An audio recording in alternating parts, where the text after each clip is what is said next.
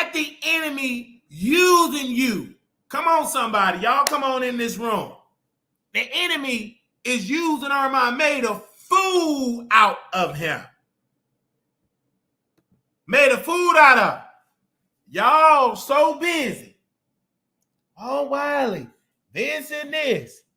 Them views and dropped. Baby, them prayers is working. That's why I say, put God first. Put God first.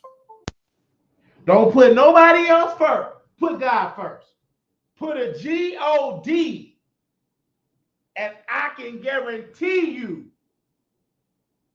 watch him move and give you the glory. Come on, somebody. Let me plug that up in here. We're going to get this show started right now. I'm not even going to wait until they go on and shut his live. I tried to tell you. You put your faith in cards and you're losing. Give me a second while I come on camera. We're going to do this countdown. We're going to do the live now. Let me know if y'all can hear me.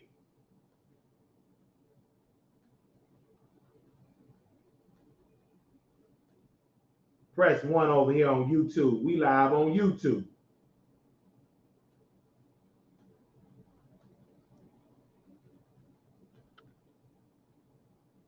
Live over here on YouTube. Give me a second. All that what you've been doing.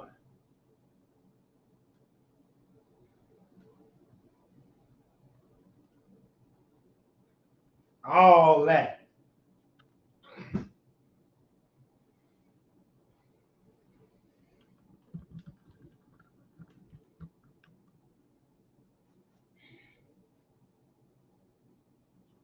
Give me a second here.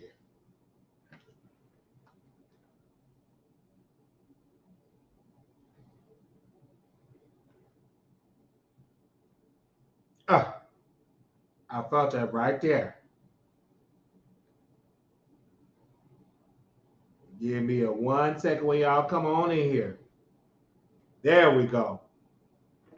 All that stuff. And I was trying to tell people, y'all come on over for Station Ed.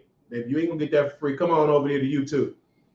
I said to myself, I said, when you put God first, he gonna move up. Now, if y'all do not hear about our AC was down, I had to pray. I said, Lord, do it. The roommate had the money to get it fixed.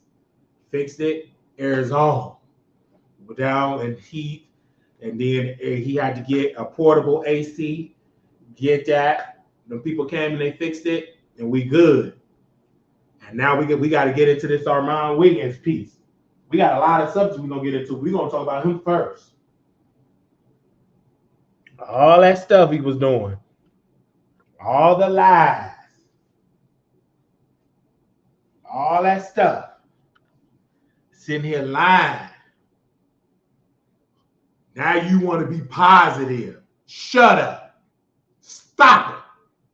Mouth TV, they getting clicked through. They ain't getting the viewership no more with Armon with his name. Your name ain't bringing the viewership no more. Coffee City did a video, barely got 1,000 views. That's over. Now let's get into the KenBarbie piece. We talked about it on the website. All these people, when Wiley get our moment, keep the same energy by not talking about Wiley.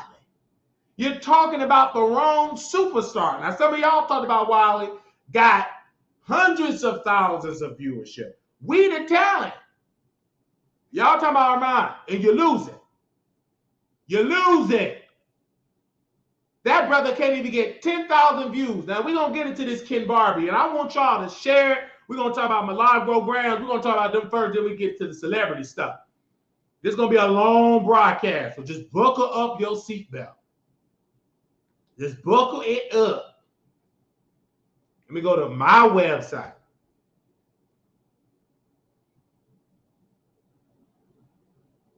Go to my website.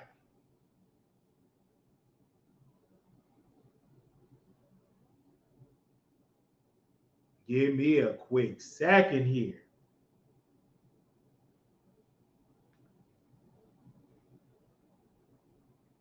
We're going to talk about that KenBarbie one. Because these folks, they late to the party. Now, when it comes to KenBarbie, it's something that he said in that broadcast that caught my eye. He said in that live that he was on the phone with Cardi, meaning that Cardi don't even trust you enough for you to be on the phone with her only. She got a third party on the phone. KenBarbie hearing it all. And what is he hearing? Armon begging for Cardi to be his friend. You up on there and the party and KenBarbie up there with family friends. And KenBarbie said, do you even know the family and the friends? You don't even know these people. You don't know Cardi B family and friends. Shut up. Stop talking. And these YouTubers so far up Armon Wiggins' butt, they can't even dissect it. Number one, if you doing videos on Armon and don't talk about his drug addiction, you are a false prophet. And you from Africa, you from the worst part. You can't even do voodoo right. Shut up. Stop talking. That man have financed thousands upon thousands of dollars after the Wiley Show and failed. We want this man to suffer. He's going to have to suffer. He's suffering right now. You can't even pray to stop God from going after Armon. Because there are some major components about Armon. And one of the major components of him that he switched and said it's not God, it's cards. When you put witchcraft in front of God, you're going to lose. Especially when you're using it against God's anointed. This is why this whole situation going down with Armon, he's suffering. And Cardi B is stupid. Get off the phone with him. You stupid. Block his number. He's a stalker. KenBarbie said that Armon had been calling Cardi multiple times, but she the stupid one. He ain't got the power in the pool. He can't control no troll farm. He ain't got the money. Let him go and let him drag you. He been dragging Cardi forever. But this is the thing about Cardi. Armon can't see it because he ain't sober. You can't even see that she's still playing you. She letting you beat for her friend. He on the phone with you when you on the phone. This Armon, please, Cardi, please, he complaining. Get your sick behind in the behavioral health unit. Even when it came to Milagro Gramz, I am not her friend. But Milagro, you woke up to it late, baby. You, when it comes to abusive black men, you get delusional. You let abusive black men like Armon get in your inner circle, steal your swag, interview you, then you wake up later. You already been used, honey. Now you want to wake up. Now you want to talk about Armon. Now he's a user. Now he a user. Now he this. Now he that. But baby, you should have been woke up to the program. I've been told you the day before he linked up with you at the party when y'all went at the trial. The day before you were there, he cussed you out.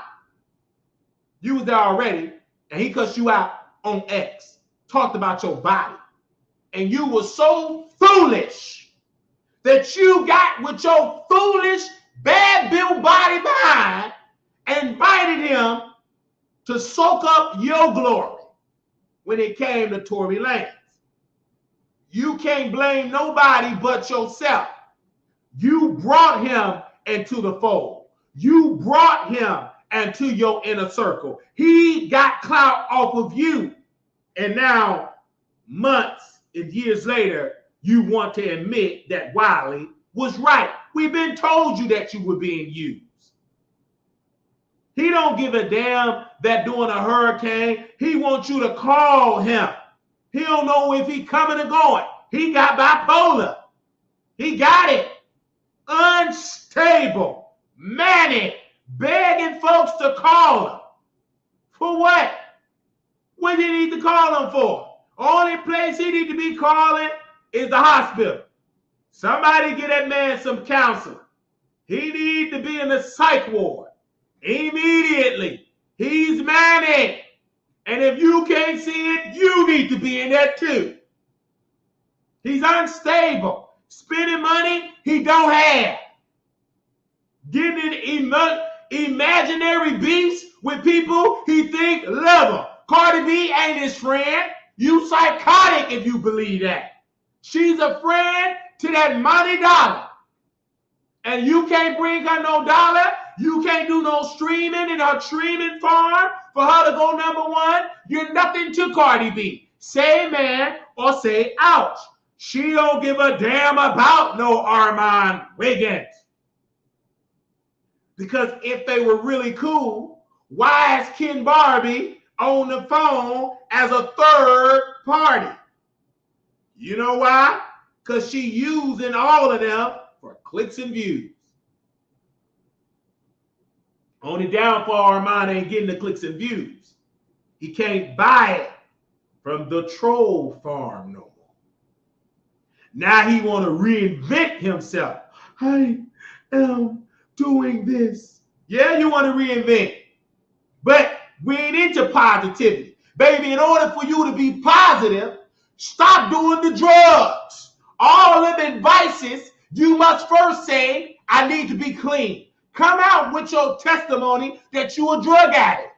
If you doing cocaine, you a drug addict. Shut up.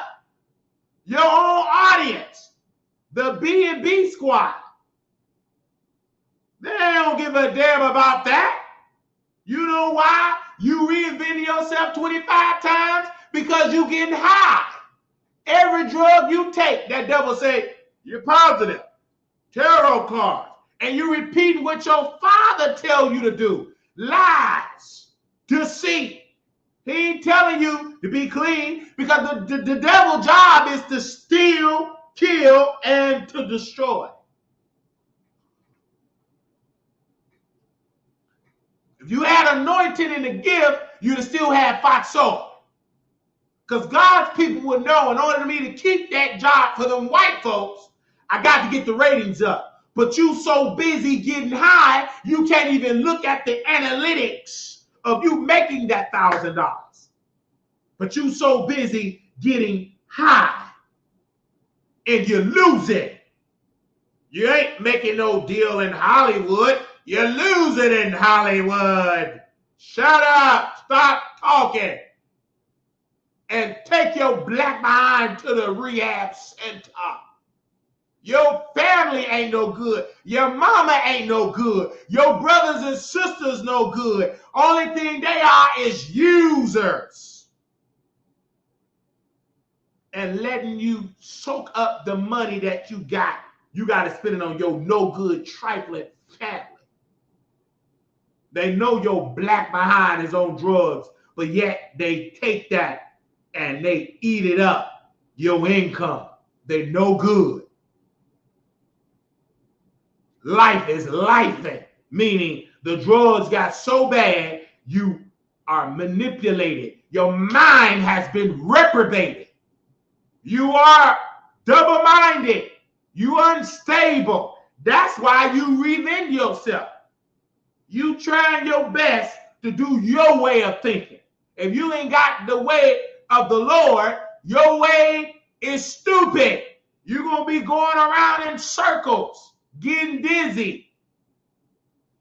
Get right with God. Your family just want the coins. They no good. Your trifling sister, she's no good. So is your trifling mama and your trifling daddy. Your stepmama is no good. And that's why you are suffering.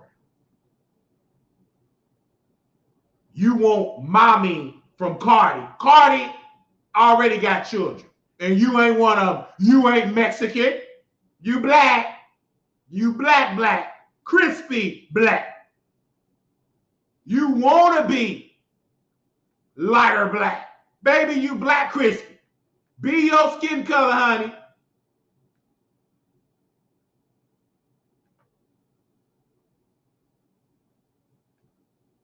That ain't you. You ain't that type of brown. You crispy black.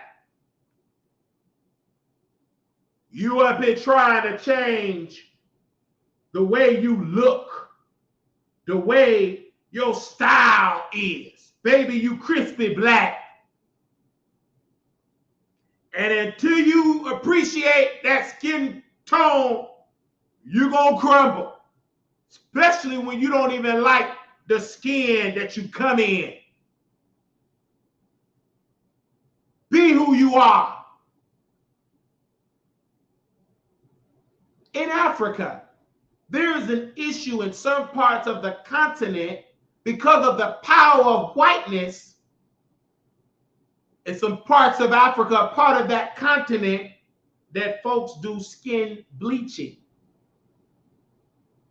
That's why when Africans, some of them come to this country, they are overly cooning because in the motherland, they have been indoctrinated with whiteness so much that when they get around white people, they overt extra cooning. There was a job I worked. She wouldn't give me no free food. But when that white man went overly hot, crispy, the best, baby, the residents didn't even get the type of food them white folks with. Just overly cooning.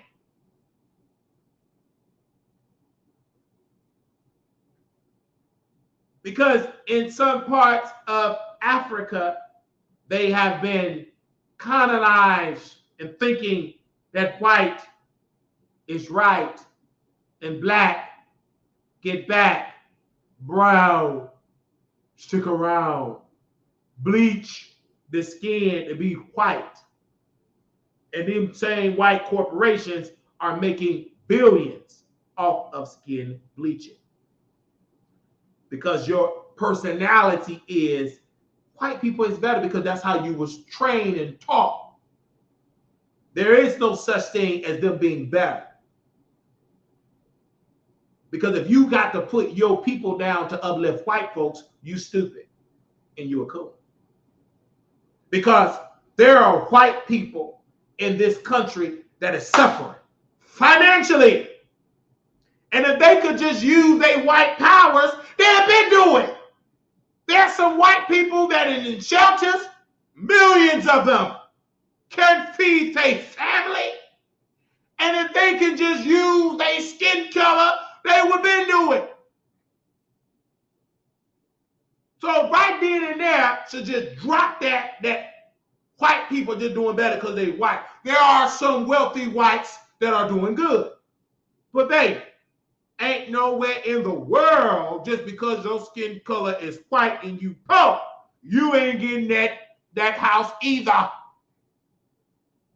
If your credit is bad, you got multiple evictions, and you go to the corporate landlord, they ain't gonna give it to you.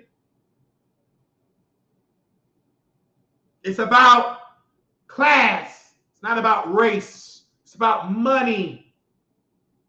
It's about what tax bracket you are in. Just like with the Democratic Party, they have an illusion that there are 4 poor blacks. That's a lie. Because if that was the case, then for the last 50 years, poverty in the black community should be close to 0. That should be wiped out. When Democrat presidents and governors get in there, they should automatically do for black folks and erase their poverty issues and give them opportunities. Right then and there, Democrats is not for poor blacks. Because at the end of the day, you got to know how to operate in this world to get a mindset, to get a career, or to be an entrepreneur. Some people are going to be great employees and make great money. Everybody ain't meant to be a boss. There are some people that is going to die as an employee. You can't change it. You'll have a heart attack and get dementia trying to force sleepy blacks to be owners. They want to be sleepy. They want to be employees. But you got to hang around other owners. You can't hang around employees. You can't, because they're going to try to drag you to be an employee.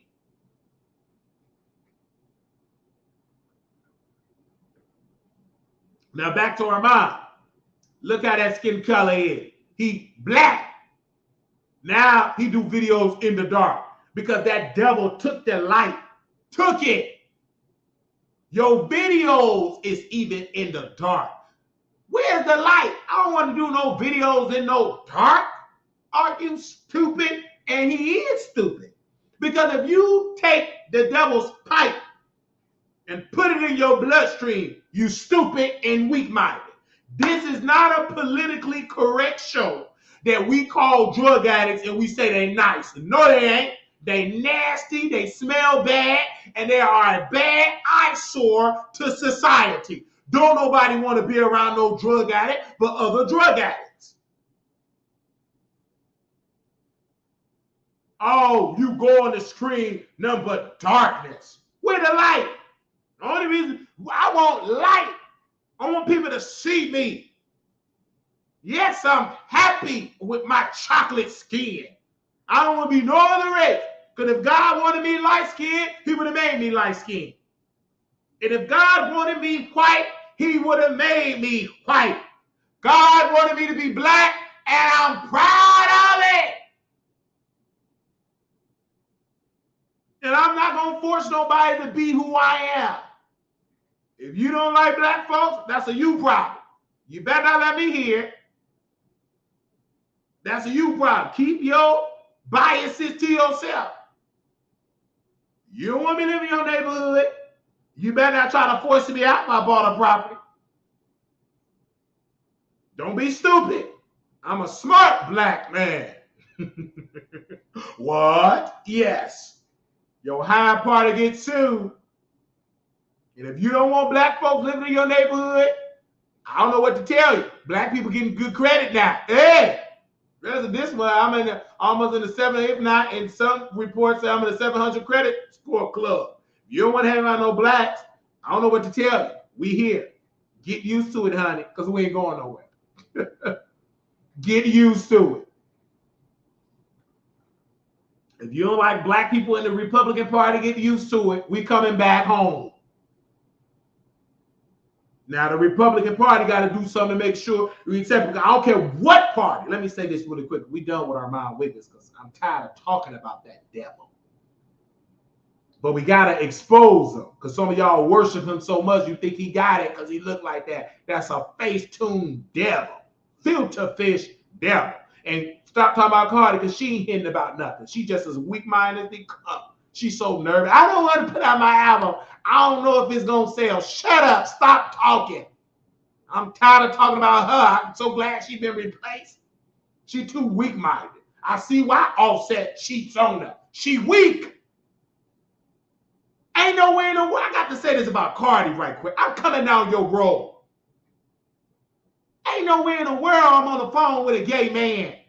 You got you an Offset, a thug. That's why your man cheat on you, you stupid woman. You a whole wife. This is no problem, Cardi. You hanging around all them gay men. And why you doing that? Offset cheating. Because you too busy want to be accepted by the gays. You got you a straight husband. Why are you so indoctrinated with gay, feminine men? Where's the heterosexual black man? Where's that? You supposedly got one at home, but he cheating if he is at home. And you always in mess because you hang around gay, feminine men. Most of Cardi issue is by gay, feminine men. The Armon Wiggins of the world. Say amen or say ouch. You got a whole husband and you on the phone with Armon and Offset. You weak. Ain't no way in the world Mrs. Wiley on the phone with a gay man begging to be her friend. He gonna get cussed out and a restraining order. Don't you call my wife no more. You stupid weakling. Get off my line. And you call again, it's gonna be some trouble. He can't bring you no more stream. Get your weak behind on the stage, Cardi, with your weak self. Stop all that on the phone gossiping. You got a whole other, he ain't gonna do nothing but cheat on you. In the next couple of months, y'all gonna be divorced. You already know that. You just trying to prove us wrong. You been lost your husband. That's why you on the phone. Now we did post to her. She supposed to be pregnant. All he gonna do give her babies. And she in the next couple of months, she gonna be putting this black behind on child support. She outside in Paris. I believe it was in Paris. What did I post on the website? We did put it on the website. It did good views. So we're not gonna complain about that. You know. She at Disneyland in Paris. Armand, you ain't gonna be well. You ain't her wife. You got a boyfriend. Black. You got you a black man. Look at Offset. Let me let y'all see.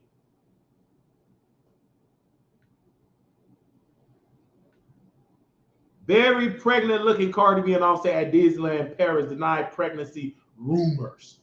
She probably pregnant again. He ain't gonna put another baby in it. She ain't got no other album coming out. Might as well have babies. You supposed to. You're a wife. The Bible said be fruitful and multiply.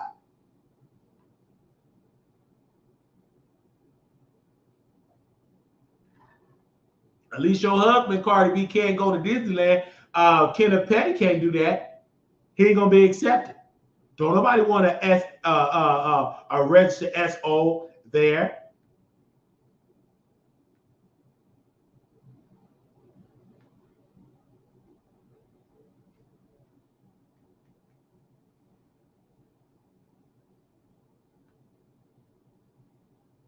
And I'm just keeping it real.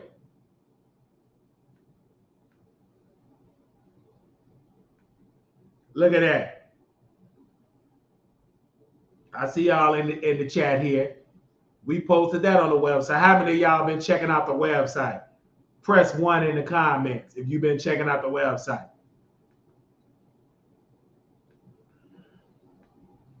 I also want to thank Monica from All About the Tea. And I also want to thank Neighborhood, the North Carolina Bee, and also the Neighborhood Talk. I want to thank my friends in the industry. I want to thank you.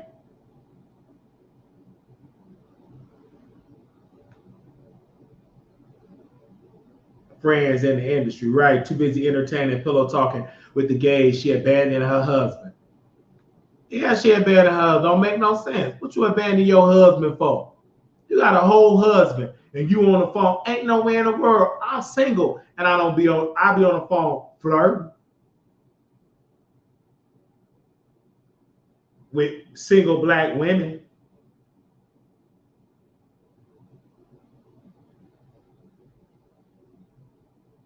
Well, they say they got boyfriends, so technically they still single.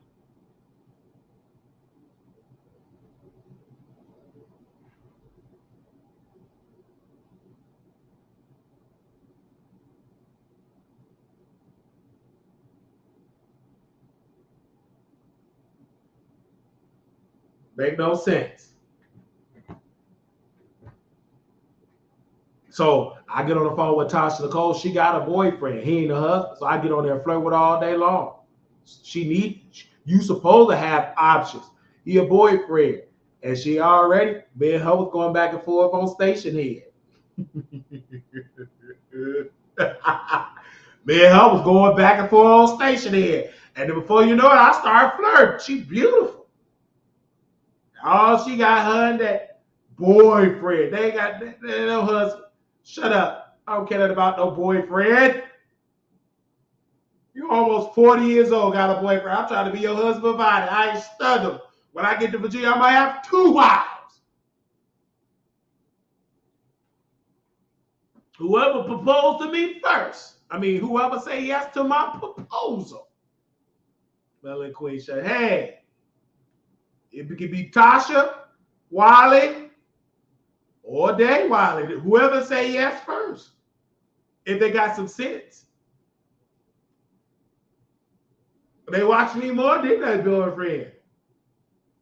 I tear them walls up like that big muscular dude tore the walls up in the Divorce Black. That new Tyler Perry movie.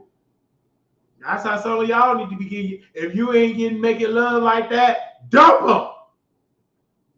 You probably didn't even see. What's that? I ain't even watching. Yeah, of course you didn't watch it. You was fried chicken washing clothes. Why you ain't watching with your boyfriend? Shut up, stop talking. Because you go sit and lie. You about to watch that movie by yourself, like I did. And I got my Vaseline. I'm going to be honest. Stop that talking.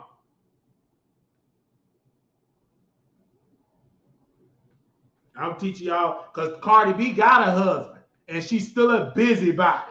Weak. That's why she in a lot of mess. You around that spirit of gays. Get away from her. They ain't your husband.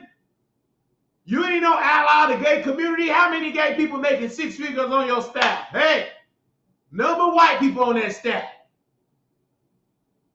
And you may got KenBarbie. That's why Armon Wiggins, man. She only got one, a DEI choice. KenBarbie, DEI. I'm tired of that. Before you know it, she gonna be complaining, crying. Shut up. You better not let me see you crying no more. You got a whole husband. What you crying for?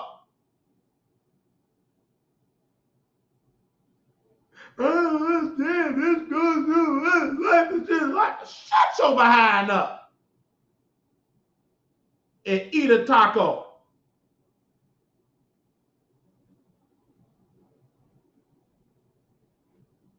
Stop all that crying. You got a whole husband Offset.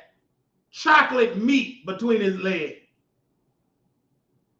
You should be pregnant every year.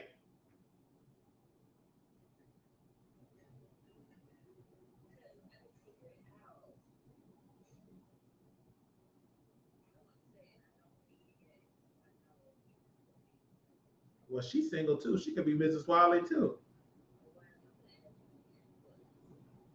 Might as well add me. Let me get my lips together. You single. You ain't got no husband or the provider. Might as well. She could be Mrs. Wiley. I don't know about y'all. I didn't say girlfriend. I'm almost in my 40s.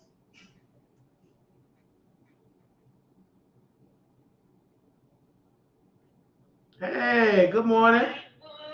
What is, nothing much. Looking at you. What is that? What you trying to cook? It's supposed to be a freaking pink pineapple, bro, and the inside is molded. You throw that away.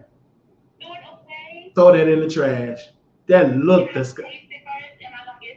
Don't even taste it. The spirit said throw it in the trash. You up there trying to taste the boy and get your money back. How much you paid for that molded stuff? Oh my gosh, it was $8. Throw it in the trash. So bad. You would come out there to go on to Kroger's and get you some pineapple. Pineapples ain't pink. Well, I had a real one, like the regular one, and I ate that one already, but I wanted to taste it so bad. No. But if you taste that, you're gonna be at Texas Health Hospital. You don't need to taste that at all. I'm doing good. I was watching Divorce in the Black. Did you like it? I loved it. I hated the end, honestly, but I did love it. I hated the end too. But in the message of that movie, it's just like she knew he was no good. So she should have never married him. I don't know, because you know how I feel about that. I just feel like she was definitely trying. She saw something different in him, and yes, she probably should have known better because her dad didn't even talk to his mother like mommy, her mama like that, so she should have known better. But that's women nature. They think women think they can change a man. Baby, if that but the Bible tells you be careful what families you married into. Look at that whole family. She been knew he was no good. They whooped her man. I mean the good guy. They put him in the hospital. At 17, and that's who she married. So you can't be surprised when he whoop you. Right. Because if he that violent with others, that he gonna be aggressive with you. Right. So she can't, but you know, women now they lie. Well, I didn't know he was like that. Some of these men, you know, they ain't no good from day one. See, but I feel like she didn't deny it. She knew, but she wanted more for him. Like, she thought she can change. You can't. Yeah. Only God can do that. Only thing you're gonna do is get a cracked eye, a concussion, or death. I know you're right. Because you ain't gonna be able to do it. If they don't want to submit to God, they ain't gonna submit to you. They just gonna whoop you. I cried that whole first 30 minutes, really the first hour. I was in there just crying. Like, what? Did you see when they took the body out the casket?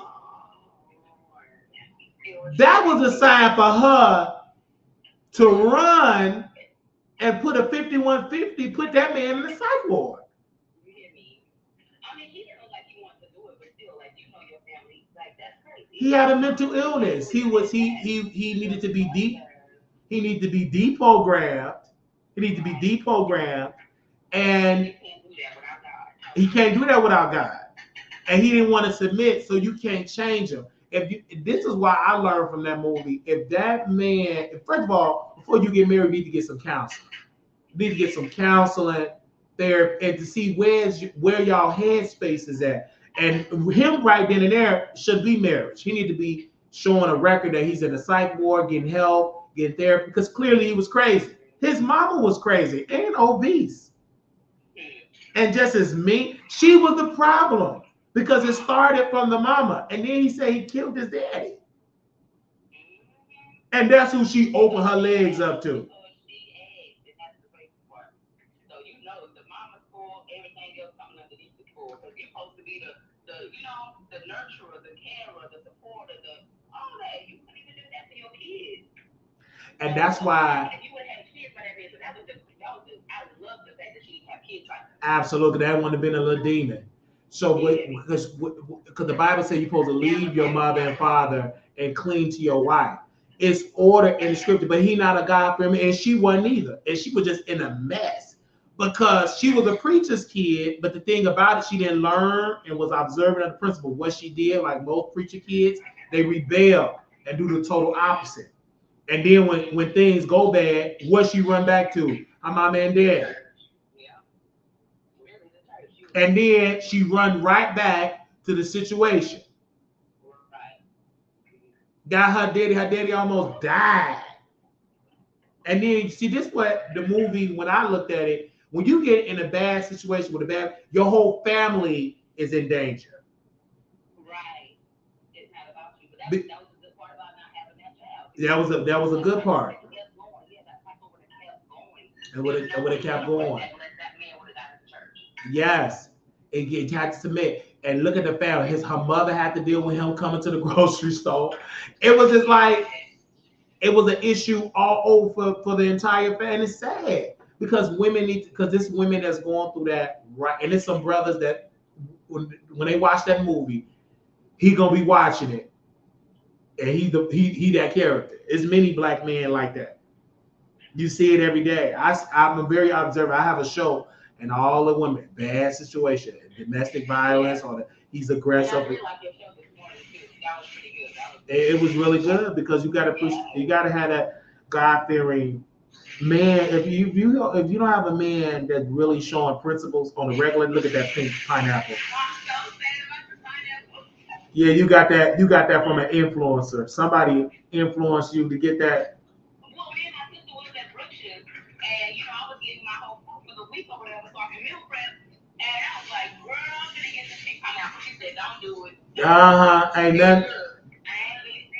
You need to get pink pineapple. That because there's no telling what type of dye they put on there anyway. And your stomach, look, you all. So, because I really don't meal prep. I just air fry every day and in the gym every day. All right. Yeah, I know. Oh, I miss you at the gym so much. I know I'm in Vegas now, but you need to. But I'll come back and say. That's another day. Yeah, and then we'll work out again and ride bikes and stuff. Because that's one thing I did when someone a personal trainer told me. He said just take it day by day. And now that he said that, it's the truth. Once you do something day by day, it become a force of habit. And that's a good stress reliever too, to go to the gym. Yeah, that's why I didn't mind being there every day. It was straight because as soon as I got off work now, so you can work out, and that's how much. And it was always better. Like the rest of my day was so great. And I'm gonna miss that jump so much because it was a part of my schedule. Every morning at 5 a.m. we be waiting to get inside. And then when I met you, I was like, man, why is this place not open? Because everybody was hungry, want smoothies at that time. Because it's packed at 5 to 6. Yeah. It's a line. We waiting to get in. We knew the guy that opened up the door. We all thought it was closed down. And but people don't listen to people like you. Because if you were running it and owned it, it would be open at that time. It's the morning rush, then break, afternoon rush, then the evening rush. Because gyms have rush, like they have like the afternoon rush, like people that's on their lunch break or people that work overnight and do early morning, afternoon. Then it's like that evening from 5 to like 9. Yeah. I miss the tour. I miss the food, but I ain't complaining because I've been working out by myself now at home. Yeah. And then too, you can always walk too. Do you got a park like a park trail? Because like in my house. And when I was staying there, it was like a little park area, like a little trail you could walk around and ride a bike and everything. Okay. And then riding a bike it's good too because that's good air. Like that's that good. It's good to work out inside, but it's good to be outside riding a bike. Well, I'm glad you told me about this pineapple before I could walk around with my stomach. Then you went, oh, pray for me, but you ain't gonna say you ate a pink pineapple. Because I never seen a pineapple that you can pink it. That's wow. Yeah, because you can't tell if it's rotten, and then you can't see if a regular pineapple, you can tell if it's got bad air because it's gonna show. But if it's pink, right. Yeah, but it's good. I'm glad you watched. I'm glad you watched the movie though. I'm glad you watched it. It was good. It was good. My mom watched it too because she on my Amazon Prime, and cause she loved Tyler. I could tell Tyler Perry didn't write it. Somebody else wrote that script. But what Tyler do? He put his name on it, but somebody else write the script, which is smart because people was a fan of Tyler. Right. Yeah. Bro. And I didn't read the credits, so I don't know. Yeah, Tyler Perry. What he does now, he's been doing it for a while now. He have other people write it. He just snapped his name. He have ghostwriters. And because people will be like, this not no Tyler. Because if Tyler Perry don't say he wrote it, his fans unfortunately won't support it. But if he say I wrote it, produced it, and everything, they're still because I could tell he did not write it because it was unpredictable. I could tell these last couple of films, Tyler's not. He just slapping his name on it. Because ain't nowhere in the world you can have that, and then all these other shitty movies you did with Madea and Madea Boo, you can tell the stuff that he write. You can tell the stuff he don't write. You can tell by that. I'm not a big fan of Tyler Perry, but I do watch movies. Yeah, it's like it's indoctrinated in black folks from the plays. Yeah. We just faithful. It's just like eating McDonald's and fried chicken. Okay. And Tyler Perry, like people got white Jesus, probably some people, and Tyler Perry picture. It's indoctrinated in black culture ever since the early mid-2000s when he was going from the plays. My mama loved anything, but she would watch Tyler over and over. The same stuff, the same plays. She laughed at the same stuff. All Queen's Men. That's not even Tyler Perry. That's Christian Keys. But Tyler Perry is so powerful that he have heavy influence. People give him credit for stuff he didn't even write or produce. No, I didn't even know that, but I like All Queen's Men. Yeah, you can tell because Tyler didn't write it. That was Christian Keys. One of his actors, the one with the cross on his chest, that's his stuff. Okay, I didn't know that. Mm-hmm. Yeah, I be knowing that because he said one of the men touched him and violated him, wanted him to do something. And now he got paid. Whoever he had on the recording, he's hush up because they paid him their money. Because you know most of those straight men. I be on it like they be doing stuff like don't believe when they do all that stuff. That's why women, y'all got men that deal with other men. They do it for fun. They don't even consider themselves gay. They do it for the money. They do it for the fame. And they do a whole, like Christian Keys, one of them. Ain't no way in the world you in a drinking and they keep making passes on you and you keep recording. The first recording, you will stop being around, but you ain't gonna tell the people, well, I did do it willingly, because you can spin it. As long as you got the recording, you can say I was, especially if it was your boss, because that's technically his sexual harassment. You was forced to do it. He got all them tapes of them busting it wide open and them women lusting out of him, and he want a whole man. Okay. Okay, I'm gonna be outside with you. No, we could just do it on on Instagram because I'm gonna be outside in Vegas too. I love the heat. People don't love. I'm in Texas walking. I'll be out walking on the bus. I love it. They all praise the Lord. Them Latino people, black folks, they wanted 2 weeks out. The Mexicans, whatever. It is fixed. It's fixed. I said, hola, gracias. Okay, bye-bye. Yeah, okay. Now, as I got through flirting, I don't care if y'all don't like it. Y'all subscribers got boyfriends. I can't get y'all on the phone no more because you got boyfriends. Shut up. Stop talking. Life is just life. Of course it's life. You ain't got me on the phone because I'm going to teach you. Get that no good man. Close your legs to that no good man. Now with her, we never was intimate, but she got power. We going to preach. Got power because she's attractive.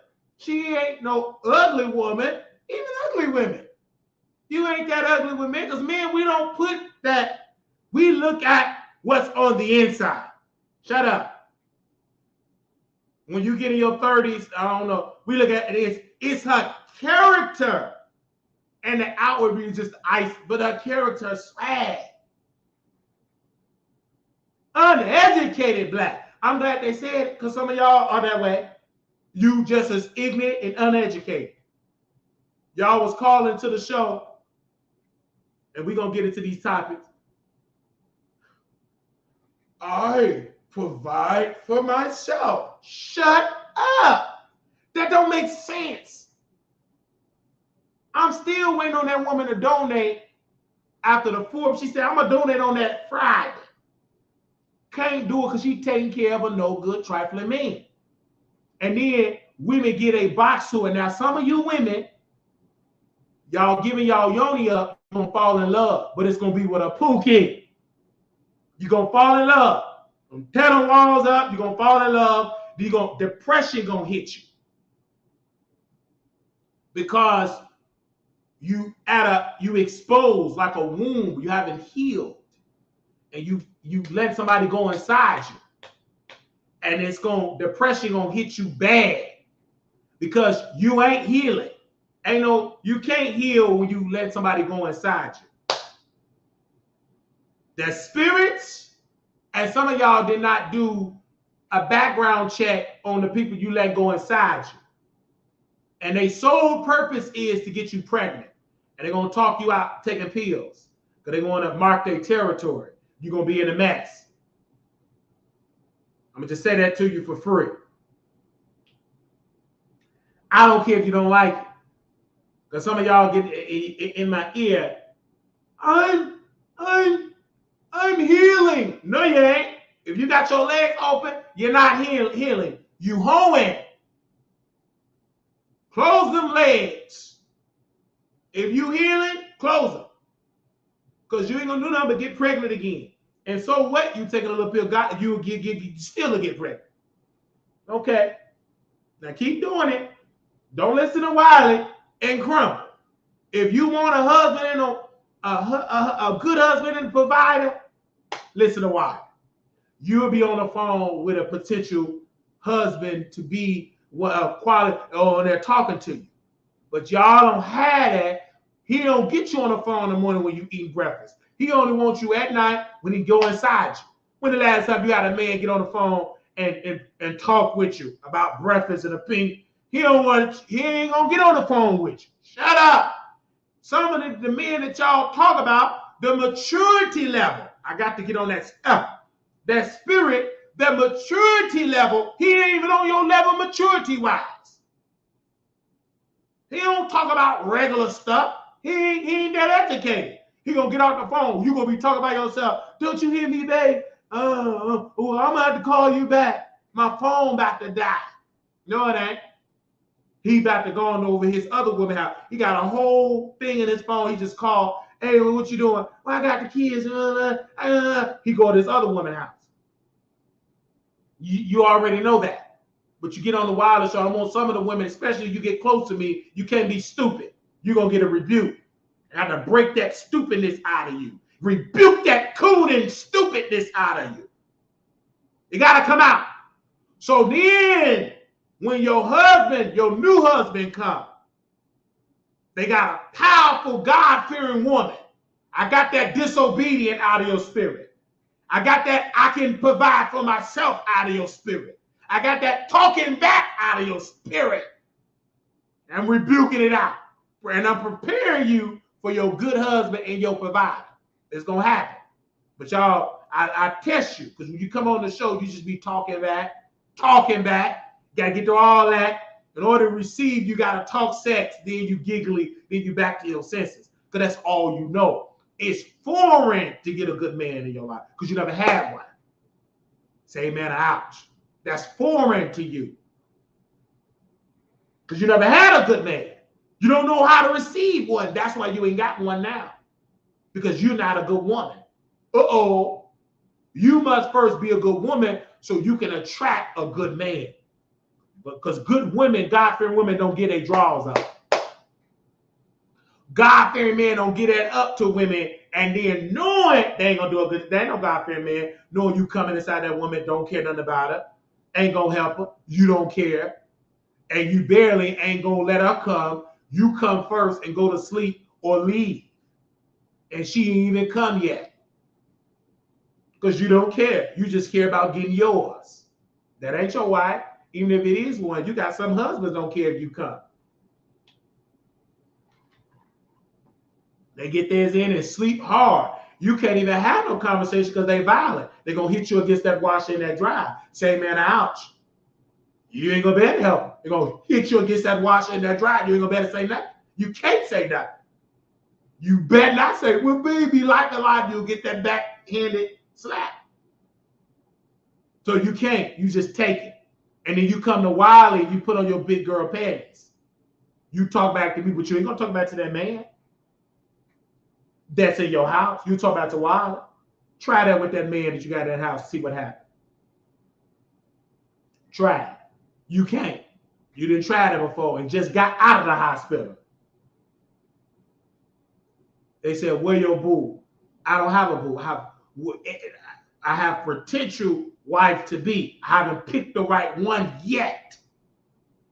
You see what I just said, Divine?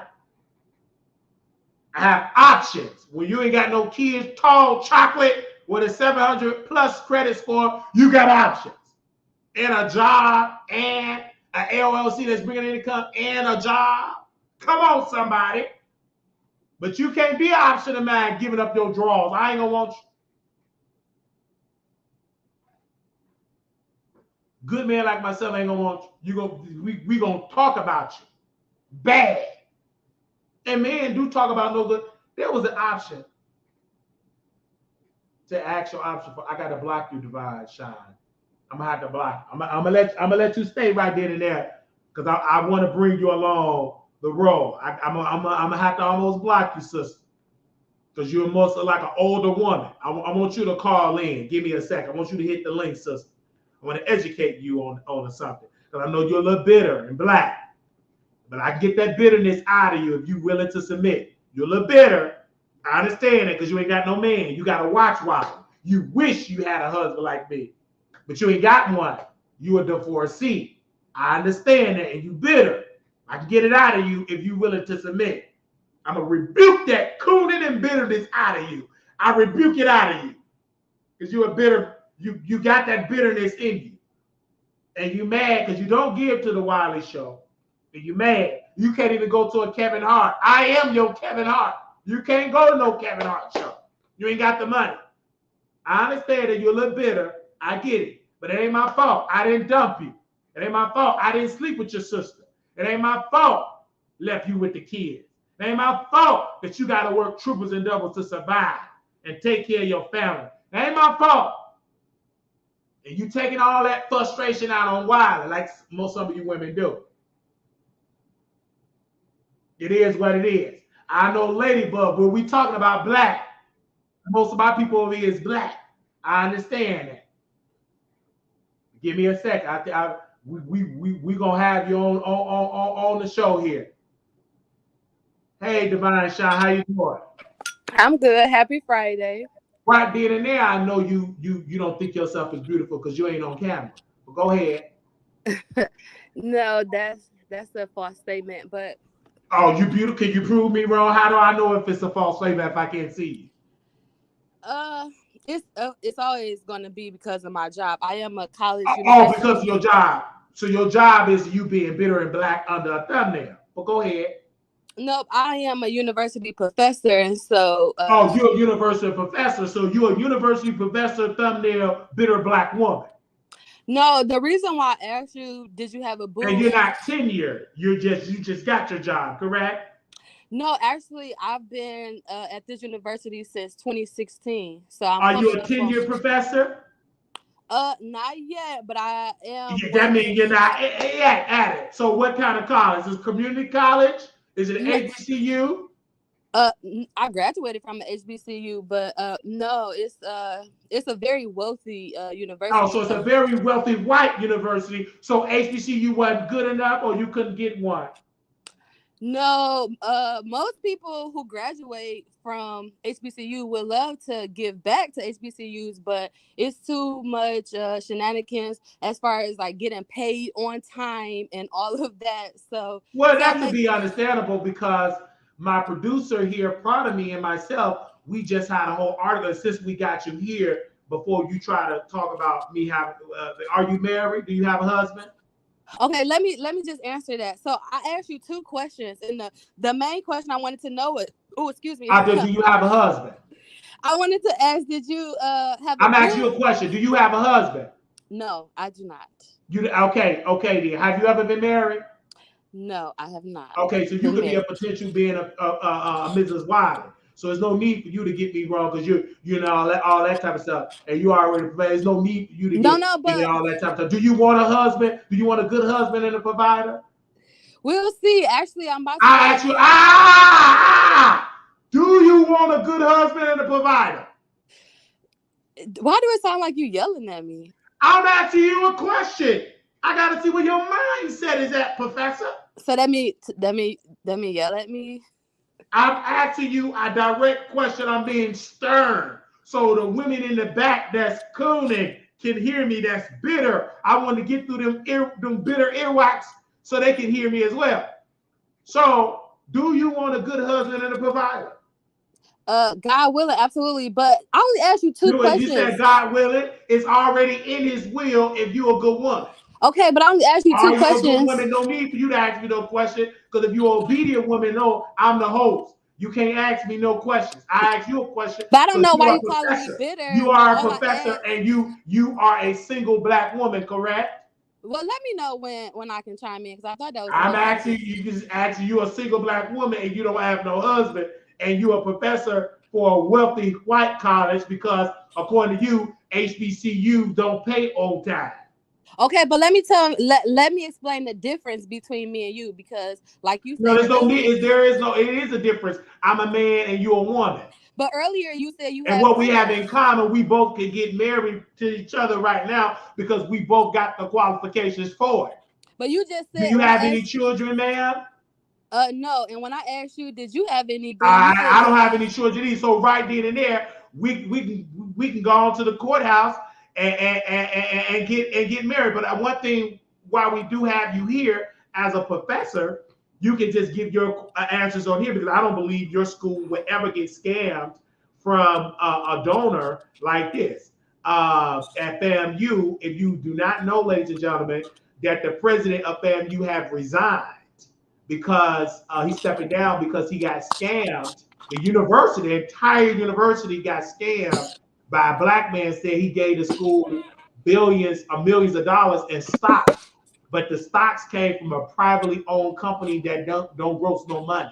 It was all a scam. What is your thoughts as a professor? Would your school, this wealthy white college, would they would have got scammed like FAMU? Would that have happened? Never. I will answer your question, but I definitely want to chime into my original point for. There's no need for you to chime into the original point because it's irrelevant. You're not a bitter black woman. No, there's no need. No, it's not. There's no need, because you're not a bitter black woman. You just like to defend bitter black women.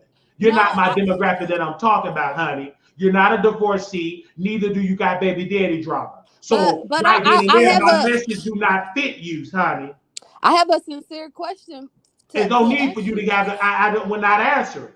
Right then and there, we're gonna talk about FAMU because you said an allegation that HBCUs do not pay your check. The check don't come on time. And this fit the topic of your allegation because FAMU got scammed and then they signed an NDA. That's what we're going to talk about, because if you came on and said you was a CNA, then I wouldn't even ask you to ask this question. Because you said you're a professor at a wealthy college, meaning that it's white. Well, let me know when I can answer your question about FAMU. Go ahead and answer it, honey. Oh, thank you very much for giving me the floor. I really appreciate that. Yeah, so the difference in between HBCUs and PWIs, unfortunately, it's a lot of differences. But when it comes to alumni giving back and contributing, you do see alumni from PWIs, predominantly white institutions. The alumni tend to give back more than an HBCU. Why is that the case? Who knows? Maybe because they don't trust HBCUs to do what they need to do with the money, because it's been so much misappropriation of funds. For example, at Howard and other elite Ivy League HBCUs, maybe those graduates from HBCUs don't have gainful employment like someone from a PWI. There's a lot of different reasons why HBCUs tend to be in I'm not the best financial situation compared to their PWI counterparts. That's why Dr. Umar Johnson, years back when he first went to the Breakfast Club, he said every major celebrity should adopt a HBCU. So Beyonce and Jay-Z got Howard, DJ Envy and them got Hampton, and such and so forth, so we can continue to improve our HBCUs, because HBCUs graduate, I want to say the statistic is like either 90 or 95% of blacks with those graduate degrees. So those lawyers, those black lawyers, those black doctors, those black engineers, those black psychologists, and so forth, at least 90% of them come from an HBCU. So we definitely need to pour back into them. So yeah, we don't know why the alumni don't donate like the other people from PWIs. It's a lot of reasons. So moving forward. I think, but also one of the major points of it is because Black folks, especially those that graduate from HBCUs, this is a Black show, is because they go to HBCUs historically for homecoming, but they won't even give out of their paycheck $10.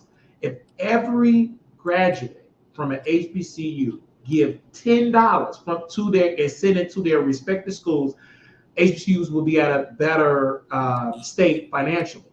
That piece, and then also if the state if they're a state HBCU or a state college HBCU, if they get their fair share from the state that they're in, they will be at a better place.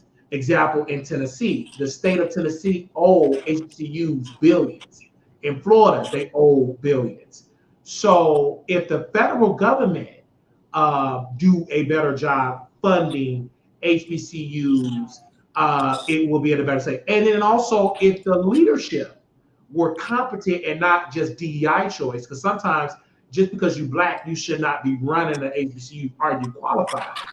This to tell you if this was a Republican and just so happened to be white, they would probably have done 100% a better job by not getting scammed by a Black man with a mask on and then signing an NDA. So this is an example of the danger of DEI just getting a person a job just because they're Black.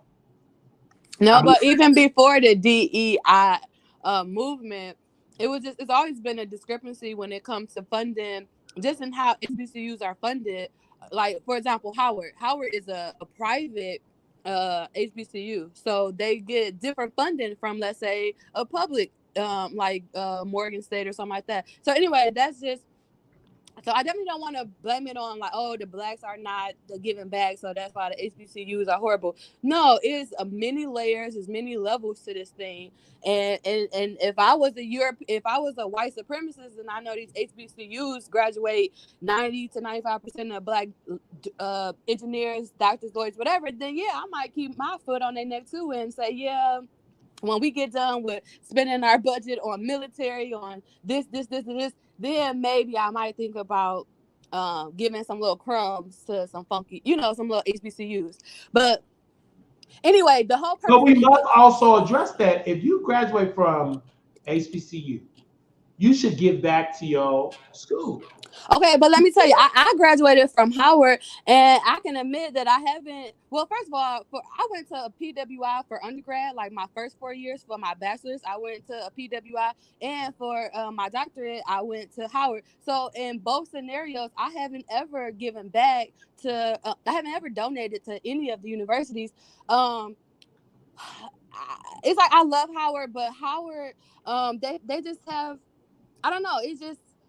They've been in the news for misappropriating funds. So I don't know. I think I would still want to help students, but I have to figure out a way to circumvent the system, because you didn't heard of people embezzling and this, and of course that happened at in any industry. You have corrupt people. So I'm definitely not just trying to blame it on Howard people. But anyway, I'm about to squeeze in my original point. There's no need for you to squeeze your original point, because you are a professor. And you are a viewer of the Wiley Show, meaning that you have a limited viewpoint, meaning that the hosts tell you what to talk about, when to talk about. No, you don't tell me what to talk about because I'm grown. But originally, before I called in, there's no need for your original point, ma'am. We mostly brought you on to talk about FAMU because you are a professor. You didn't even know I was a professor until I mentioned it. Until you said it. So that means, as a leader of it, we allow you to do that. So to talk about you brought me on to talk about my comment. I understand that. There's no need to talk about your comment, though, ma'am. There's no need. I don't care nothing about your comment, because you didn't come on here saying you was a CNA. You didn't come on here and say you were a bitter Black. No, you missing a You came on here and saying that. Now, the reason why you have to understand, these are rules. I don't care nothing about your comment because you don't donate. So your comment in that chat is irrelevant. But you don't really not though. When I you don't even give back to your HBCU. You don't even give back to Howard University. You was saying, "Oh, y'all can't donate." As a professor, is criticize HBCUs, but was they bad to give you that degree to sit with them white folks? When I first turned on your show, you was like, "Oh, y'all black women, y'all can't donate to the Wiley Show because y'all It's the giving y'all, truth. You don't y'all giving donate. y'all money You to want to some do men it, ma'am, who ma'am, ain't ma'am, got ma'am, you ma'am, taking care of ma'am, some ma'am, men." ma'am, But ma'am, it's ma'am, like ma'am, ma'am, ma'am, essentially you ma'am. asking us You're to one take. of those black folks that don't donate. You don't even send a check to your HBCU.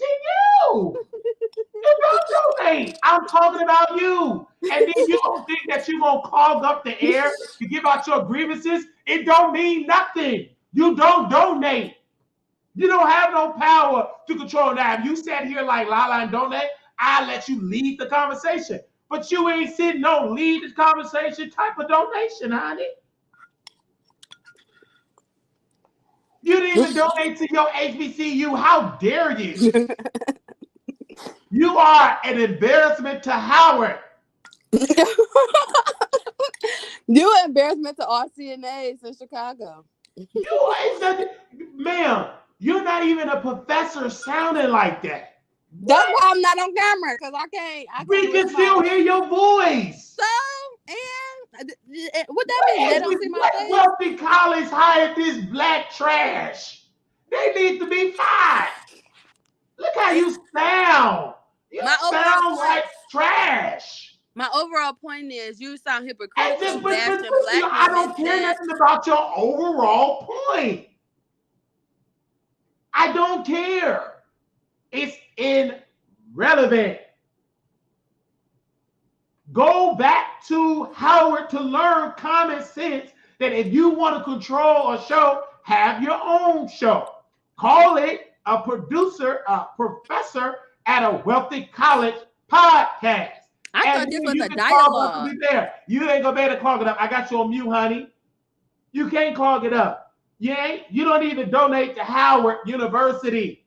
Send a check to the Wiley Show. And then I'll let you talk. Send a cash out. Joyce Christian, you said that respectfully. Sister, you said you are a divorcee with 2 adult children, meaning that your marriage had flopped. So there is no need for you to say, Brother White, you ain't right. Your husband wasn't right. And was you right as a woman? Because you attracted that. It took 2 to say, I do. Okay? So respectfully, when the last time you donate the 4C? Okay? You trying to come here and get me together, get your ex-husband together. And why did he waste your best years? Or are you going to say you divorced him because he wasn't delivering his husband duties? And do you have a man to make you come? Because you coming in the chat with all that aggressiveness. Is somebody riding your face? Did you get your box 8 like Megan Good did in Divorce Black? Or did you even watch that movie? Don't gather me together, honey. You are a divorcee with 2 adult children, meaning that they mother failed as a wife.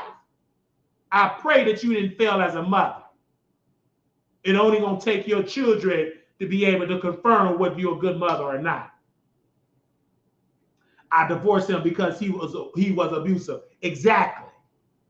So don't you come in here with the abusive behavior trying to get me together in the chat. Be submissive. And I pray that you get a good husband that's going to be and treat you right and get some order.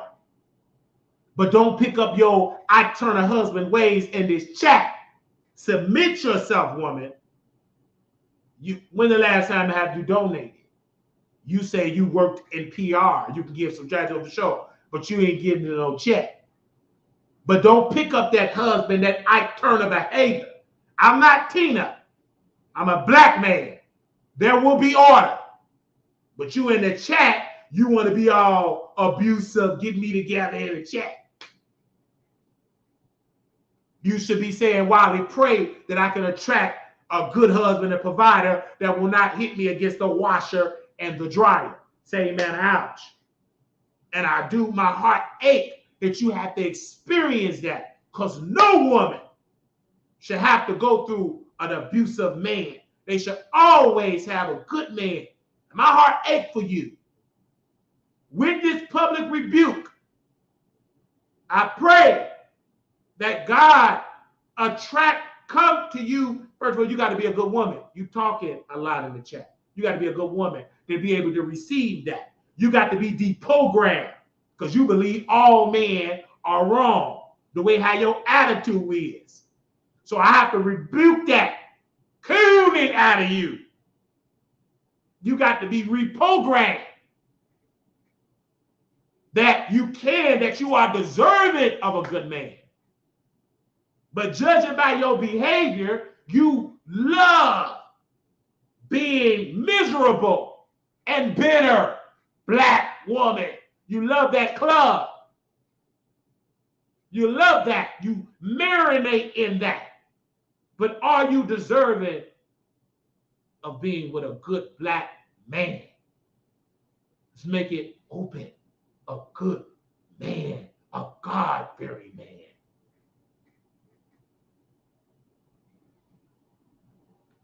I married to God. Well, then learn how to be a good student of the man of God. And that's me. I'm the man of God. Learn how to be a good listener and donate more. Because if you married to God, you should be able to give 10% to his representative. And if you can't do that, you ain't married to God. You married to the devil. Say, man, ouch. Because when the last time you donated? Don't lie. You just said you married to God.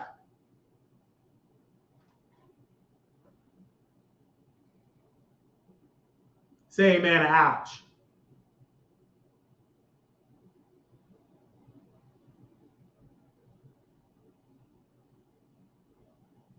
You need to be in the prayer line.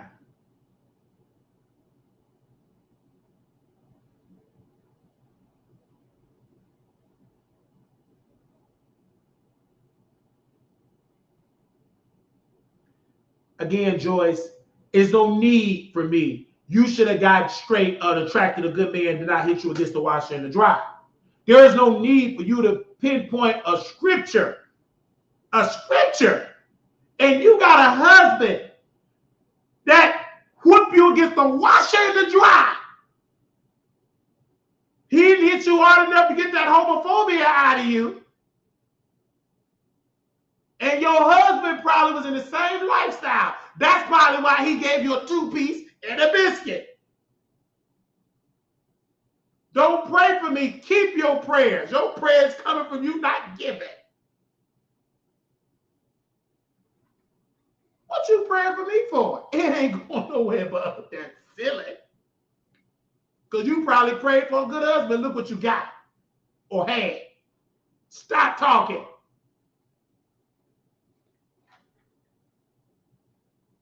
Keep your prayers. With all that makeup on, I don't want your prayer. Don't pray for me. Pray for yourself. And your prayer should be, Lord, teach me how to be a woman. Because first of all, if you was a God-fearing woman like you claim, and you like straight people only, you wouldn't be watching the Wiley Show. Say, man, ouch. How can you try to pinpoint a scripture and all you watch is LGBT bloggers? Shut up. Stop talking. And then putting on the makeup of a drag queen. Stop that talking. You're uneducated. You're ignorant. You don't be hanging around the right folks.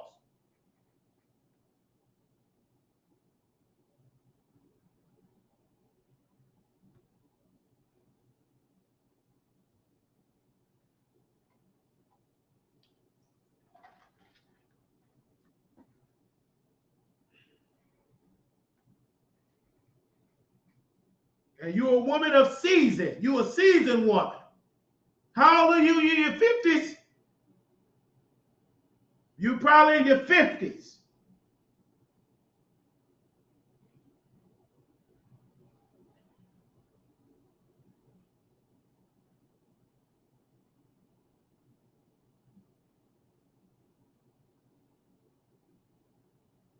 You're supposed to be teaching the young women. But you can't do that because you're too busy trying to check Wiley. Stop talking.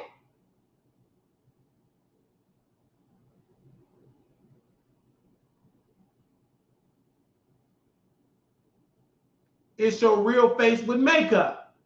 Take that makeup off. That's your real face. That's your makeup face. Take that makeup off. Then we can see your real face. I want to see how you look without all that 50 shades of coats of makeup. Say amen or ouch.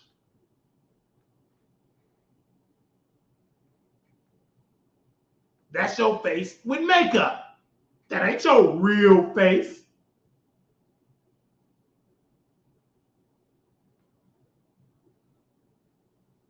Okay, hit the link, Joyce.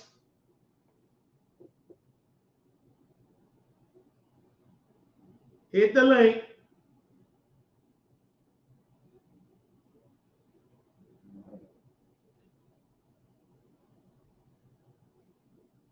Come on.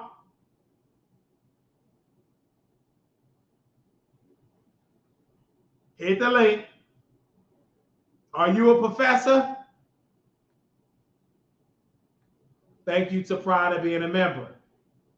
Thank you to Sharonda Moore for being a member. Thank you.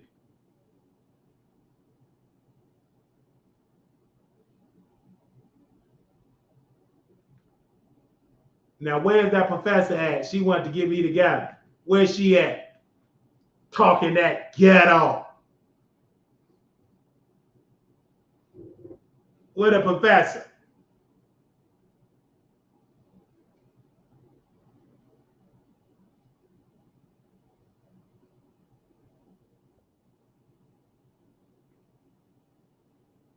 Hey, Joyce. Can you talk? Can What's you up, talk? Brother Wiley? Huh? Yes. How are you doing? I'm good. Do you want a good husband and a provider? I'm good. Do you want a good husband? Can you hear me, Wiley?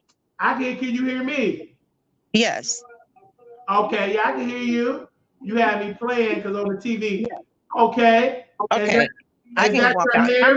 I'm gonna walk outside of this room so I Oh can yeah, hear don't you. walk outside the room. Let us see you walk. So that means you're not disabled. Let me turn the lights on somewhere. Look at you. Look at that hair. Oh. I ain't even got dressed You are a today. good husband and a provider, correct? I haven't even gotten dressed today.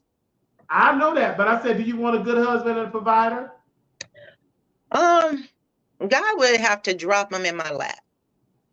Now wait a minute. He ain't gonna drop it in your lap.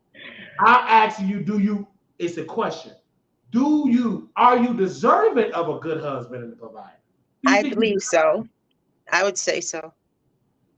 So I pray that God give you one. Now, if you looking like that in the morning, I could be your husband. But how old are you? It doesn't matter. Look good. That's all that matters. I'm 25. Now, why would you sit there and lie? You said, no, you didn't have to sit there and lie. You in your 50s, nothing wrong with that. No, Wiley, I'm not shaming my age. It's just that's the age that my dad and my brother always said. They were always 19. So they were always lying. No, my dad and my brother were always 19. But they lied. They ain't been always on 19. Well, I'm just saying, as a kid, my dad is no longer here. My parents Jamaican, right? So my brother would always say, I'm 19. Yeah, your Jamaican lie. And how old is he really? With the truth. The truth, he obviously couldn't have been 19. I mean, 19 times 3. I mean, how old is he now, ma'am? He's pushing up daisies old. He's no longer with us. Okay, he's off the scene. Yeah. So how old are you? You're not gonna tell your age. No. Why is that? Why are you ashamed of your age? And God I'm bless not ashamed of it. It just men have the tendency of weaponizing. What the world? No, yeah, no, because it's once The man that you guys watch find out, do that. listen, The Wiley. man that you watch, I asked how old it is. The man that you watch, because I'm about to be 34 in November, and my grandmother told me, she said, if you ain't getting older, you're no longer living. Right. My grandmother told me that. So, yeah, it's a blessing to get older. It is a blessing. But, you know, so I actually, whatever age is, you're beautiful. You know what? You pick up the last from your family. Call my phone. That was people from them social media. They call my phone all day. And I'm like, who calls your phone? I don't know who they be. They be all kind of nationalities. Don't worry, just pray. His people was calling my phone, trolling me. And God took their job. No, they called so much that I just said, if you want to talk to me, just cash at me. I'll answer the phone. But I was just kidding. But they started harassing my phone so much. They call in the morning, noon, evening, and how long have you been following the Wiley Show? Since about 2018. 2018. So that means you should be a strong Black woman. You know my personality. I've been watching you since Tasha K, because it started with Tasha K. And I started watching her when she was like in a bedroom. Yeah, you saw. And then I started watching you, and then I remember the mess with Armon and you and Tasha, and they was going back and forth. And I remember Armon getting upset, and then I remember watching him and King Payne like in a basement or somewhere. They was doing a show. So I just started flipping around YouTube, because at first, I don't know if you remember, like people, when I first joined YouTube, it was people like Ice Fish, JJ, Ice JJ Fish or JJ Ice Fish. You used to fish? You know Ice JJ Fish? No, I know J&J Fish in Chicago. That's he was an original YouTuber. His name was JJ Ice. J&J Fish, but I sure know J&J Fish in Chicago. And then Wiley, I watched when they used to have Bums Gone Wild. Okay, well, yeah, that's a long time ago. For my time, I know with some J&J Fish. Do you know how to cook some fried fish? Yes, I do. I know how to cook a lot of food, because I wouldn't be a good Jamaican if I didn't know how to cook food. Oh, okay. But yeah, I know how to cook. Well, I like to cook Jamaican food. Well, I don't do too much frying foods. Okay, I never have. I would love for you to cook for me. Would you mind cooking for me? No, I like cooking. I love cooking. I want you to come cook for me, and I want to taste your food and see if it tastes good. I'll do that.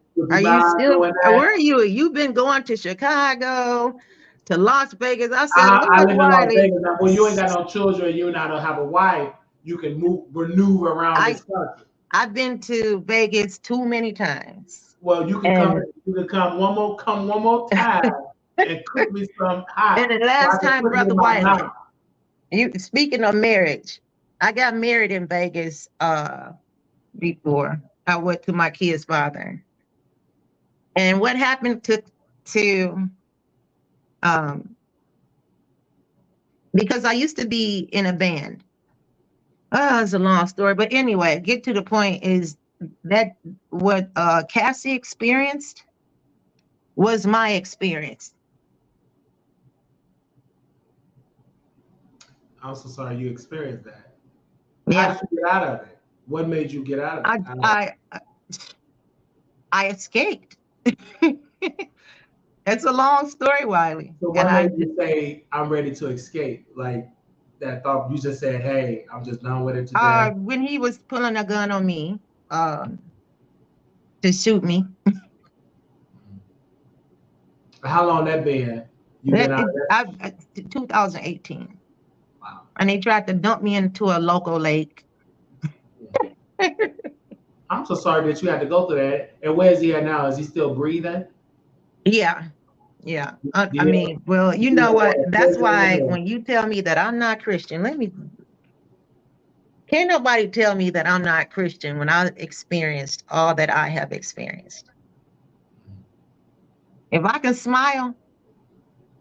Did he ever go to prison for doing that? And you have a beautiful smile. No, because, sometimes, when Christ save you and when Christ bring you out of a situation, you don't have to get revenge anymore.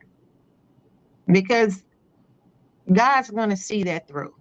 All right. I don't even talk about, my ex people. I don't talk about them online at all. Well, I'm glad you share your story because it's going to help the next person to escape. Because somebody. Oh yeah, I mean, you got to get away. You got to plan your route to get out of that type of. Yeah, and everybody who knows me personally know my story. Look at my hair falling down really bad now. But anyway, yeah, it's like you do got to get out of those situations. You have to find strength through Christ and through your family, because if your family don't help you and won't stand there for you, you can lose yourself in those depressions and anxieties and So I decided back in 2018, after that divorce, that I would go celibate. And you've been celibate ever since? Yeah. So you don't masturbate or anything? No. I don't even feel the need for it. I want somebody to make me feel like I want to be with somebody. And I'm certainly a straight woman, but I'm just, I'm married to Jesus. I'm married to God. I just feel that in my soul. I don't feel the need for sexual desire. It's not that I haven't had it. It's just, and unfortunately, in this society that we live in, and the Bible said a few good men, men become lovers of themselves. This generation is difficult to find, not impossible. I said it's a little bit more legwork to find a God-fearing man that wants you only, and that's going to be faithful to you only, and be faithful to God. It's a challenge, especially if you want a black man. Not talking against black men, but because if you want to keep black men, because they want to. Some men want to play games. I mean, he doesn't have to be a black man. And play, especially if I want a black wife. I want to keep it chocolate. That's me. But if it come white, it'll be right. It is what it is. I mean, so it is what it is. But my desire is, I love black. I was just on the phone with a black woman. She's single, and you saw how I was blushing. And God will give you the desires of your heart. That's what you got to stop, because you being celibate. I've been celibate from men for a couple of months now, because in order for me to get a wife, I had to stop, getting in. That was difficult, but it's getting better and better and better. We never met in person because you didn't come to the Vegas meet and greet. I wish you would have came to the Vegas meet and greet, but you didn't meet me at the gym like this sister met me at the gym. And beautiful, gorgeous, and my heart desired of having a wife, but I want a good wife. I don't want a sorry wife, weak wife.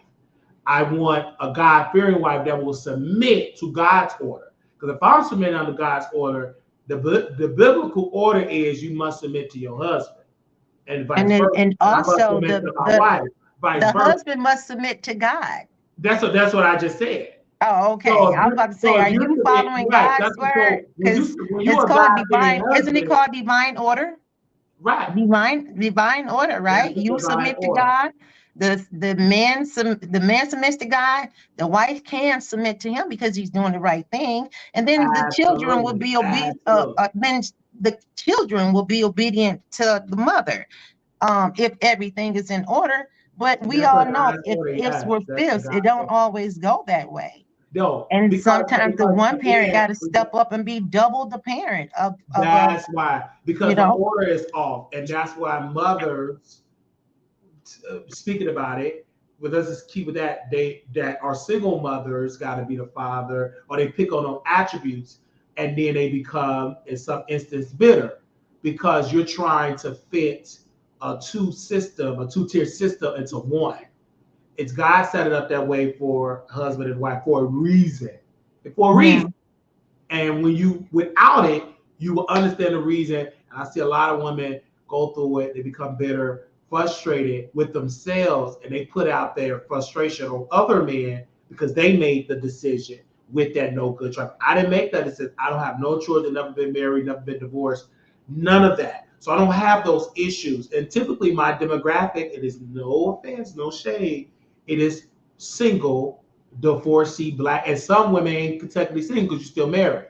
You didn't go through the divorce. I have a demographic of women didn't even get divorced from their husband yet. They still on paper. They like my mother. I'm gonna just change my name to my original name. But if you get in a coma, that man got full power because y'all connected with that marriage license. Same man, ouch. So that's my demographic. I don't have too many women that have husband and providers that watch the Wiley Show. But if you did, you wouldn't be watching Wiley. You'll be watching Wiley with your husband. I watch it on the go because I work a lot. I know. I've been off more because I had time. I need to be off. But so, the last couple months I had more time, but normally I just take the phone with me with my earphones and I would listen to all the, like now I would have my earphones at all times because I listen to music constantly.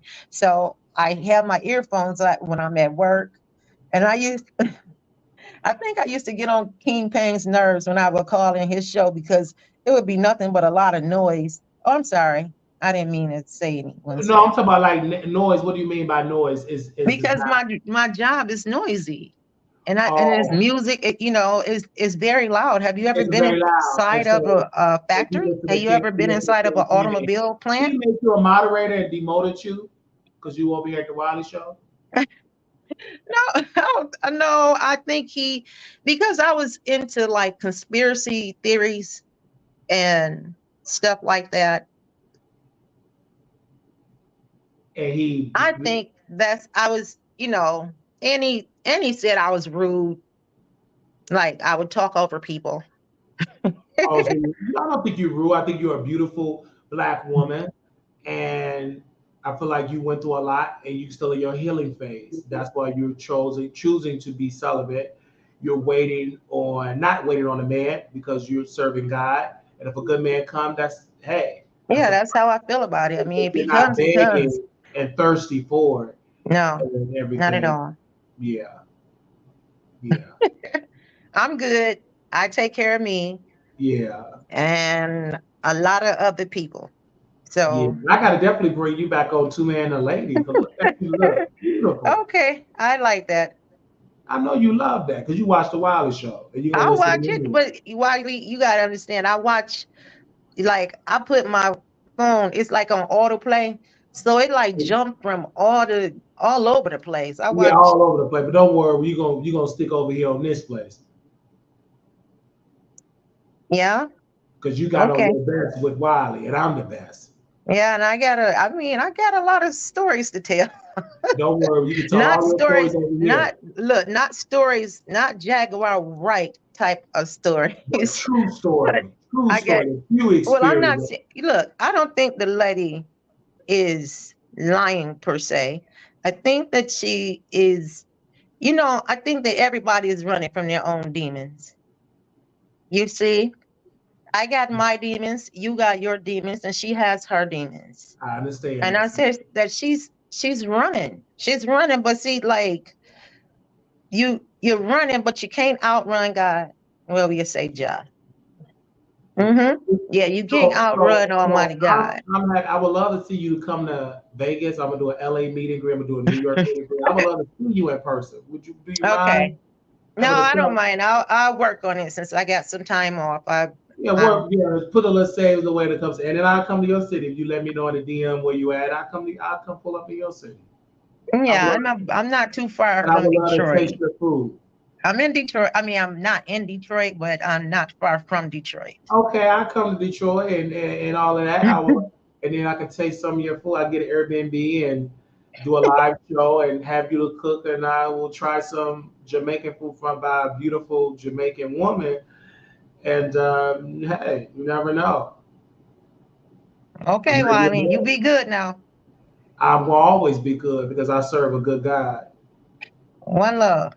One love. Bless you. Bless you. She is so beautiful. That's what I'm talking about.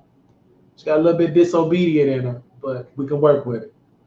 All right. We got the professor back on. Dr. Divine Shine, you ain't no professor, but go ahead, sister. Doctor, you got me on mute. What up, though? Go right ahead. You ain't no professor, though, but with it, you know. I mean, I know you ain't no professor, sister. Well, I mean, that's just what my my check stubs say, but hey. Yeah, you work at a university as a janitor, but you ain't teaching those students. That's fine, sweetheart. But anyway, you teach students with that type of language. Good God, what kind of college are you? You must be a DEI pick. Well, they must have to get a couple of ghetto people. You must fit that demographic. Good God Almighty, you talk like that? Yeah, it's cold switch. Pretend like I'm white. Pretend like you white. Yeah, pretend like you in a white environment where you can talk right. Yeah, that's easy to do because it appears as though all you do is bash black talk like if I'm your white supervisor. Actually, my supervisor isn't white, but okay. Talk like you in a white environment because you talking like we at a barbecue. I mean, in Compton. The president of the university is white, but my direct boss is. Okay, but talk like you talking in the president office at your university. How would you talk? You ain't gonna talk that ignorantly. You get you out the office. Well, how do you talk? At the end of the day, it's called being able, like Barack Obama, being a chameleon, being able to code switch. So right here, I'm on YouTube talking to somebody. I need you to code switch. You too, you a woman talking that ratchet, and I ain't gonna respect you talking that ratchet. The only thing I said was I ain't gonna respect you. The only thing I said was what up though. Talk right. Sweetheart, if you are from Detroit, that's the greeting. What up, I'm not from no Detroit. Okay, but I am. So that's why I said, what up, though? I can imagine why Detroit had to file bankruptcy if you producing citizens like this woman on the phone. Did you just see Governor Gretchen on the Breakfast Club? What did she say? She said, what up, though? So are you going to criticize because she's pandering to the blacks. She don't talk like that with her white folk with golf and stuff like that. She panders. It's like called Hillary came, hush. When Hillary came and said she had hot sauce in her bed, they pander on. That's not a black show. That's not a black-owned radio show. That's a black-targeted radio show.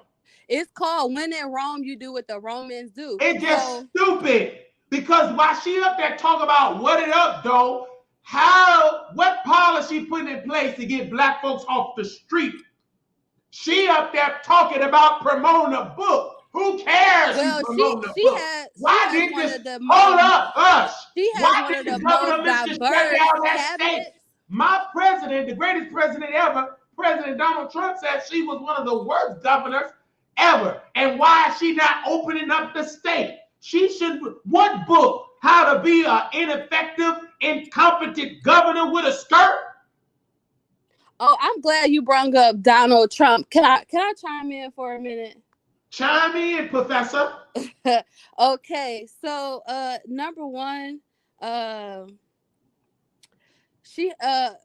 governor of Michigan, Governor Gretchen, she has one of the most diverse cabinets in for politics. Who cares? This is diverse. They are diverse and competent. Okay. I don't care if you got black folks. Are they qualified? See, what white liberals do, Well, you must we just say they diverse, but they effing it up. Wait. Are you qualified for the job? Because I'd rather have an all-white competent staff than to have black, white, ghetto gangsters that can't run the state. Well, according to the interview that she did, she was saying, you know, during the pandemic or during COVID, the C-19, whatever, you had black and brown people, their, you know, medical situation. It was, I guess, a discrepancy compared to white people. And so because her cabinet is so diverse, she was able to get these intellectual blacks who are doctors. Ain't no way. If you shut down that state doing that, you was incompetent. Because now Dr. Fauci saying it wasn't that bad. We just made up stuff about social distancing. It wasn't even that bad. Okay, so let me just because you brought up Donald Trump, I would just I just want to spread this with your listeners. Some of the reasons why we shouldn't vote for Donald Trump, and they are very articulate. It's actually not even from me, it's from a lawyer and a professor. Like she's a lawyer, she was a lawyer first and then she became a professor, and I'm just regurgitating her points. If you would just let me share them with you. I'll let you talk when you're making sense. All right, so the upcoming election will not be business as usual type of an election. Donald Trump is the head of a very dangerous far-right extremist movement, referred back to January 6th attack on Capitol Hill. His supporters have shown a willingness to use political violence to gain control and to seize power. They have used death threats and terroristic threats against anyone standing in their way or criticizing them. They're violent extremists. These violent extremists want to regain power by any means necessary. They will lie, they will cheat, they will steal, and of course, they will kill to get the power. Once they regain the power, if they succeed, they will not let it go. Many racist groups support him because Trump supports them and their agenda. He has pledged allegiance to these radical groups. They are loyal to him because of this. He is an avowed white supremacist. Do you want to empower them more by electing their supreme leader? Trump does and will. That doesn't make sense. All of this, ma'am, President Joe Biden got dementia. President Joe Biden, under his administration, inflation is high. President Joe Biden is a liar. You want to talk about white supremacy? Let's go back to when it was Senator Joseph Biden, when he wrote the crime bill. Let's talk about white supremacy. Let's talk about Bill Clinton before he got that thing sucked on. So are you saying, one second. He signed that bill into law that locked up black people. Let's talk about his wife. Instead of her giving the draws to her husband and eating hot sauce, she called black folks super predators. So while you up there lying about President Trump, President Biden, we are still dealing with incarceration, mass incarceration, because of President Joe Biden. And do you think it'll improve? Do you think it'll improve? So if you gonna criticize Trump, you must first criticize those Democrats. Okay, let me ask you all the hell that they have caused black people in the United States of America. Let's go back to Gaddafi. It was President Obama that took out Gaddafi in Libya. Let's go back. Okay, relax. Under President Trump, there wasn't Russia didn't invade Ukraine. It's not necessary. Under President Biden, Russia invaded Ukraine because of the incompetent I want ice cream, dementia President Joseph Biden. So do you think Trump is racist? Do you President Biden, when he did his press conference, he got confused and called Vice President Harris Vice President Donald Trump. You got a president that lost his mind. Y'all trying to make President Biden be presidential. The man's mind is gone. But you have to realize the president doesn't have full power. Like the president is still a puppet. They still have to answer to other people. So essentially, you are voting for the. I got to mute you. You don't listen. President Biden had German shepherds in the White House. They were violent German shepherds, and they were attacking the Secret Service. The Secret Service had to do something unprecedented. They had to ban the president dogs because if they can't recognize their owner anymore. They're not used to this man having dementia, want ice cream, seeing CNA feed them. Because them dogs see President Biden behind the scenes. And they were biting the Secret Service. Is this a dialogue? They had to ban them from the White House. If you blacks that claim you love America, if you don't call out President Biden incompetent, you ain't no good black. You are cool, aka a sleepy black. Okay. Because there is no black person, no intellectual black person that can stand and say President Biden got his mind. He is showing early signs of dementia. Whether you want to believe it or not, go and Google early signs of dementia. He got memory problems. He's showing it in the press. But if you knew how government and politics works, you already I don't care what you talking about, ma'am. If you don't talk about his mind gone, stop talking. One person is not responsible. Kamala Harris. When you calling Kamala Harris president, Vice President Donald Trump, but why he lost his mind. Why are you yelling? Because when you own, 1 second, Professor, you a professor. You can call me Dr. Shine. You a doctor working for somebody else, a doctor employee. I own the Wiley Show LLC. But you up here begging. You up here begging for money. Let you go, Professor. Bye. You begging for black folks to vote for Biden. No, I wanted and we ain't doing that. Stop begging them white to vote for Biden. We voting for Trump. Trump is a reality TV star. Stop talking, doctor. You ain't making no sense. You probably Biden, doctor, that say he ain't got dementia. Stop talking. You're uneducated. You're ignorant. You're not making sense. Sit down with the right folks.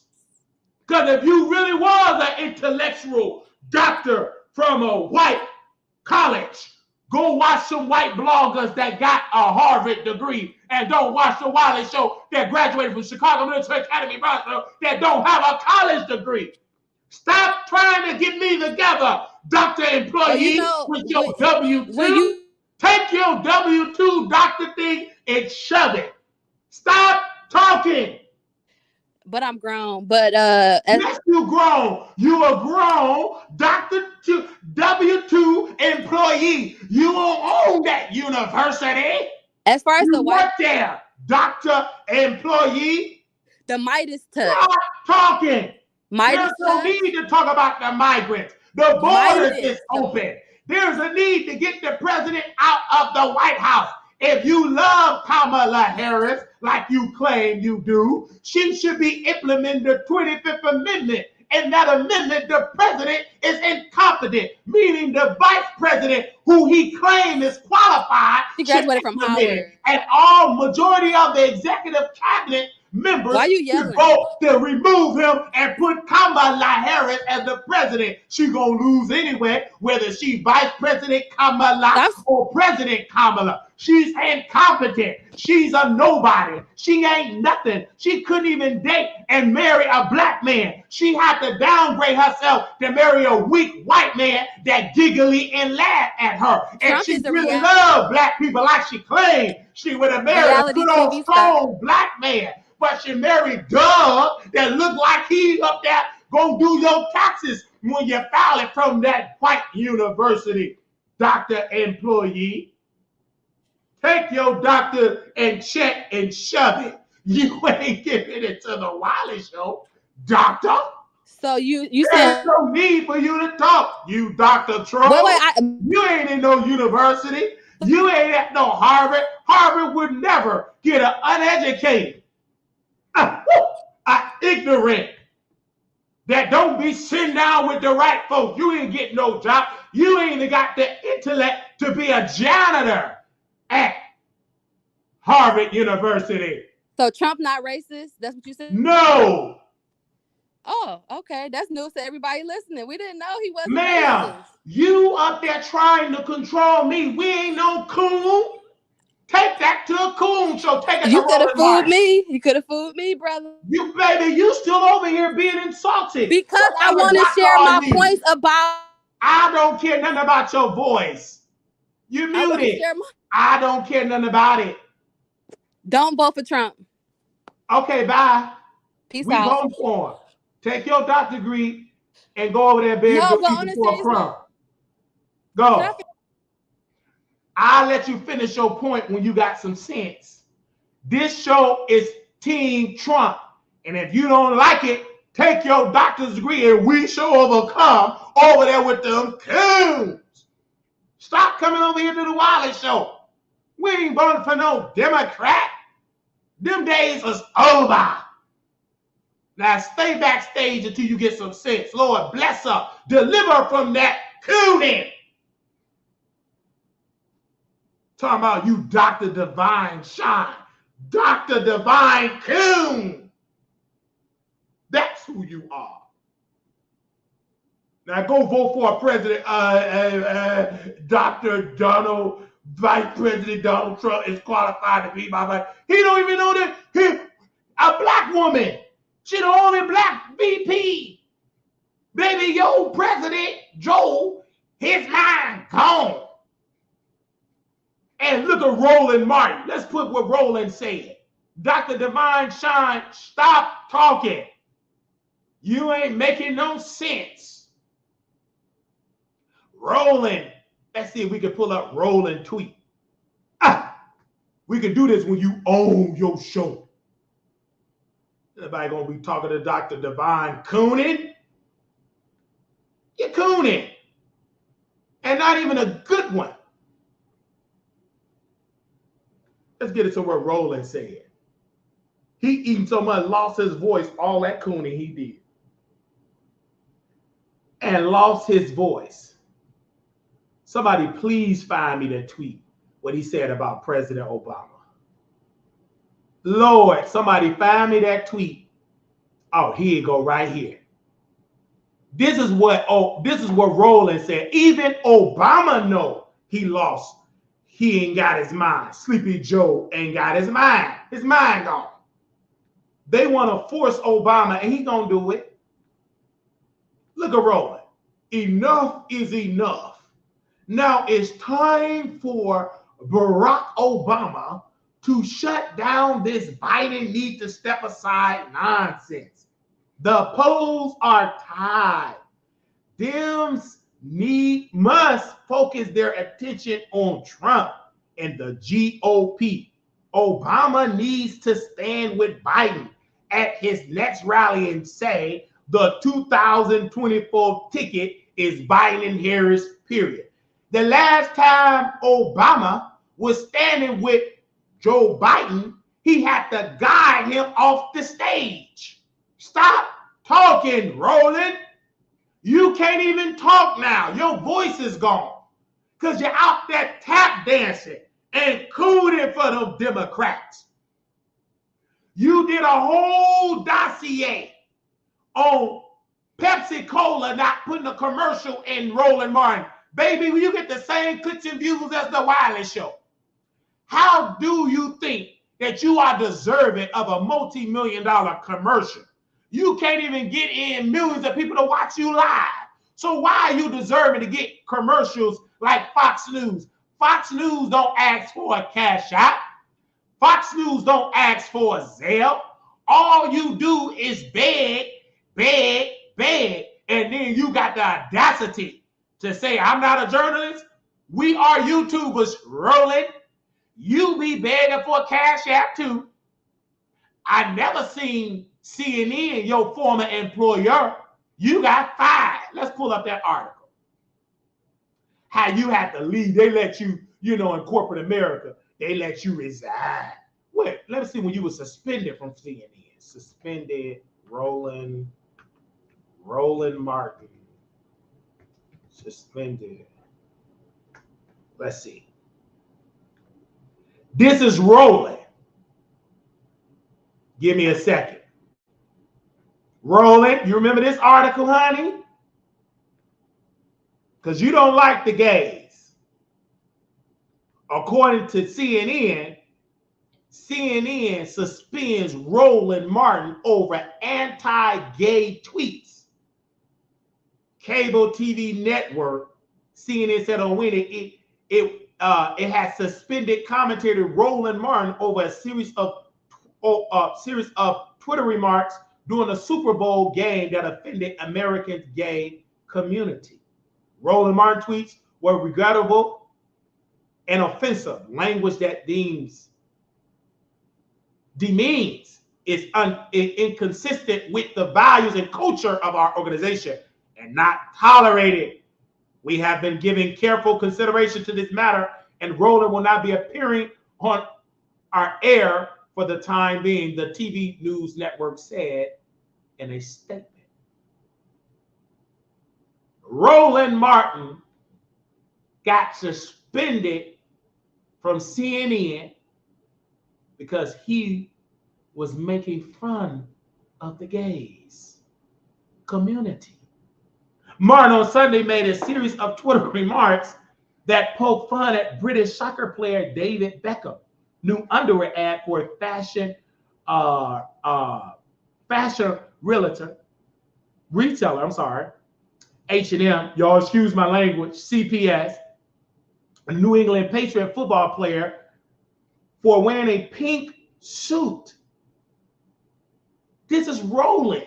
He supposed to love the Democrats. Roland said, if a dude at your Super Bowl party is hype about David Beckham H&M underwear ad, smack the ish out of him. Hashtag Super Bowl as well. Who the hell was the New England Patriot that they just showed in a head-to-toe pink suit? Oh, he needs a visit from Team Whip That Ass. That's Rolling. Look at he over there tap dancing for them Democrats. And the CNN fire. He over on YouTube begging for cash apps, begging for Zales, begging for PayPals, begging for them black folks to send him checks and money orders to his P.O. box. And then he had the audacity to block the Wiley Show on Twitter because we defended Trump. Stop talking, Roland. This is what we had to say about the president of the United States. Give me a second. Let me see if I can pull up what we had to say. Roland, all that cooning, what did it got you? Out of breath, more weight, high blood pressure, and maybe early signs of diabetes. You probably are pre-diabetic.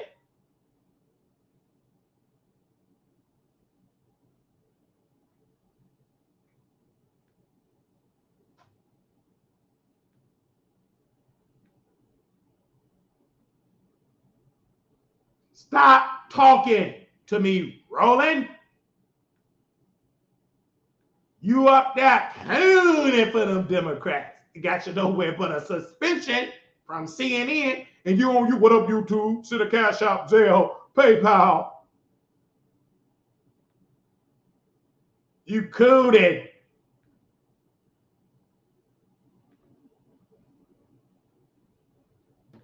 We all witnessed President Joe Biden just make a fool of himself. He's not qualified for this job. Clearly, he got Kamala Harris mixed up with President Donald Trump. President Biden is incompetent. He have early signs of dementia. He do not remember if he's the president or not. Y'all are trying y'all best, Democrats, to make him happen. President Joe Biden is showing that he had early signs of dementia. It's not just old age. It's early signs of dementia. When the Secret Service said that the German Shepherds cannot be in the White House, that was a sign that Joe Biden can't even get his dogs in order. His German Shepherds, those huge dogs, because he don't remember what command to give to the dogs. Because clearly, the dogs don't even recognize this new version of Joe Biden. Per my experience of working in healthcare, he is showing early signs of dementia. He shouldn't be the president. He should be resigning. Vice President Harris should implement the 25th Amendment. Anytime you're getting Kamala Harris mixed up with Donald Trump, that's a sign that you shouldn't be the president. There's a sign for you to resign. President Lewinsky, I hope I'm saying his name right, the president of Ukraine, he got him mixed up with Putin. This is an embarrassment to the country. I know Democrats, y'all want Joe Biden to be the president because y'all know he's going to lose if he resigns, if he drop out. But he's already losing by embarrassing this country. On November 5th, vote for President Trump. That's the only option, the great option for America. It's the truth. It's the truth. It's an embarrassment not only but to the world. You at NATO, a summit. Shout out. We want to thank President Putin of Ukraine.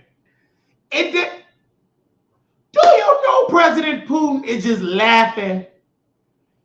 They don't even need a troll farm of Russia. Only thing you need is President Biden talking. This is an embarrassment.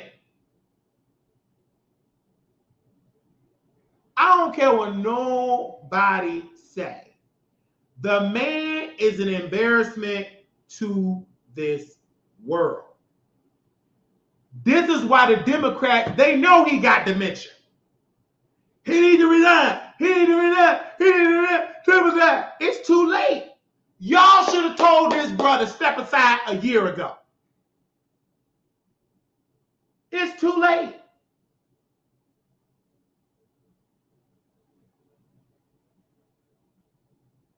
It's too late.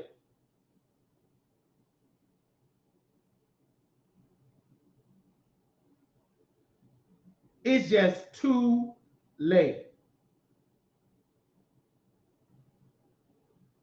In Fox News, they said Biden campaign sources admit re-election effort will never recover.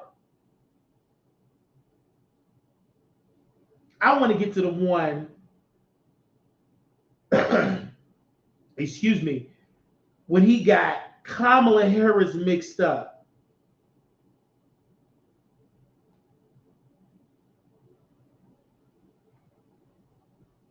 Ready to serve on day one. I want to get with President Trump. I got it. Thank you, Fox News. Let me go to what Fox News said. I got to show y'all this. Because they are real news. They give you the real tea. I got to show you what my future boss said. My future, the future network. Give me a second. Mr. President, your political future has hung over the NATO summit a little bit this week. Speaker Pelosi made a point of suggesting that your decision on whether to stay in the race was still open. George Clooney and a handful of lawmakers have called on you to step aside. Reuters is reporting tonight that UAW leadership is concerned about your ability to win. UAW just endorsed me, but go ahead. Thank you. My question for you is, how are you incorporating these developments into your decision to stay? And separately, what concerns do you have about Vice President Harris's ability to beat Donald Trump if she were at the top of the ticket? Look, I wouldn't have picked Vice President Trump to be vice president, but I think she was not qualified to be president. What? This is an example to you, Vice President Harris. implement the 25th Amendment. They ain't gonna let you get it if he step aside. You better express your constitutional duty is to the Constitution. White did in that. This man ain't got his mind. Let's just take it back. He said, I heard it live. I was watching this live. Into your decision to stay. And separately, what concerns do you have about Vice President Harris's ability to beat Donald Trump if she were at the top of the ticket? Look, I wouldn't have picked Vice President Trump to be vice president until I think she was not qualified to be president. So let's start there. Until I think she was not qualified to be president. So let's start there. She were at the top of the ticket. Look, I wouldn't have picked Vice President Trump to be vice president until I think she was not. I wouldn't have picked Vice President Trump to be vice president until I think she was not qualified to be president. So let's start there. Number one. The fact is that the consideration is that I think I'm the most qualified person to run for president. I beat him once, and I will beat him again. Secondly, the idea, I served in the Senate a long time. Baby, he went, when you got dementia, you was in the Senate. Listen to what he gonna say about all of his colleagues that's thrown on the bus. All of these Democrats, Republicans, stand back and stand by. There is no need for the Republicans to say anything. Let the Democrats fight among themselves because they knew they effed up from the first election cycle. This man got dementia. Y'all been doing it day one. It's so bad, he talking about when he was in the Senate. Lord have mercy. Let's go back to we gonna go to this part. Shout out to Fox News. In a long time. The idea that senators and congressmen running for office worry about the ticket is not unusual. And I might add, there are at least 5 presidents running or incumbent presidents who had lower numbers than I have now, later in the campaign. So there's a long way to go in this campaign. And so, baby, the campaign is over. You ain't got your I'm not laughing. I am hurting that the Democrats at Kamala Harris, the vice president, is boosting him up to do a press conference, knowing that this man is confused. He don't know if he coming or going.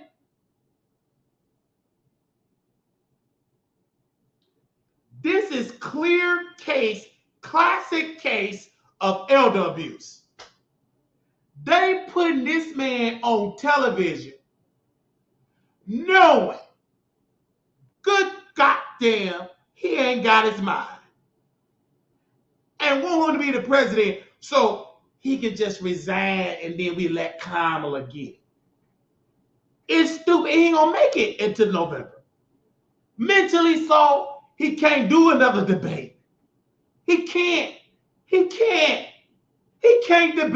You got to have your mind to go back and forth to Trump. How you know if Trump lying or telling the truth when you ain't got your mind?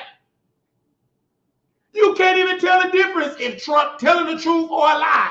When you got dementia, you don't know one thing he do know, he want ice cream. His wife, Dr. Biden, she forcing it. You should tell and let your husband, you the wife. He ain't competent, honey. Everybody in the executive branch all should lose their jobs. They should all lose their jobs. There is no way you could be in the cabinet and none of y'all implement the vice president, you don't implement the 25th Amendment. This man just called you Donald Trump. If that ain't the sign for Kamala Harris to implement 25th, she's incompetent. I am a person that worked in healthcare for a lot of years. I worked with a lot of dementia patients, residents, whatever you want to call it. And they used to be presidents, doctors, lawyers. They weren't practicing. They're no longer that, but we honor them. Hey, Dr. So-and-so. Hey, Judge so-and-so. But they're not practicing judge, but you honor their position because per their care plan, call my daddy doctor. Call him Judge so-and-so. By their care plan, you go to a facility, you get a care plan. And you honor that, and you honor what you want to be called. And if the family, whoever they POA, the family agree, and they put in their care plan, call my dad Dr. such and such, or Judge such and such, or Sergeant such and such. But they're not practicing, you just honor the minority. I've never seen in my 33 years of living a sitting president got dementia and showing early signs of dementia and forcing him to do it. Do you know how constant, do you know how much you have to be in your mind to do a press conference? His staff is so incompetent. They got earbuds in his ear. He reading a whole list of names. They tell him, Jim. But he just got a piece of paper, but somebody else is feeding it in his ear. But it's hard to feed somebody with dementia in the ear because that dementia gonna show. If it's live TV, it's gonna show. Only time the ear and the microphone work is when you do a rally. It can't work with a press conference. They tried, and I know y'all staff, y'all tried with the earbuds. It ain't working. That man dementia's mind his mind so far gone under dementia. He can't even pretend to be the president. He can't. Somebody in the White House doctors, I speak to y'all, Shay. I am ordering y'all as a citizen to give the president some ice cream, push him in his wheelchair, let him go home with his wife, let him enjoy the last days of his life as the former president. Why y'all got this man? He's in the last days of his life, forcing him to be the president. This man mind gone. The Secret Service know it. The FBI know it. The CIA know it. Russia intelligence know it. All the people in Africa, the leadership, they all know it. The only people that they lied to is the blacks. They don't know it. Roland Martin, I speak to your no-neck shame. You should be ashamed of yourself to force this man to be the president, boosting him up. You ain't no good surrogate. You lost your voice. Sit down, you pre-diabetic. You ain't pre, you got it. No neck, no voice, diabetes, high cholesterol, overeating, you unhealthy, and you're a liar. And you lost your voice. And all your little fill-ins. And I ain't trying to talk about Reese. And I love Reese. Man, I love this woman. She's attractive and she married. But she be out there cooning.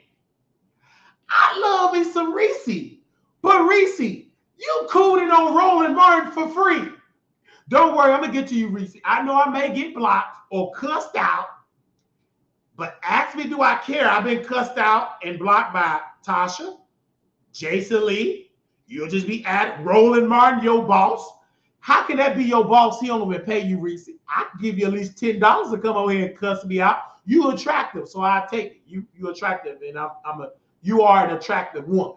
So let the record show you are very attractive. All you be doing is cussing. You motherfuckers better vote for, and you be cooning. Be cussing black folks out to vote for Biden. I'm telling black people the truth in Vegas. Vote for President Trump. Biden got dementia. Every black, white person I talk to all say, I'm voting for Trump. I didn't even know that man had dementia because they didn't know what dementia is. Dementia is when you lose your mind gone, your memory, you got memory problems. Let me sum it up the black, ignorant way. Baby, your mind gone. It's gone. Some people get stuck in dementia. They go back to when they was a little girl. Mama, where's my mama? Mama. Just watch Driving Miss Daisy. I love that because it's a movie. And with black folks, in order to teach some black folks, you got to do it in a movie because they're just not that educated to give them educated terms, especially the Democratic blacks. You got to give them a movie. So black Democrats, if you can go watch Driving Miss Daisy, that is President Biden with a wig on. I got to go to school. I got to go to school. I got to teach the children. And Hawk said, you ain't no teacher, no. But the president, he's still a president. But he racist. Lord, help me, Holy Ghost. I just want to wake up and leave some coons. The coons are cooning so bad. These folks talking about Google Project 25, and I'm telling them to Google dementia. Do you really think I'm going to talk about a Project 2025 and we got an elderly person with dementia running this country? If you don't take that project, Google Project 2025, that's all they say. This is what the coons say. Google Project 2025. But they never tell you what is in 2025. Because they don't know. They just listen to Taraji and they just say, Project 2020. These black folks, did you hear about Project 2025? So what's in Project 20? Oh, no, man. Oh, we know what's in there. Yeah, you're right. I shouldn't be telling you to Google something I haven't read. You listen to Taraji. You listen to Baby Boy. Don't play that coon no bad, because she couldn't even keep Baby Boy in order. She was giving her pussy to Snoop Dogg when he got out of jail. So that's the wrong woman to listen to. Taraji still going to the grocery store buying groceries for Snoop Dogg. Was she the one jacking up her phone bill and up there dating Snoop Dogg? She can't be trusted. When did Taraji become a political talking head? She didn't even read her contract. Baby, she read that contract for them people in Hollywood. Not going to be paid fairly. I sign right now. And then when they give her a check, she cried. But she signed the contract. Baby, you should have Googled your contract. Taraji, I can say this because I'm black. You should have Googled the terms of your contract, and maybe you wouldn't be out here crying that they didn't pay me fairly. Say amen or say ouch. Let's play some more of dementia Joe Biden. He got that dementia, baby. What else you got to say? Oh, what else you got to say? So I'm just going to keep moving. Yeah, you keep moving. All right. And because, look, I got more work to do. We got more work to finish. There's so much, we've made so much progress. Think about it. Think about where we are economically, bro. Baby, economically? Have you went to the grocery store lately, Joe Biden? Of course you haven't. You got a stamp to buy your food. When I went to the grocery store, chicken wings was $15. Almost $20 for some raw chicken. So, economically, it's high inflation. So stop that line and Roland, we know you eat a lot of chicken with your people cash apps and they Zelle. Stop talking. You in the lab right now. You about to get ready to do your show in about 2 hours. And you in the food lab right now. Can I give me 5 boxes of chicken, spicy, breasts, and extra biscuits? You don't even order the 2-piece special no more unless you order in 12 orders. And you have the audacity to block me? I'm about to tweet Reese. I'm about to be real messy. I see Fox News. I can't wait to work with y'all. Let me tweet Reese. Reese. I hope she ain't blocked me. I don't want to get blocked by Reese because she attractive. Did she block me already? I think she blocked me. I hope she did. Oh, let me tweet the gay guy. Okay, too real, too raw, too real.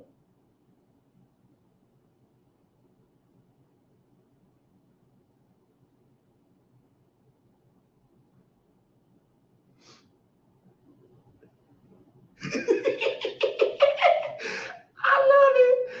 Too raw. He's too raw, too real. Is not getting paid for the DNC because he don't want to lose his low income housing. I like Arby's. He's attractive too. He just be out there cooning. It'll come out better because the Wiley Show, Project 2025. I'm about to drag him on Twitter because he's obsessed with me. Every time I say something, he talked about my eye. That's all they can say. Baby, I'd rather have a wandering eye than a mind that's wandering. Hello, say amen or say ouch. Baby, you defended a man that won't ice cream. Girl, don't worry, I'm going to go back to the beginning. Let's play this last part of this. Go ahead. What else you got to say? The rest of the world. Name me a world leader who wouldn't want to trade places with our economy. Girl, this economy is high inflation. We created over 800,000 manufacturing jobs, 1.5 million. So things are all going to the migrants. We got more to go. Working class people still need help. Yeah, we still need help because the inflation is too high. Rent is too high. Greed is still at large. The prices, the corporate profits have doubled since the pandemic. Yeah, they're coming down. Of course, corporate profit is quadrupled with this high inflation. Optimistic about where things are going. Hey, Sean Hannity here. Hey, click here to subscribe to Fox News YouTube page and catch our hottest interviews and most compelling announcements. That's gonna be my dude. That's gonna be my colleague. That's gonna be my coworker. We're gonna be eating in the break. I want to know. Proud of me. Do Fox Corporation, do they got a break room where we can eat our lunch? Do they got a break room? I want to know, do they got a break room? Do the contributors of Fox, do they have a break room that we eat together? Proud of me, can you come on, because you got some sense. Come on, proud of me. Do they got a break room? Okay. I ain't got to worry about. Don't they have catering? Give me 1 second. Okay, they do have a break room. Okay. Do I have to bring a lunch? Do they have catering? I'm prepared for my job. Tell what y'all talking about. Excuse me. Woo. Okay. Now, this is something else on Fox News. This is why I love Fox News. Because this is all fair use. And Fox News, I love Fox News. Because it's just, I'm so glad I did not like Fox News. Because I watch like Roland, they say it's fake news, it's fake. But then once I started watching Fox News, I'm like, this is the truth. At first, I had to really, really get to know Fox News for myself because I would just watch Roland.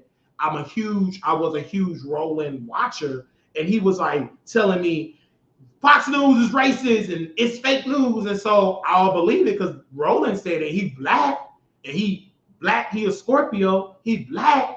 And so he had so much, he swayed my opinion so much because I watched him every day. And then once I stopped watching him and started watching Fox News, and then I'm gonna go back to Roland, but he would use their clips, and then they clips was high gloss, like just great quality. Roland had like chicken grease, fuzzy grease on there. His host would be eating on camera and all of that. What else I want to see about this? Now, this the black. I love Fox News. Could I please play this clip? I believe I can under fair use. I believe under the law. So this clip, I do want to see. Fox News is messy, and I love it. Let's go to this clip. So the top Democrat on the House Intelligence Committee, Jim Himes of Connecticut, becoming the 17th Democratic lawmaker, calling on Biden to step aside just moments after this showing at last night's high-stakes big boy press conference. I wouldn't have picked Vice President Trump to be vice president, but I think she was not qualified to be president. Look, folks, this is, well, anyway, we created over 800. I'm just saying, like, Fox News, y'all get it. Y'all get it. Y'all know this man got dementia. I know y'all can't say it, legal reasons, but I cannot wait that they hire me and give me this career. I could just see myself, oh my gosh, getting picked up, because when you're a contributor and when you go in the studio, they have a driver. They ain't gonna be like Earl and get there when you can. You will be off the bus, just be back in with the driver, get into a Fox, and then when you with Fox, you go to any, like they have even bring you can live. I just can't wait. They got to hire me fast because I'm the only one that's qualified to talk about dementia, because I want to talk about it from a CNA perspective that work with dementia people. A lot of dementia people, I have over 10 years experience, so I can speak for that perspective. And there's a whole lot of voters that's CNAs, and there are Democrats too that's CNAs, and they voting for girl bye. Y'all, all my CNA people, they know he got dementia, but they still cooning because their grandma was a Democrat, their daddy was a Democrat, their mom was Democrat. They're still under that cooning spirit. But I told, like I'm gonna tell in Fox News, I'm gonna tell y'all this publicly to Fox. Once they hire me, the regular low-income coons, they gonna drop that because they're gonna see Dan Wiley got that. They're gonna listen to me because I can bring the Fox News cameras to O Block. They gonna let me in. I'm black. 63rd. They gonna love all that camera time. We gonna be able to go deep in black culture. And them coons, they gonna drop it. They ain't gonna be coons no more. They gonna be registering to vote. We gonna be doing town halls. We gonna be bringing Trump when he do a town hall. I tell him where to do it in Chicago. We gonna have the cameras, and it's gonna be full of blacks because I'll be able to ask President Trump the question. I'm from that neighborhood. 63rd. We're going to do it on 63rd and Ashland. Go on Justine. We're going to be deep. The coons ain't going to be able to do nothing because we're going to be protected by Trump, the RNC, and Fox Corporation. They're going to protect me because the coons, they ain't going to be cool. They're going to be shot. They're gonna be stuttering because they gonna never see Fox News cameras. They're gonna be welcome because we ain't gonna be coming there bougie. Well, and because they ain't gonna receive me. Coming in talking how they talk, ghetto, with a little sprinkle of education. I'm ghetto educated. Ghetto educated. And Fox News will get a brand new demographic. They're going to stop watching CNN. We're going to be educated ghetto. I can speak a little piece that I look like I went to college, but I still can speak that language from Inglewood and all that. And the coon's going to be on CNN. He's saying all black people is ghetto and ratchet. Them people that went to Inglewood, they're going to talk like I'm talking about ghetto. Them the ones. Because they're going to tell the truth about about Mayor Johnson. They're going to tell the truth. They're going to tell, I'm going to interview Jamal Green. They're going to tell the truth about Biden. Because we ain't going to the NAACP with them bougie blacks. Hymns. We going where the real black folks are. And the hood. That need to hear that message about Republicans. And Fox, they got to get me. And hell, even Trump, baby, I need to be a surrogate. I go to speak that language. Trump will be welcome because I'll lay the atmosphere for Trump. But you need to give me that multi-million-dollar, give me that. I need to be financed because you can't go there on the bus. It's too much to travel this country broke. I ain't gonna be able to do it. I'm gonna need money to push and promote Trump message. To get that demographic, he gonna need people that look like me to do it. They can't come in there with clipboards and bow ties. They ain't gonna receive it. They gonna think they Muslims. They got to talk how they talk. You got to meet the people where they at. You can't be coming in there with a Harvard degree talking numbers. They ain't gonna receive it. You got to break it down.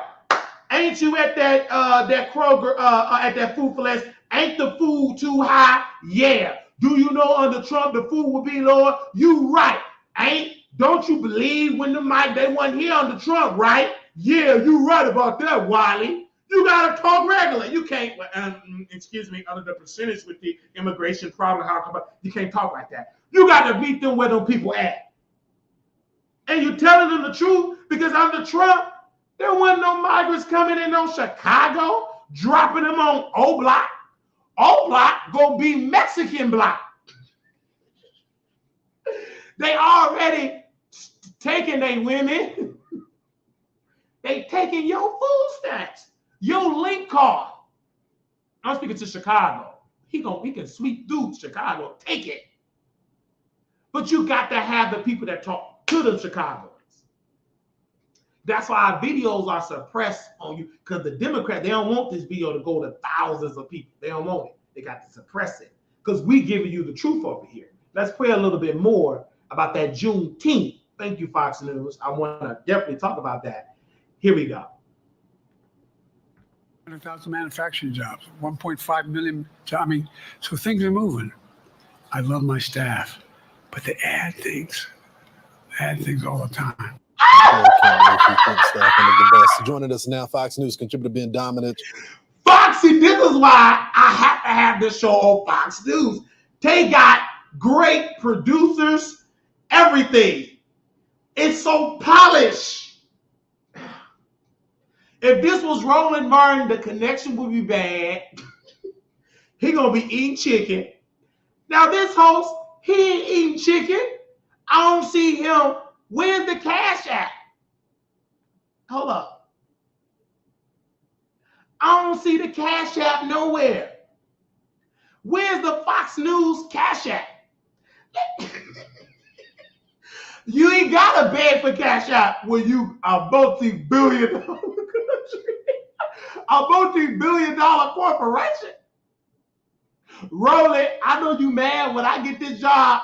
I'm going to be eating your hind part up. See, this black that's on here, he ain't going to do it. He considered to being bougie. But once I get it, oh, man, Okay, go ahead, brother. I think he from Dallas. Is he from Dallas? I think he know my brother, Don Johnson. Okay, brother, what you got to say? I'm sorry, I can't interrupt my colleague. Go ahead. Oh, wait a minute. That's somebody in the dark doing YouTube. Oh, hold on. Let me press play. Press play. Ben, it was a typical Joe Biden press conference. Did he meet the moment? Good morning, Lawrence. Look, I think that the bar is so low for Joe Biden that you could say that he met that bar. But after this debate, I mean, frankly, if he didn't fall over on his face, I think that you would have his supporters claiming that he cleared the bar. This was not any kind of... It's the truth. You're right.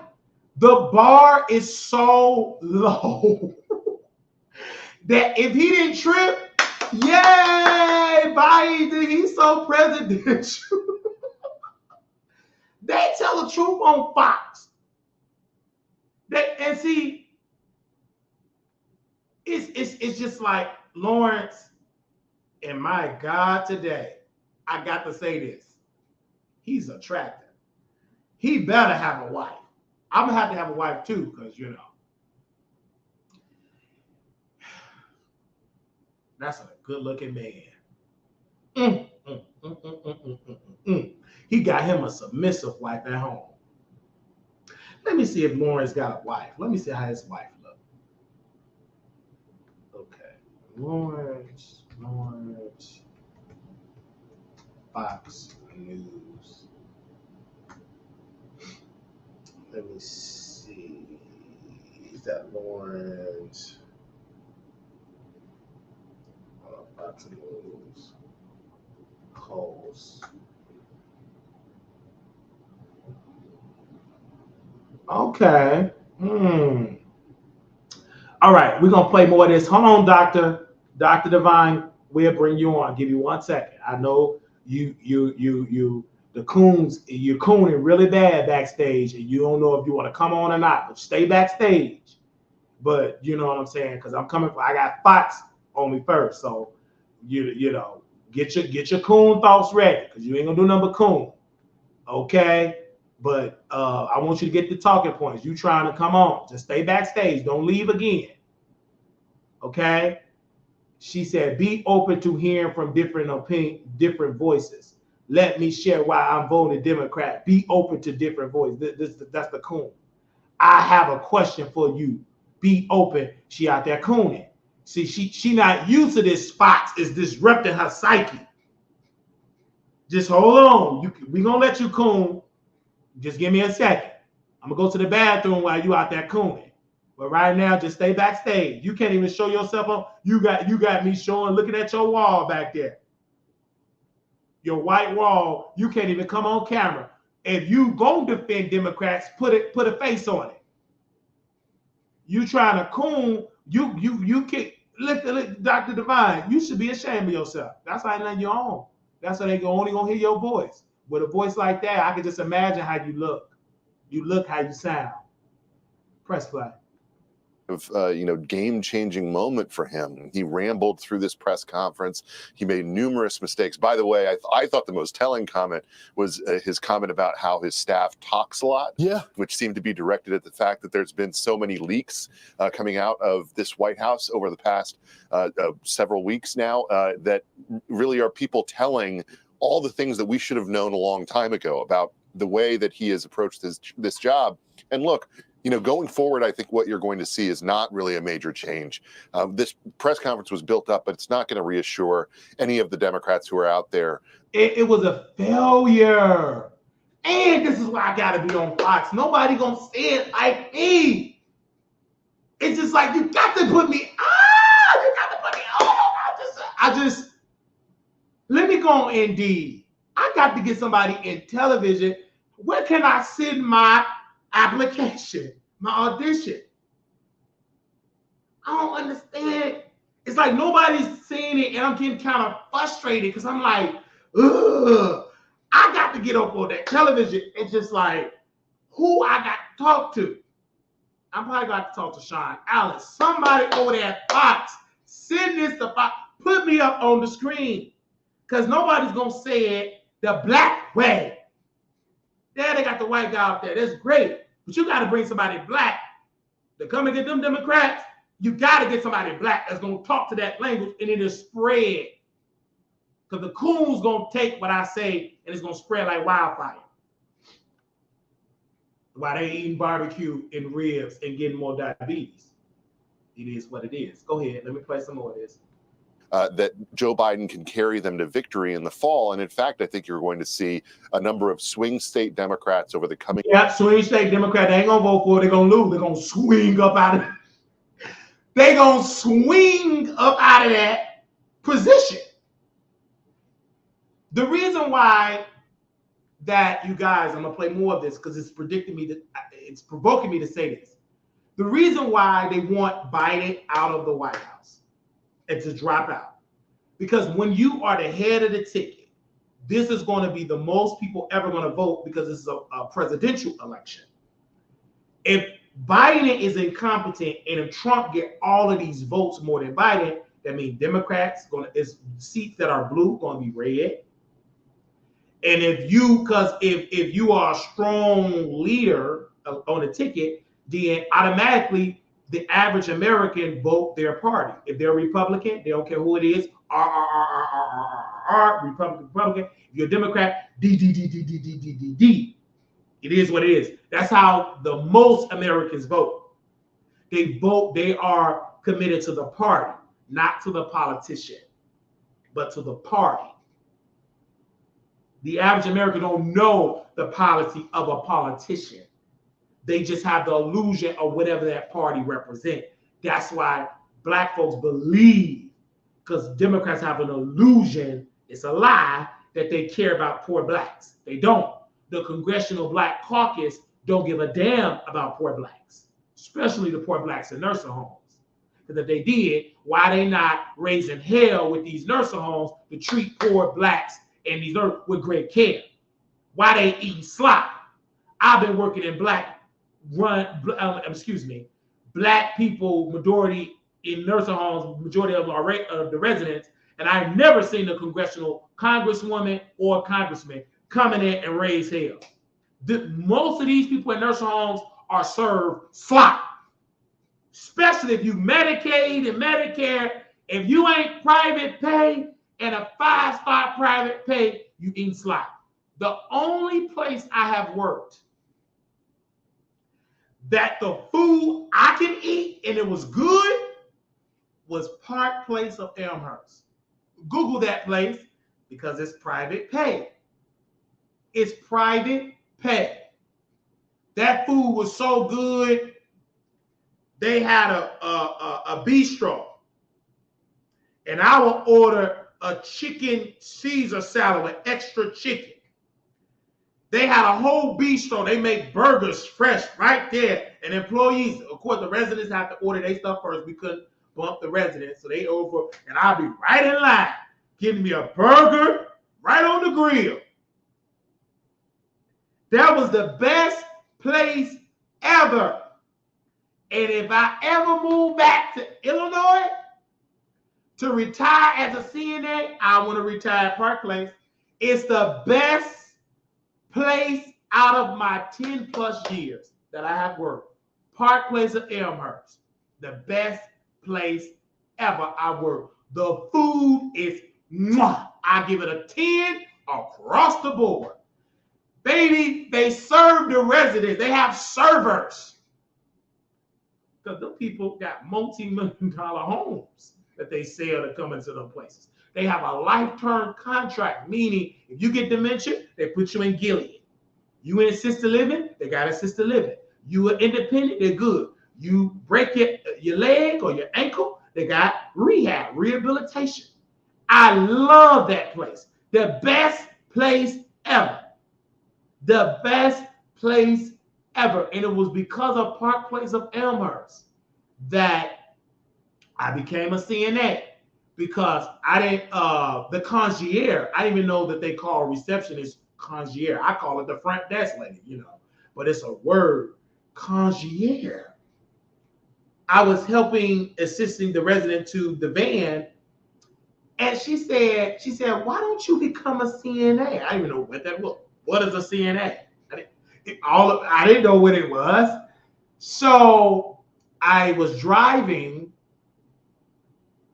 and it was Nirvana Institute on King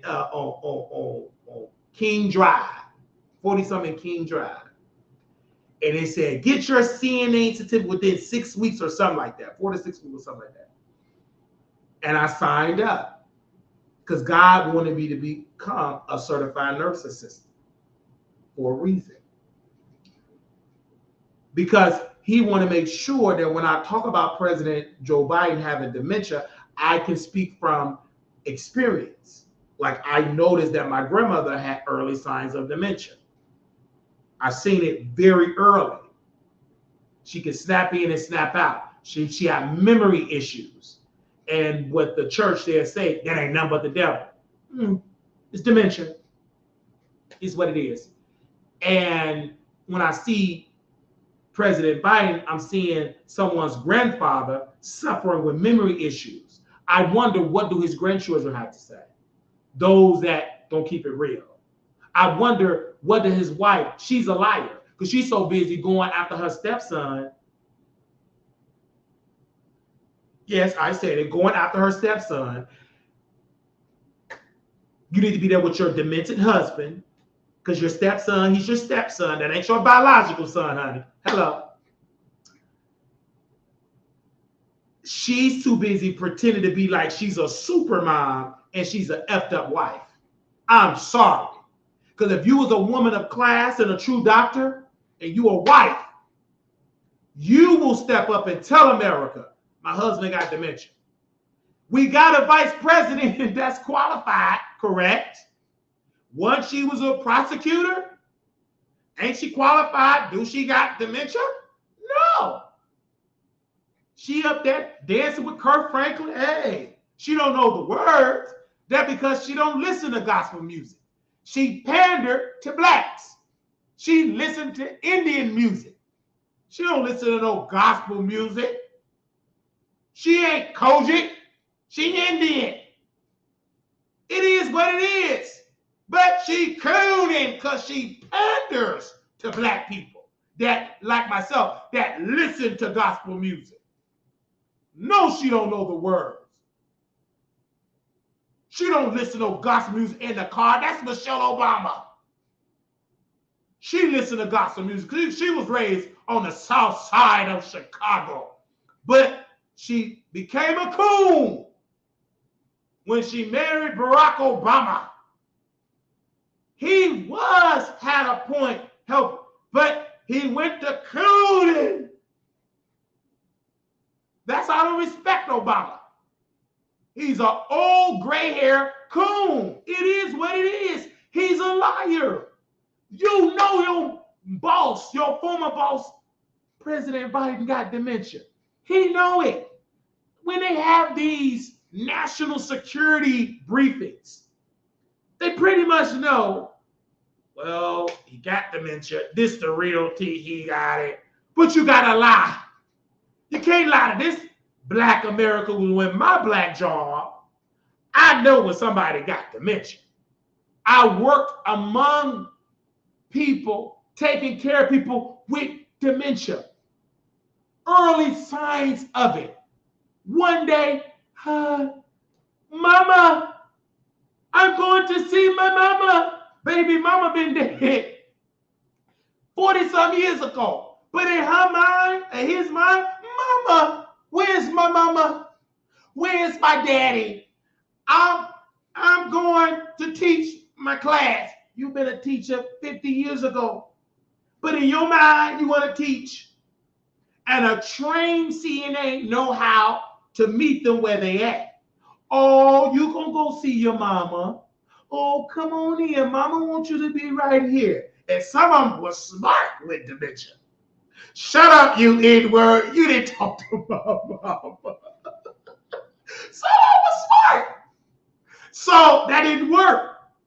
So some of them, you just had to pretend like they go to see their mama. You had to. Because you can't say your mama, that's you unprofessional. You got to meet them where they at. They're going to see their mama. Go take them to go see their mama. Oh, well, before we go take you to go see your mama, don't you want to be clean? Yeah, I want to be clean.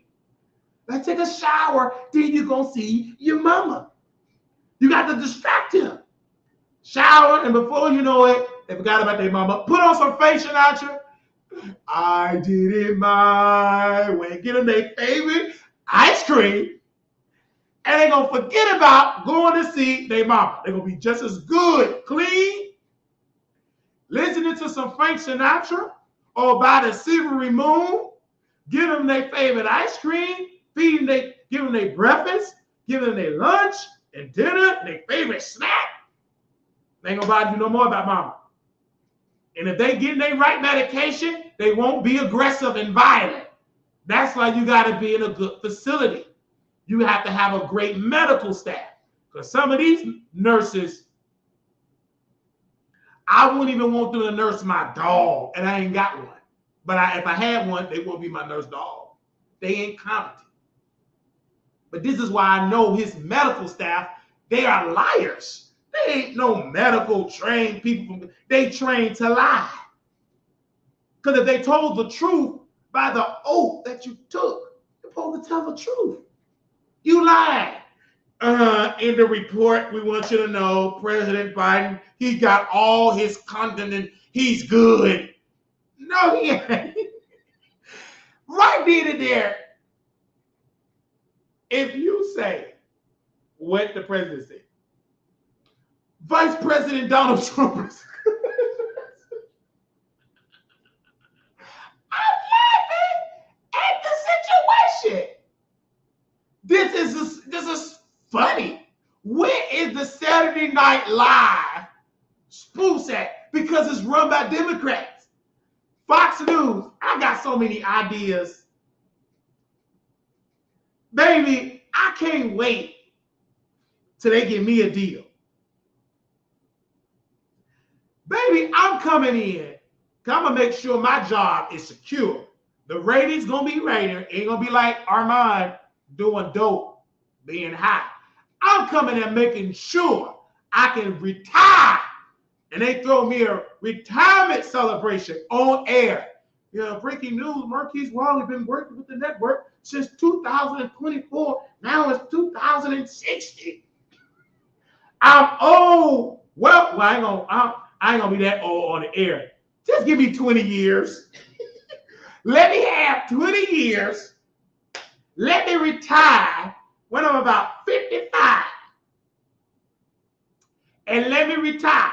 Or have me doing, hosting stuff. I ain't gonna be aggressive, because y'all on air, y'all like I'm young on air. But baby, they don't care. If you bring in blockbuster ratings, they'll push it.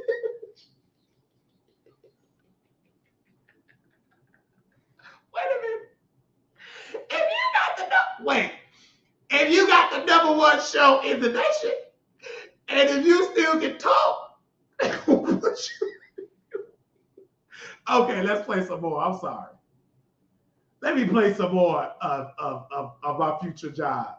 Where is proud of me? Because I love how she said Mr. Madoff. Because the way how she said it is so bougie. She said so professional. Especially when she go call the FBI. It's just so professional what she said. I love Mr. Proud of me. I'm going to call the FBI. What Prada? I tried to call the FBI about the nursing homes. They sent me to the behavior health unit. The FBI don't care about bad nursing homes. Prada, I tried to do what you tell me. I'm going to the FBI. I called. Baby, they transferred me to the psychiatric. True story. They transferred me to the behavior health people. I'm telling them about the hell and these nursing homes. They transferred me to the behavior health unit. Anyway, let's play some more of Fox News. Go ahead, Fox. I'm sorry. What else about Joe Biden? Days come out and express their own concerns about him going forward. Whether they can do anything about it in the limited time that awaits, that's up to them. If they have the will, they can. but they may not have the will. So, Ben, they could have dealt with this if the media would have been transparent with the reporting. So, voters can make a decision. Even the elected officials can make a decision. We're learning from ABC News, a report that at the Juneteenth concert, that a lot of the people that attended it they were all concerned about his behavior. Wow. Yeah, I think that what we've seen. What? ABC News. Yeah, they concerned, but why didn't y'all interview them? Baby, I don't know what Dr. Divine got to say about that. She too busy cooning. She talking about, you gotta hear she up there talking about, you see the inches on my hair. She talking about her hair. Wow. We didn't know what to make of it, but we thought it was different. He seemed altered. State Representative Ron from Dallas, he's a Democrat. Ron Reynolds, I'm sorry. I've seen him stutter. It wasn't that. It was more just really low energy, gravel words, hard to understand. A former Obama official. I noticed the person who is aging, and I did notice some subtly, whatever that is. State Representative Joanne Gavan, a Democrat. Though, is that the White House and the media were really working hand in glove to keep people away from him. There was this attitude towards Joe that, like, oh yes, he's old, he's got different limitations, but we're going to treat him as if we're going to treat Grandpa or something like that until he falls over on his face again, until he is making inappropriate comments in public. We're not going to really deal with the problem that's right in front of our faces. And so I don't have any sympathy. I don't have no sympathy either for the media in this case. I don't have no sympathy for the media. They all lied. Only news organization that told the truth was Fox. They told the truth from day one. I'm sorry. I'm about to go outside in Vegas and campaign. I'm just going to go outside. I got to go outside and campaign. And I'm going to tell whoever I come in, you got to watch Fox News. You got to support Trump.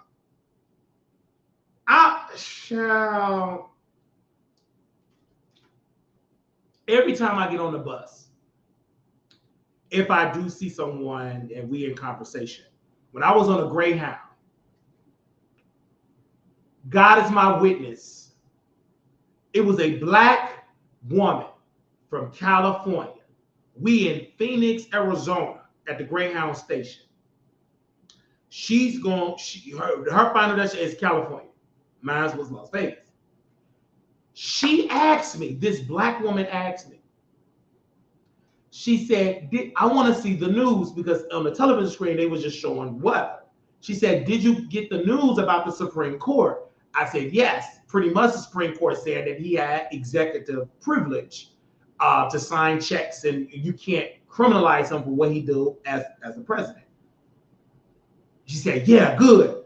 Because they trying to not let him run, and Gavin Newsom trying to run it. Do you, in her way, this lady I talked to, this black woman, this old black woman, Gavin Newsom, the way how he run in California, all them homeless people, he can't even run California. The old woman said that. Old black woman. She's a cussing Christian, but she was cussing on that bus. But she said truth. I said, wow, I wish I would have put that on camera. This is what the media got to go to them type of blacks. Because the average black ain't got a suit on. They're not that polished. That's a demographic. But black people is not monolithic. The black people that I'm talking about, the demographic I'm talking about, are everyday blacks on the bus, train, Greyhound, Inglewood, South Side of Chicago, and Oak Cliff in Texas. I'm talking about the low income. I'm talking about from that perspective. And if you do television, I'm speaking about, why would I talk about low income whites when you got white people that can talk about low income whites? But I damn sure I'm an expert of low-income blacks because I'm a low-income African-American. I'm not no high-income African. I'm not no Dave Chappelle, but probably. But once I get that multi-million-dollar Fox contract, then I can. But I'm still gonna talk the way I talk. But I'm in the gated community. Hello. I'm in a gated community. I'm in a nicer area. I've always lived in, after I left Inglewood, when I moved to a Republican state, I lived in a nice area. When I met Jonathan and when I came to his home and Theo home, they live in a gated community. I mean, it was a gated apartment complex, but I never seen it gated. To me, it was a gated community. It was a gate. It was working. It was an intercom. I never seen it in Chicago. That's how poor I was in Chicago. So when I upgraded in a Republican red state, I pulled up. I said, wow, y'all have made it seem a pool. It was all these different races. I didn't see nobody robbing nobody, Pookie and Ray Ray. I didn't see none of that. I was shocked. I said, y'all making money.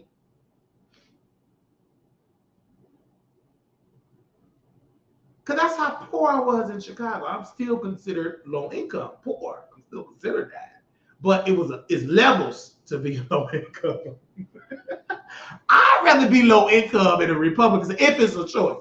But because of my conservative values, I know to do for self, owning the LLC, and learning how to get my credit up. And that's why I took that, because a conservative told me, a conservative white man, he was doing on turbo cars. He was renting cars. He had about 6 of them from Carrollton, Texas. It was in Carrollton or Plano. I was renting one of his cars. And I said, if you would have adopted me, I would be in a better financial situation. He said, yes.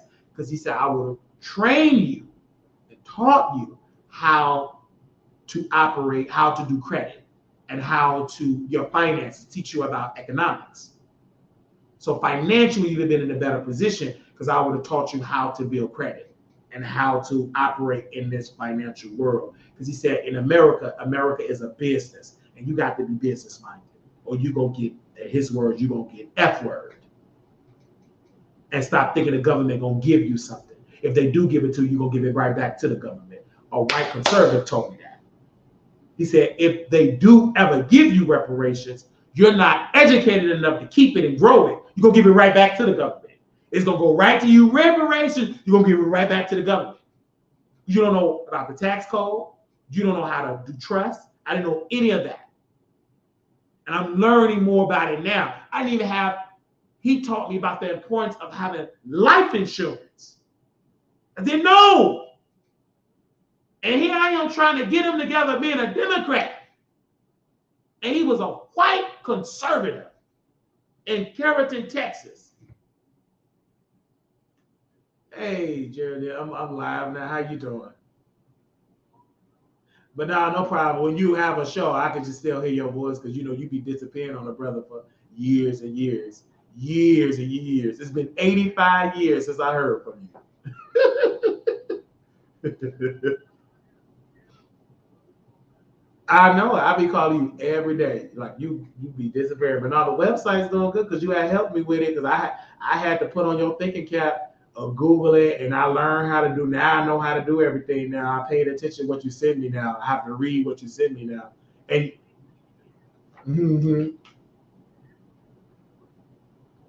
and I definitely need to, with the ads, I definitely need something because I got to copy, because you know I don't know how to do that, the copy and paste that part, but it's ads on. I don't know if you see it on there, but the last part is that I have to copy and paste the thing. I don't know how to do that. But other than that, I got it turned on because it's ads on there, but I guess you got to copy and paste that extra, you know. When are you free to like get you on the phone to talk to you? Oh, okay. I'm off tomorrow. Okay. Okay. Thank you again. I'm live now getting these coons together. These both Democrats. Did you see President Biden? Did you see President Biden? You posted that. You posted that when he called Kamala Harris Donald Trump. I'm gonna put you on speaker so y'all can. This is another owner, y'all. See, employees just gonna disrupt you, sleepy black, because y'all don't own. Y'all gotta go to work. But this is an owner, and he posted it. I saw it on North Carolina. The president of the United States called Kamala Harris. You know that black woman that was up there dancing with Kirk Franklin? He called her Donald Trump. Yeah, and then hours before he called Ukrainian President Vladimir Zelensky President Putin. He called him President. Do you know how disrespectful you got? Do you know how the president of Ukraine feel? Do you know how Putin is laughing? I guess Putin was like, yes, in the Russian press, we are the president of Ukraine. Right, exactly. And I mean, this is my thing. Like, you know, I don't think Joe Biden is playing like chess. He's playing checkers because, like, bro, you're old, man. Like, bro, you're really, really old. And if the Democrats are really smart, they will put somebody else up that could possibly beat Trump instead of keep using Joe Biden because he's old. The more that people see how old and incompetent he is, the more they're going to want to get out and vote for the other person. You know what I'm saying? And so I don't know. And the thing of it, you guys, and I'm saying to you, is he have early signs of dementia. I am a certified nurse assistant. What you are seeing, not just an old man, but an old man that's showing early signs of dementia. He have a disease, and that is dementia. He have it. Yeah. You clearly see it. Yeah. Anytime you call a black woman an old white man, it's an issue. You posted it on your website. Everybody, but nobody's bringing the Wiley on there to do a show. This is a time where you black folks, and especially you, because you are loud, intelligent, with a massive platform. Do President Biden got dementia? Bring Wiley on that, because that's what he had. He got it. Yeah. We still gonna do our show together, Wiley. We got to. We got to do it, and then we got to drag Kamala. We got to drag her. She don't know the gospel lyrics. She panders to the black community, and she's a liar. The average American that's black needs to know that the vice president got power to implement the 25th Amendment. All she got to get is majority of the executive cabinet members to vote her in. He got dementia. And see, this is what I think they're trying to do. I think they're trying to let Joe Biden win, and then that's when Kamala will invoke the 25th, so she'll have a full 4 years because she's not going to win going up against Trump. I know she's not. But the thing to be remembered in history, if you say you love the Constitution, correct? Right. As a person that loves the Constitution and you say, I'm faithful to the Constitution, it is your constitutional duty to implement that 25th Amendment. Because if you can't do that, you automatically is a loser in my eye because you're not even following the Constitution. Exactly. And I just Wiley, tell your audience as well. I know you got to speak for, but I tell people to do your own independent research on any candidate that you think about voting.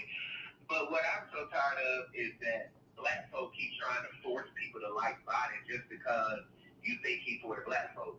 At the end of the day, you can't force people to like Biden and you can't force people to like Trump. People don't support who they want to support.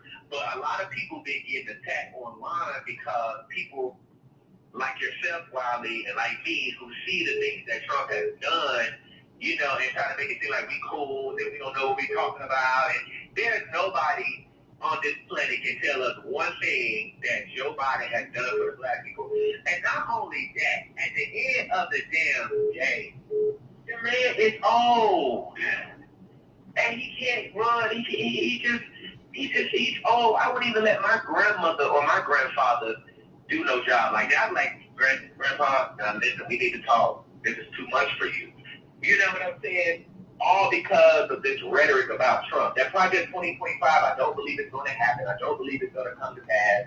And I tried to tell people it's also good that Trump said that he ain't have nothing to do with it, although he lied in my opinion. Or he but technically, that organization been in existence way before Trump became a politician. You're talking about a conservative think tank that have been in existence for a long time.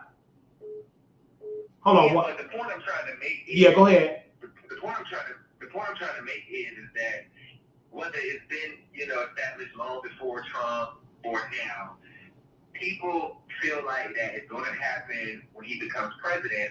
But I'm saying that it's good that he also denied knowing anything about it, because remember, the Supreme Court had ruled that the president is immune to things that are official acts while he's a sitting president. Absolutely. And things that are unofficial acts.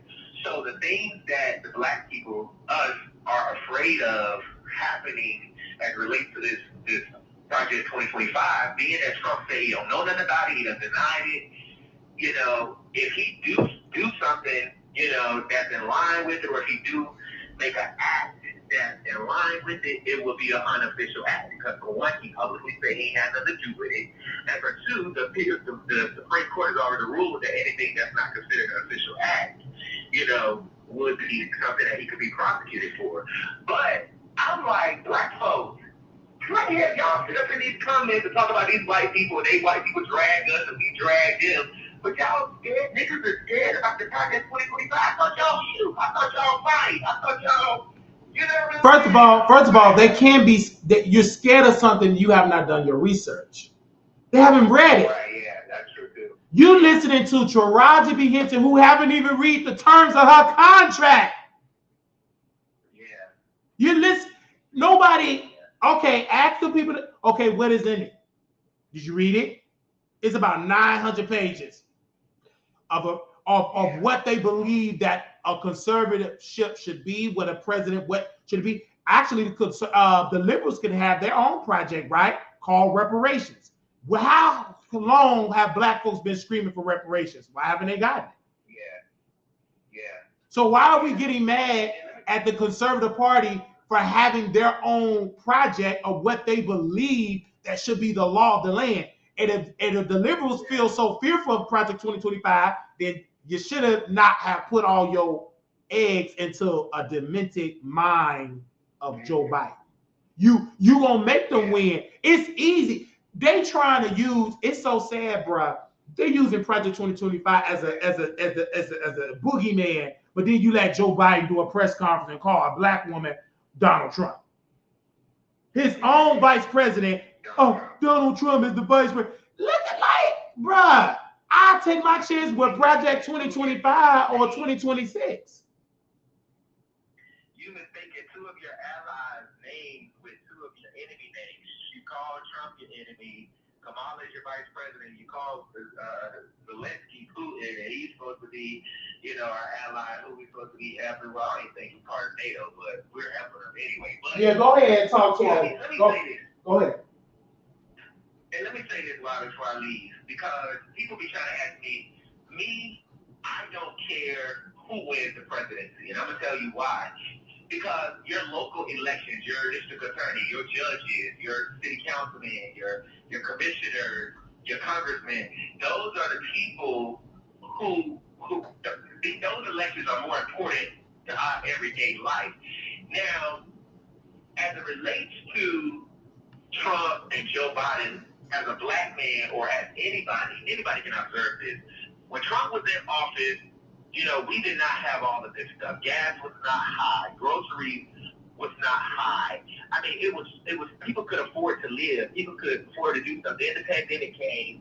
And, of course, with the pandemic, I don't think any president probably would have been able to handle that. It was just so bad that it fell in Trump's lap. But at the end of the day, you can tell the difference in the economy. You can tell the difference in the whole world, back then than, what it is now. And I like Trump because he's funny to me. He's not a politician. He's going to speak his mind. He ain't going to play with them other countries like Joe Biden's playing with these countries and let these people just shoot at our military personnel and try to be diplomatic and stuff. No. You hurt our people we coming back for your ass. And that's why a lot of, Putin and Kim Jong-un, in my opinion, that's why I think they'd rather be cool with Trump than to be against Trump. Because Trump is not a diplomatic president. You get what I'm saying? If you touch us, if you do something, that's not in America's interest, he's going to come after you. And then on top of that, he's a felon. I'm a damn felon, Wiley. And I'm working on criminal justice reform. Now, the blessing that I have is that I have money. You get what I'm saying? And I have housing and I have cars.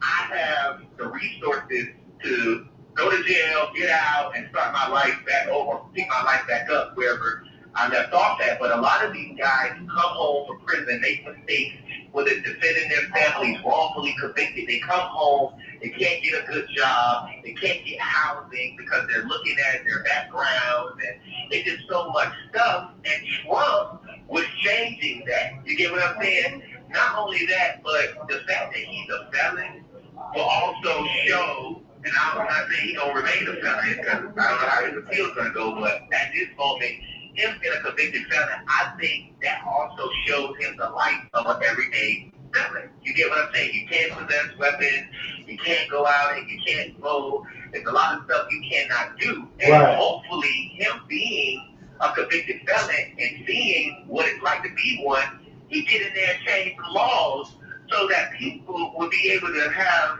rehabilitation and be able to start over when they get out. You get what I'm saying? Right. So, there's several reasons why I support him. Now, his rhetoric and the stuff that he says sometimes, I really don't care because black folks sit in the backyard, call white people crackers and stickers, and we talk shit about them too. They talk shit about us. We don't like it when they talk shit about us, but we talk shit about them. So I really don't care about the little racial stuff that they be. I don't care about that because black folks do it too. We do it too. Right. But at the end of the day, man, where we are as a country, bro, it's really, really bad. They're here for them to get the rest of the payment. It's really, really bad. But Wiley, I thank you for letting me come on real quick, man. Call me when you get done. Shout out to everybody that's tuning in to Wiley. And we'll talk, bro. Where you go? Hello? Wiley, you still there? Am I on the line? Why they got me talking while he don't walk away?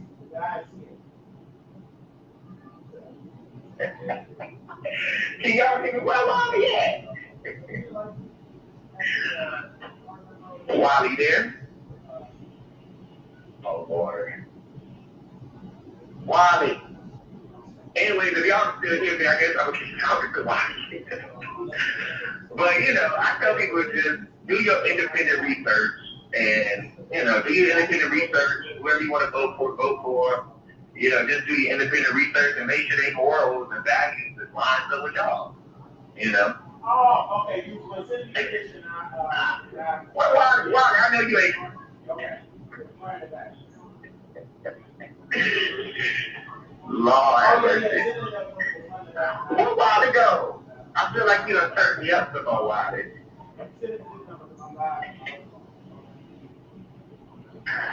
Oh my God.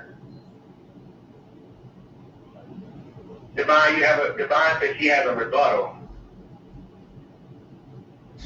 Yeah, I'm sorry about that, y'all. I'm doing like 5 or 6 different things because my roommate is a homeowner, you guys, and he's out of town and his AC went out, so he have to pay for the thing when you're around owners and not renting. There is no lease. There is no maintenance department. He's the maintenance department. So when he's out of town, I have to be here and be his advocate so this invoice can be paid. So what North Carolina Beat is an owner of a website, and y'all see his website right there, but we're talking to, again, they're going to call us uneducated blacks because they're employees. They don't have an LLC. They don't know an LLC. The only thing they know is TLC. T-Buys, Left Eye, and Chili. But if they understand business, It will, of course, be a conservative. Most of them are conservative when it's about gays. They're against gay marriage. Oh, okay. Okay. But North Carolina B, I want to ask you again before you go, is what is you name one about the wars. What is two other things why Black folks should vote for Trump and not Joe Biden? Well, like I say, I feel like people should do their own independent research. I can say a lot of stuff. You can say a lot of stuff. People still is going to say we're wrong. They're going to challenge us. I just tell people to do their research. I mean, as you can see, Black folks are waking up. They seeing like, bruh, this is crazy. You know what I'm saying? We're literally looking at, bruh, like, them, I feel like it's elderly abuse at this point. Let that man rest. That man is too old. Nothing is wrong with being old, because I know some sharp old people that's 85, 86, 87. They feel like they're trying and got good things. Joe Biden is just one that ain't got no good thing. And I feel like they pumping him up with some stuff, and, energy pills or giving him some type of energy, strength, for him to wake up, So I guess he decided, I'm going to take it tonight. He got up there last night, did his thing. But Wiley, to answer your question as far as why Black people should vote, it's evident, bro. I just say do your own research. And I gave reasons why. Stuff was not high. The reason why stuff is so high is because we are funding wars. And another thing, bro, it's so sad that people that live in suburban areas that got money, Black folks now, they don't know what it's like to go to the hood. Like, you know what I'm saying? They don't know how it is. You know what I'm saying? So they sit in their 5, 6 bedroom houses and try to talk about people that's voting for Trump and people that like Trump, all because, they don't understand their life and how life is on the level they are living in. And I just feel like, bro, it's evident. You can see for yourself what's going on in the world. Me, I'm going to keep grinding. I'm going to keep hustling so I can afford what I need, get what I need. I never get what I can't afford, and I tell people all the time, get what you can afford and not what you can impress people with, because at the end of the day, when you get stuff that you try to impress people with and you can't afford, you're going to be trying to still vote for Biden, because he's going to give you everything you want instead of making you get up and work for it, But hey, I tell people, do your own independent research, bro. That's what I got today. I can go on about that. Wiley, you done left me again. Wiley, no, I'm long. Yeah, I'm here. Just keep on talking, so I'm gathering this. And promote your website. You know I'm long-winded.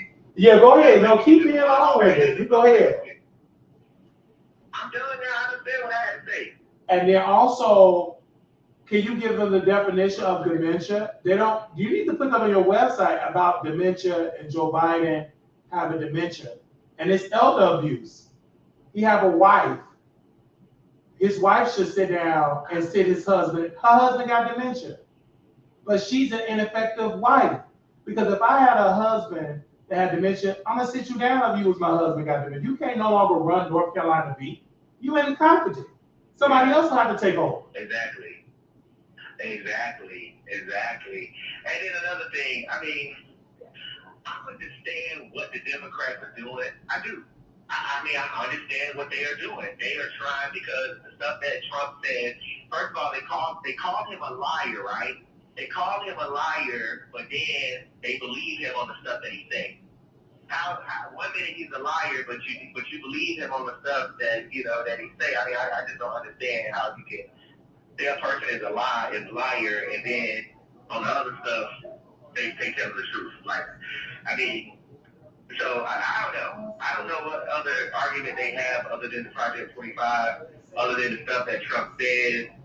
But everybody in the world knows that America was not like it is when Trump was in office.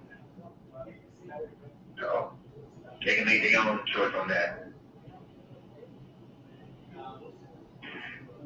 So let me see what somebody's saying in the comment, because I know a lot of them walked off again. Let me see. I apologize to Chelsea. Hey, Chelsea, let me up. Okay, wait. Wiley, let this lady up. Hold on, I got a couple of minutes. Wiley, this lady, Divine Shine, she said she want to come up. Okay, I'm gonna bring her up. And y'all do bear with me because he had to go, and I'm gonna drop the link for her. She's right backstage, and we got North Carolina to be on the phone. Hey, you there, Divine Shine? Go ahead. Okay, yes. If you can just let me have the floor. I don't know how long you've been listening, but I already explained the first point. I can go over it really quick if you wasn't here. But so it was a cooning point. You love Democrats. You think Trump is racist. We know your cooning point. Anything else about policy? Well, just earlier I made a point, and I basically was saying, oh, it's so long. So you want me to drop you the link, North Carolina beat? You want to hop on? I don't know if you're busy, so you can hear her because you on the phone and she on StreamYard. So I would have to. I think I can hear it. I think it was my phone over here playing it because I had it on too. Oh, okay.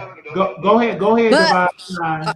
Okay, well, like I said, I have about 10 points. These are from lawyers and scholars, but my second point is supported by what North Carolina B stated earlier when he said, "Oh, I like Trump because he's funny, he makes me laugh, he's entertaining," and that's my second point. The second point essentially is that it says that Trump is a reality TV star. He knows how to produce a show. He knows how to market himself. He knows how to entertain. He knows how to manipulate. He's a professional liar. He knows how to provide distractions and use propaganda to seduce people, not to take him, and he know how to seduce people in order to not take his threat serious. He is performing. He often talks out of both sides of his neck or both sides of his mouth.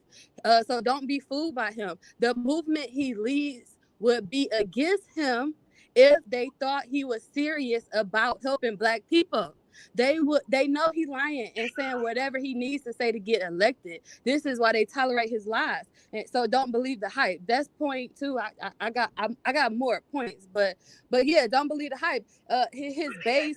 Before you go to your next point, can I ask you a question real quick? Just a quick question. So where were you at when 4 years ago when Trump was in office? Were you in America? Okay, and you leading it to my other point, but finish. Well, the point I'm trying to make is that 4 years ago, what did but listen, but that's residue. So what you about to say is, oh, when Trump was in office, everything, we got stimulus checks, everything was gravy. But no, all of them. But that's what I was about to say. You're speculating what I was about to say. What I was asking you was that as bad as you're making it seem like this election, what was it about Trump was in office for 4 years, man. So I'm trying to understand, what did he do so bad, like y'all are saying he's going to do when he get in office this time, that he didn't do 4 years ago? I mean, so let me answer that. That goes back. Okay, so that goes to point one. What he do that was so bad? Have you ever heard of January 6th? Have you ever heard of a coup? He tried to steal the election, attack the Capitol. If that was if Obama tried to do the same thing that he did, he wouldn't even be able to read. He wouldn't able to. That's y'all problem. If it was Black people, but no Black people was out there doing that. Y'all. Okay, well, let me answer your question. To answer your question, you said what did he do that was so bad? January 6th. Next question. And then also those people, and you talk about January 6th, Trump. What got to do with you, though? Right. Because they all so let me explain. So let me answer it. Okay. So this upcoming election is not business as usual. Trump is the head of a very dangerous far-right extremist movement, January 6th. His supporters have shown a willingness to use political violence to gain control and to seize power. They have What did they do to you, What ma'am? did they do 3 years ago? What did they do to your community? That group that you say he's over. What did they do to you 4 years ago when he was in office? Okay, so like I said, I have some points that I can go over. So I don't know. He asked you ma'am, skip your points. What did the far right extremist groups. Okay, so let me answer that. Okay, so the reason why he able to get away what he getting away with now is because he didn't stack all of the courts. He didn't put so many judges, both federal and state. He didn't stack every court, so that's why he able to get away with. So now when your black ass, because you said you got a felony, right? So when you go in front of when you, how does that affect you? You keep saying I'm talking to somebody. Because the president of the United States, every president, including Biden, have a right to bring judges in. If it's a vacancy, but he didn't stack all of the courts with the racist ones. It is their right to put a Supreme Court justice in. If it's a vacancy, it's their right. It is not Trump's fault that Obama couldn't get.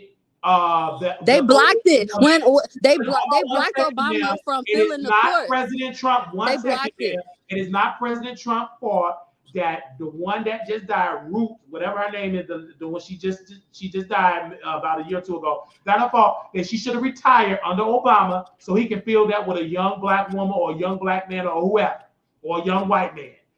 Because Trump became the president and Hillary Clinton did not win because white women did not vote for her, he have all those vacancies to fill. It is his constitutional duty to fill in vacancy of the Supreme Court.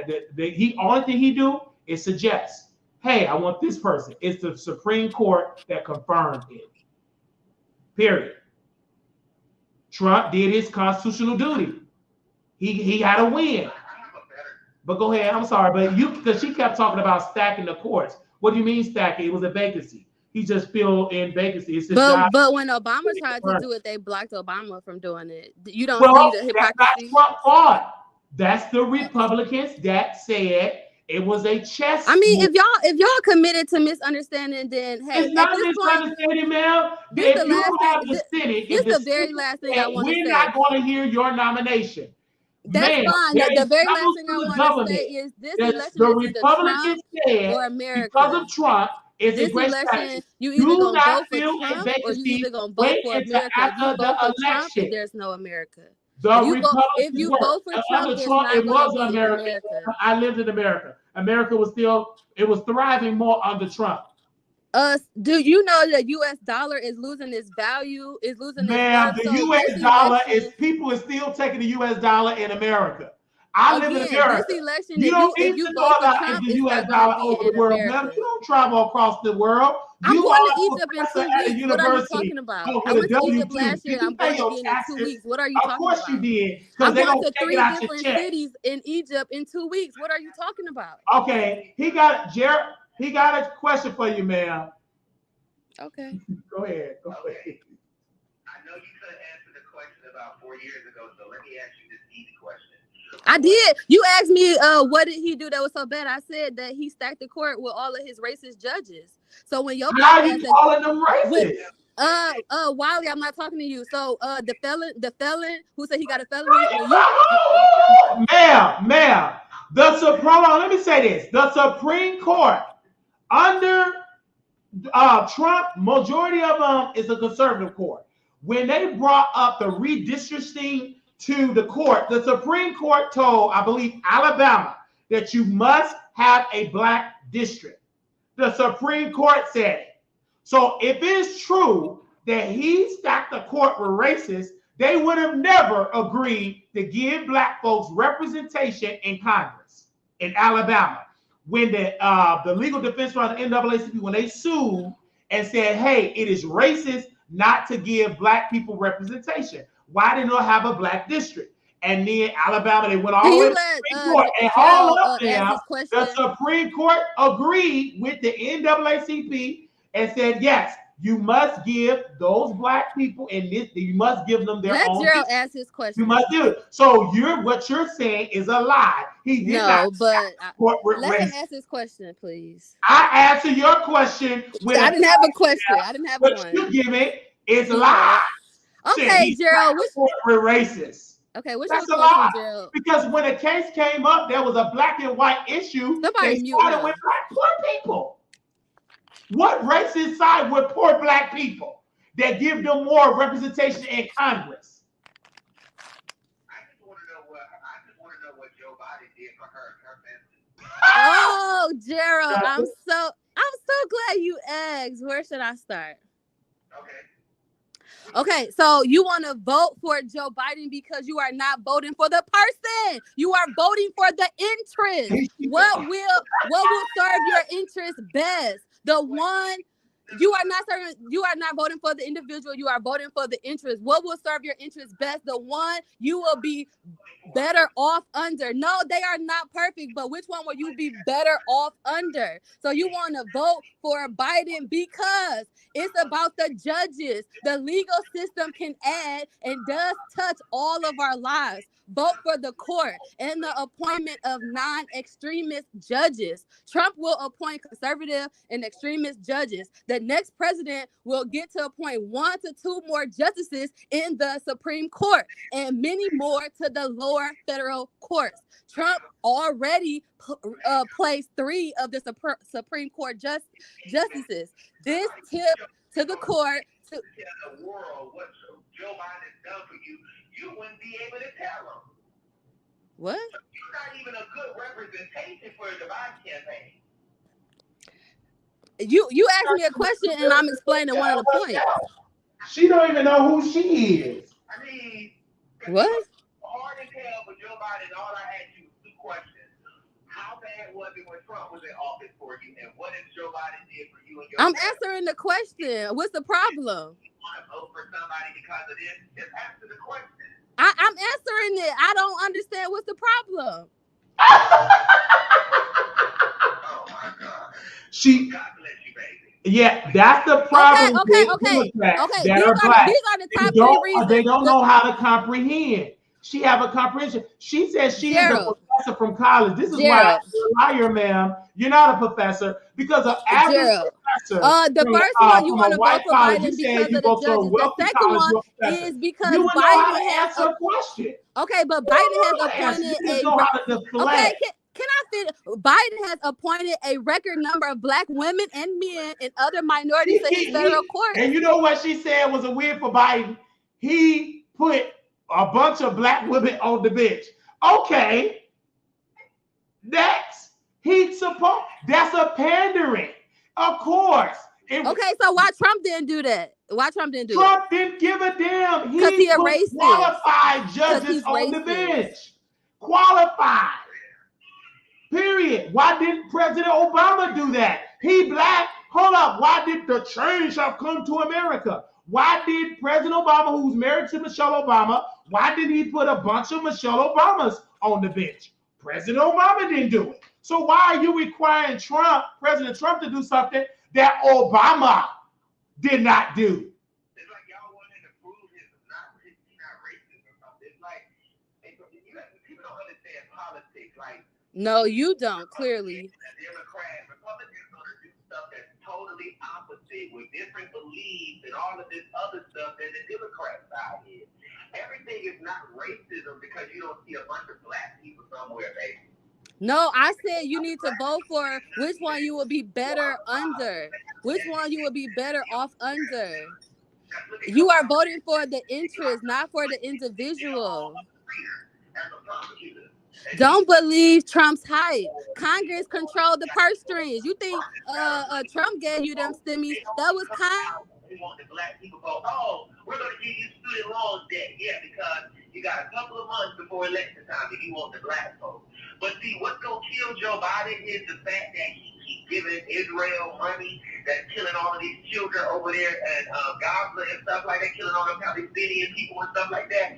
And the young voters on the colleges and stuff, because I know Miss ma'am that's up here on the phone, she don't really watch TV. That's why I asked her where she was at when Trump was in office, because it wasn't in America.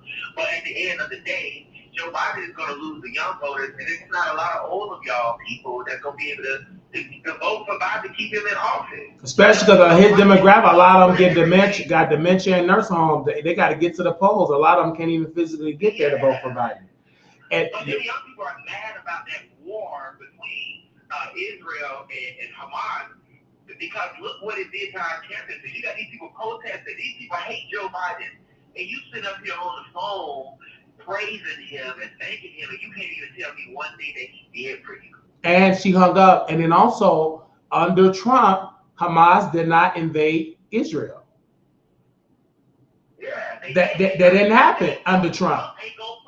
Because Trump wasn't going to, because first of all, if they would have tried it, first of all, they wouldn't even try it because Trump would have erased it. Trump, and then also when it comes to Israel, he would have told Netanyahu, he would have sat him down. Hey, stop it. It's bad for business for y'all to be at war. Give the Palestinians some land. Let them have Gaza. Leave them alone. Finance them, build them back up. Leave them alone. Gaza, people in Gaza, y'all leave Israel alone. Y'all be separate. He would have said that because it's good for business. Let the Palestinians have Gaza. Let them have that land. Israel, y'all got the state of Israel. Simple. Because Trump is a business-minded man. He would have just, because if y'all try each other, I'm going to have to step involved. And when America step involved, we won't give you no more money. Trump told some people in NATO, he said, somebody asked him in NATO, sir, if we are delinquent in money, and if Russia invade us, would you defend us? Trump said no. And he said, if you are delinquent, I will encourage Russia to invade you. That's how Trump thinks. So you know what the people start doing under NATO? They start paying their fair share. Because they did not want Russia and Putin to go and invade it because Trump and we have a lot of, America, the government have a lot of power in NATO. And if they don't help, everybody else ain't going to help. They're going to be like, oh, America ain't in it, we ain't going to be in it either. But go ahead.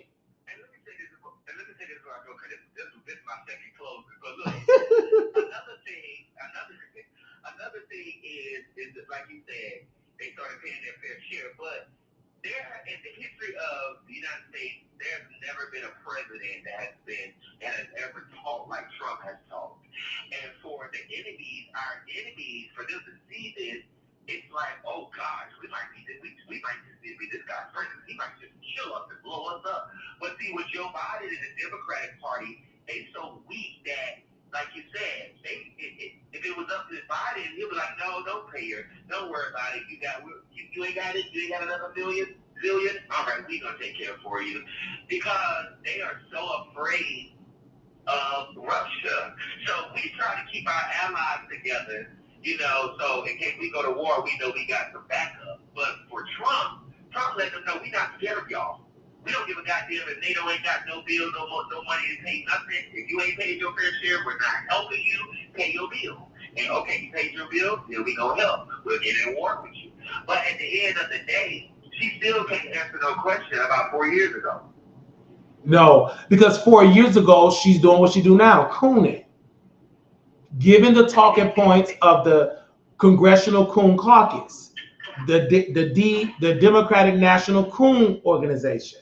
You're not going to be truthful unless you do your research. Democrats hate when you come with alternate facts that combat that coon fact. Come with the truth. They hate that.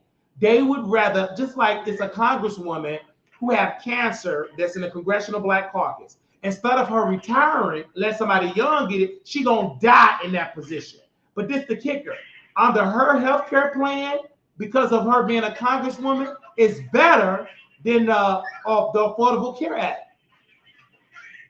So we as Black folks got to understand that I used to be hoodwinked, bamboozled until I got with the Democrats. I lived and breathed with the Democrats in Chicago once I got shipped to Texas, a red state. That is when I had to deprogram from all them cooning ways, from them Jesse Jackson ways, and learn from the Honorable Elijah Muhammad. One principle the Nation of Islam preaches: do for self. Stop begging. Once I got and retooled my mind, now I understand. In order for me to thrive, I have to have a business and learn how to get money from the government, learning about them tax breaks. So when they ever do a tax cut for business owners, guess who won't benefit it? The business owners. The problem is with Black folks with a W-2, you're going to pay your taxes regardless. It's going to be out your check if you're a W-2 person. But if you're a 1099 of your per you have to report what you earn, your losses, et cetera, et cetera, et cetera. So we're talking to the conversation that North Carolina beat and the Wiley Show. We're trying to talk to employees. They're not going to hear it. They Democrats. But them Democrats that telling them that they owners, they get the same tax breaks. They talking about, do you know it's a lot of wealthy Democrats that's in Congress? Like it's a lot of wealthy Republicans. So why is the Democrats say, we want the rich to pay their fair share? Well, go and pass it then, Democrats. Why haven't y'all done it? You're talking, because them wealthy Democrats ain't going to vote for them. We're going to... Exactly. So it doesn't make sense. I just want people to understand that. They thinking that Democrats poor, these Democrats are telling on low income, Section 8, food stamps. Baby, it's a lot of old, wealthy Democrats that's in Congress.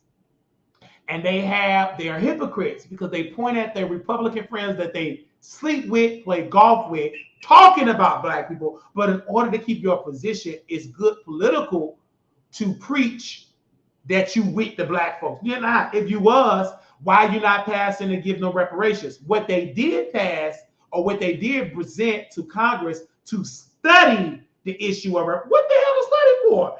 Black people can't give free labor. Okay, get the black people a check. You can't, because the conservatives are so advanced. They have challenged the law that unless you can track your ancestry, your ancestors that they was on the plantation picking cotton, it won't pass. Then you got to go to Congress to say, hey, right, give them the number, because Congress got the purse. They got to finance it, and they ain't gonna never do it. Not even the Democrats gonna do it. Not even, now the Congressional Black Caucus, they'll vote for it, but they're in the minority. It's about how many members in Congress? 400 and what? 30 something? Maybe the Congressional Black Caucus is what? 60 members? 70 members? If that. They're not the majority. They're the minority.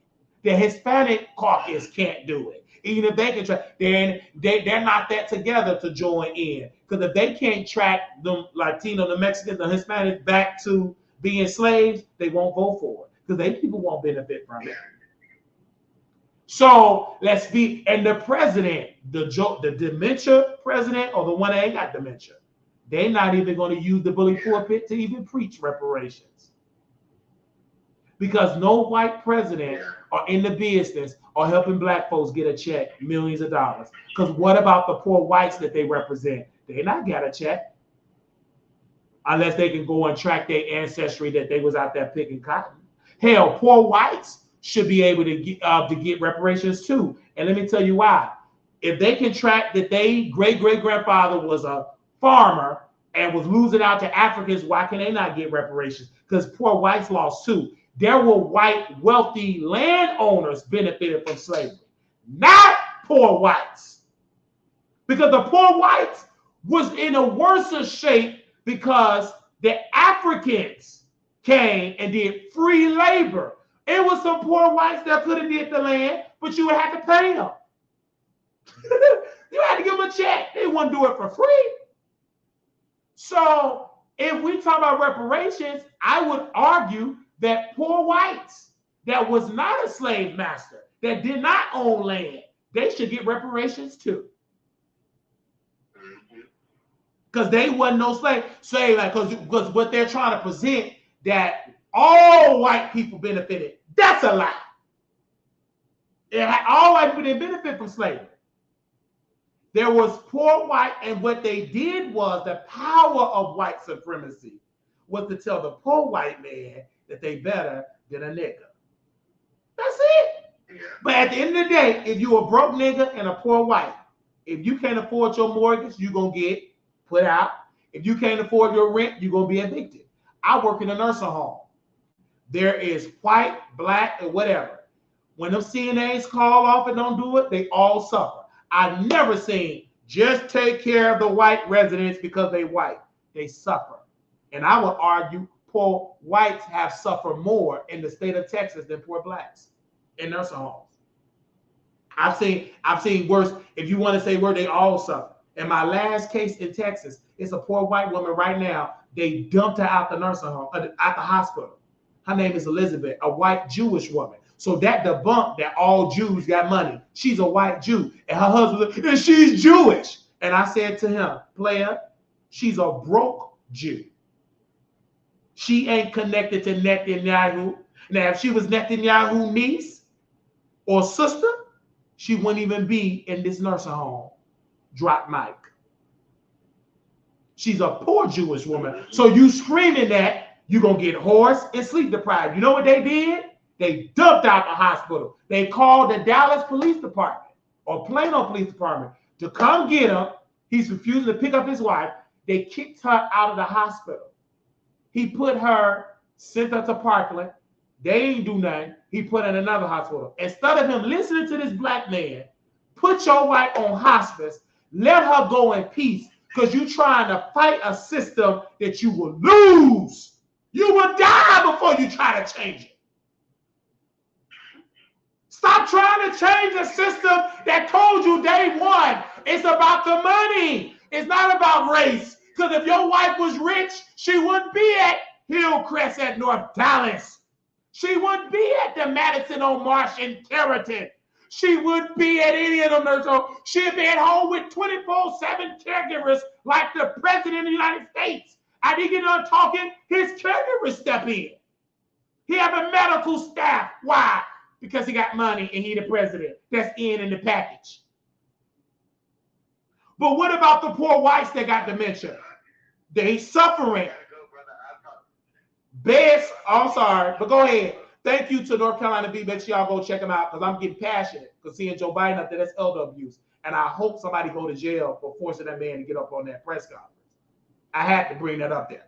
I'm passionate about that. See, per my experience, stop talking to them coon white supremacy. Okay, Elizabeth would damn sure would love to use that white supremacy to help her. She white. Where's her supremacy? They dumped that white woman out of that hospital. Dumped her. Took her out.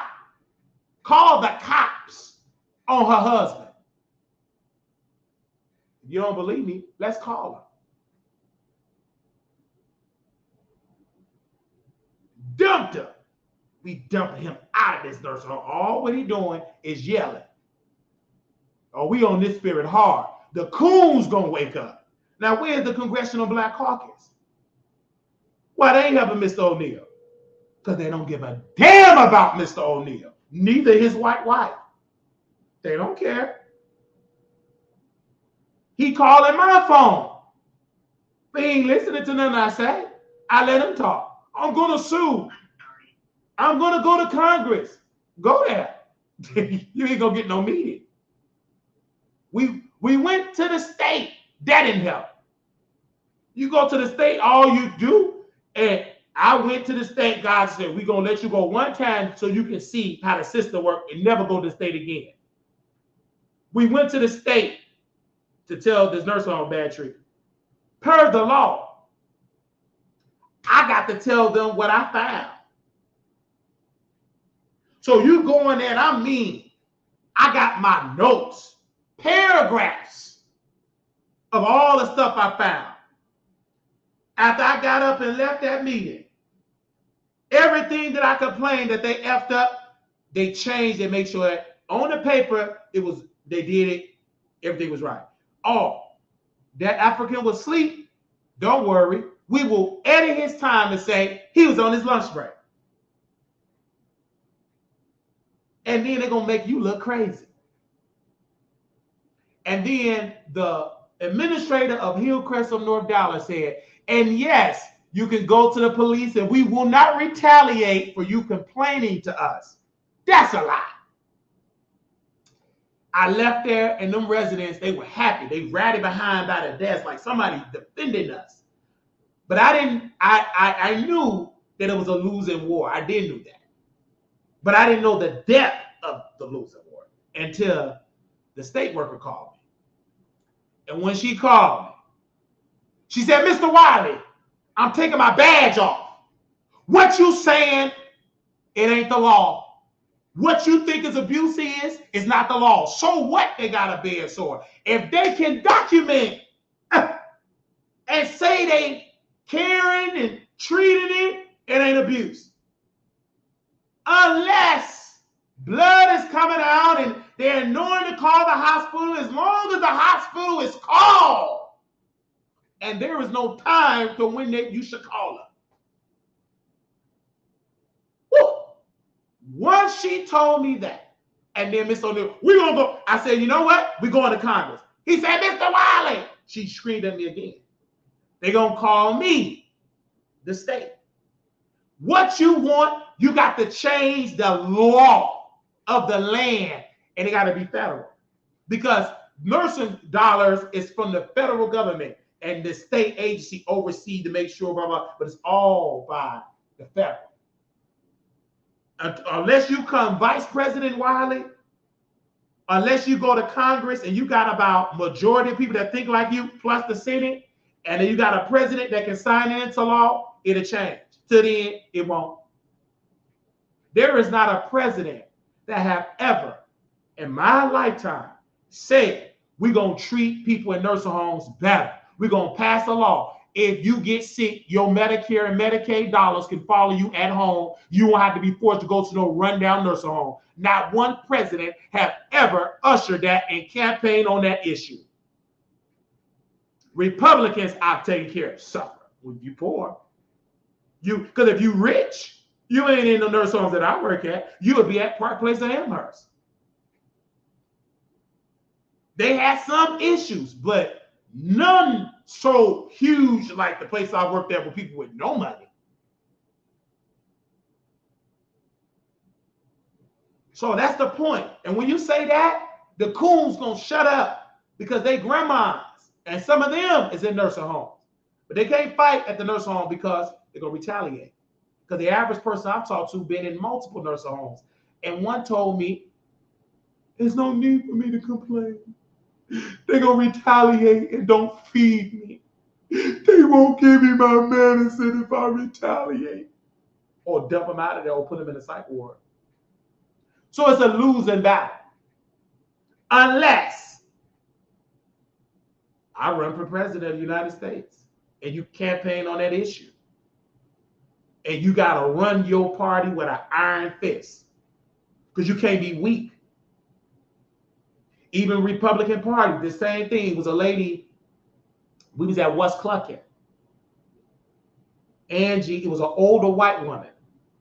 She told me, I said, ma'am, well, I just visited my husband at a nursing home. I wish the money could follow him.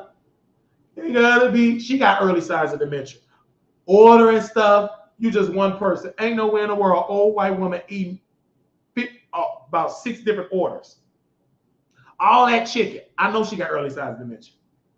You know, your appetite ain't even like that. Where is she at? Is she over there? Angie in the kitchen making the food. Then the way how this older white woman from West Clucking, you can fact check me. I said, ma'am, she parked zigzag. Couldn't even hardly get out of there. Fact check me. But you got to be a journalist. You can't be cooning. She was at the restaurant at West Clucking. Zigzag. Shouldn't be driving. But her husband is bedbound, so she go see her husband. If the law would change and all that money he can get in that nursing home can follow them at home, she won't have to worry about it. She can get a caregiver, so get 24/7, you'll be at your house. Everything you can get at a nursing home, you get at home with this new law that I propose, and I call it reimagining how we take care of our sick and elderly. Act. Because the average person in a nursing home go to nursing home because they forced to go to a nursing home. Because they would tell them, you don't qualify for 24/7 home health. That don't exist. You got to go to a long-term care facility. You need more care. And you see them begging and people be in there. And then these people say, well, you know your father, you can't do it. And I sympathize for you. But dad need more care. But if a new law and an agency to educate the people say, hey, no, it's a new law passed. You can keep your loved ones at home. Everything they qualify. They bring a bed, nurse, oxygen tank, IVs, everything they need here at home. They will bring meals, have a person 24/7 care at home. That will create more jobs, and it will make nursing homes treat people better because you will have to compete for them government dollars. You would have to be the best of the best in order to keep people in the nursing homes. I can guarantee you that at assisted living facility, you have to compete for them government dollars by doing right. And then I, as the president or as the vice president, and work with it, whoever, is going to be a powerful position. And have an agency in the law to educate the people, get paid by the government to advocate. When a person gets sick, that you must call this agency to tell that person their rights. You have a right to stay at home. You have a right to get funded. The same thing of the Miranda rights. They need to have healthcare rights agency to educate the people on their rights. Because the average sick person or person shouldn't even have to be at a nursing home. They can qualify for 4 hours. But they're uneducated. They don't know their rights. And people prey on ignorance and not knowing.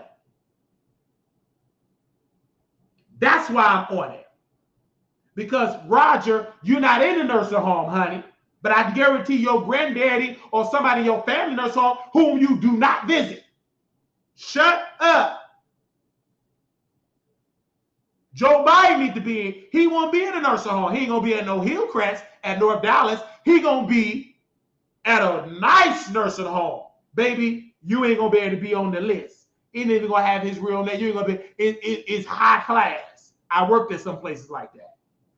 No, I don't think I ever worked at Park Place. That was the only class, but it's one more classier than Park Place Amherst. I never could work at them places. I never applied for them places. Like football players. But Parkway Elmer is very classy. It's millions of dollars people sell their homes for. I took care of some. Millions of dollars. They got Medicaid. What's that? Millions. They so rich, they don't remember how rich they are.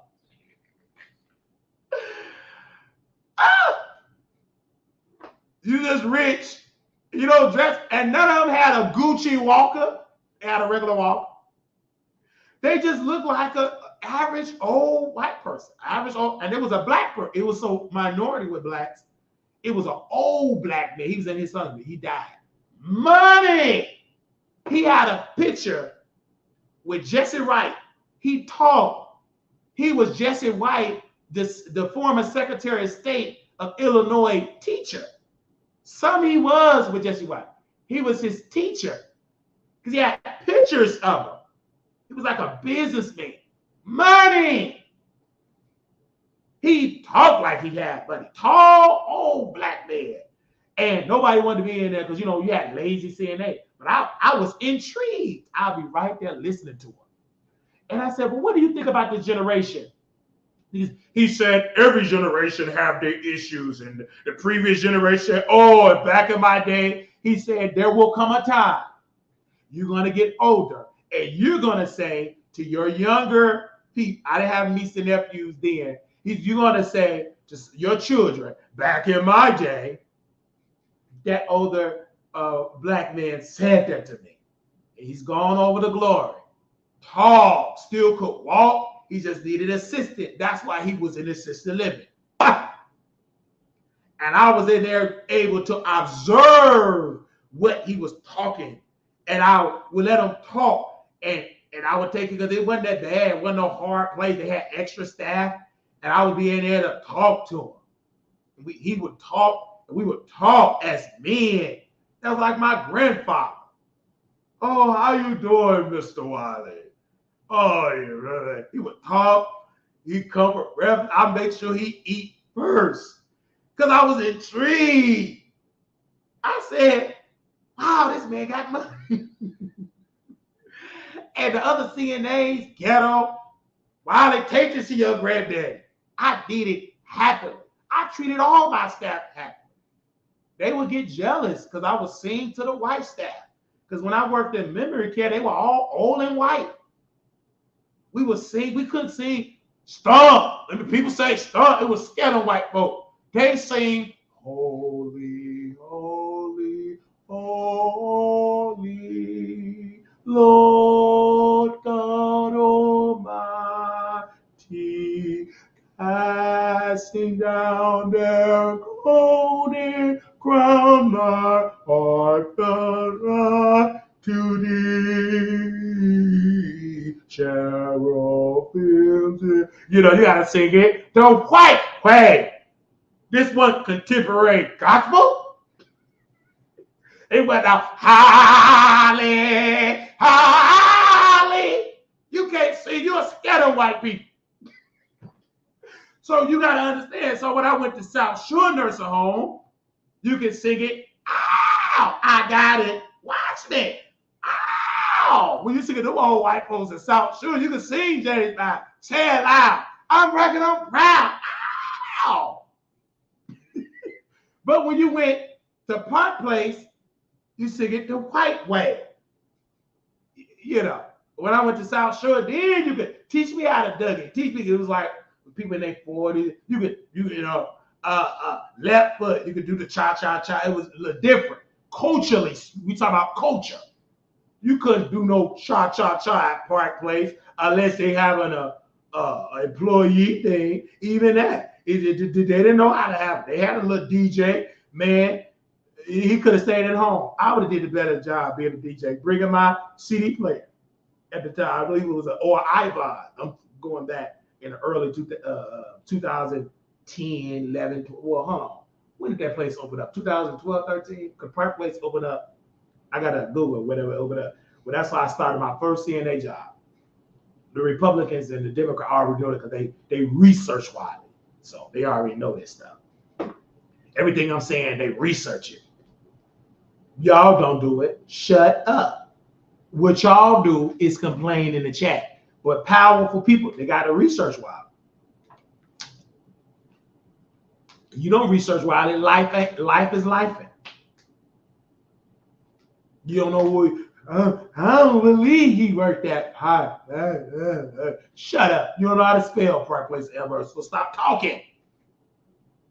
I don't believe that. You talk about CNA, you don't even know what it is, what that position holds. You don't even know what it is. All you do is clean butt. That's a lie. Shut up. You know what you talking about.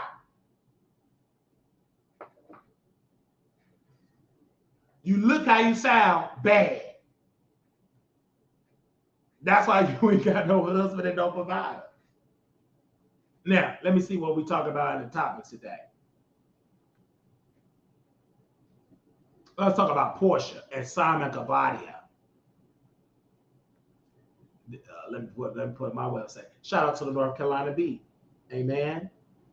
Did y'all love him? He came on. He showed us love. He know I'm long-winded. Oh, before we get to Porsha, let's get back into Joe Biden. Then we get into Porsha when we get into the black stuff. Stuff that y'all love. Y'all love to be entertained. You don't want to be informed. You want to be entertained. So I inform you by being entertaining. You know more about Porsha and Simon Kabadia. Then we're going to break that down. Where's Proud of Me? Do she want to come on and say something? Because she got sense. When she get up, she talk with sense. And if you bother, she'll call the FBI on you. You better go ask Aaliyah TV. Okay. We'll let her come on. And then we open up the phone lines. Well, we got a lot more topics. If you got sense, we'll let you on. Okay. Okay.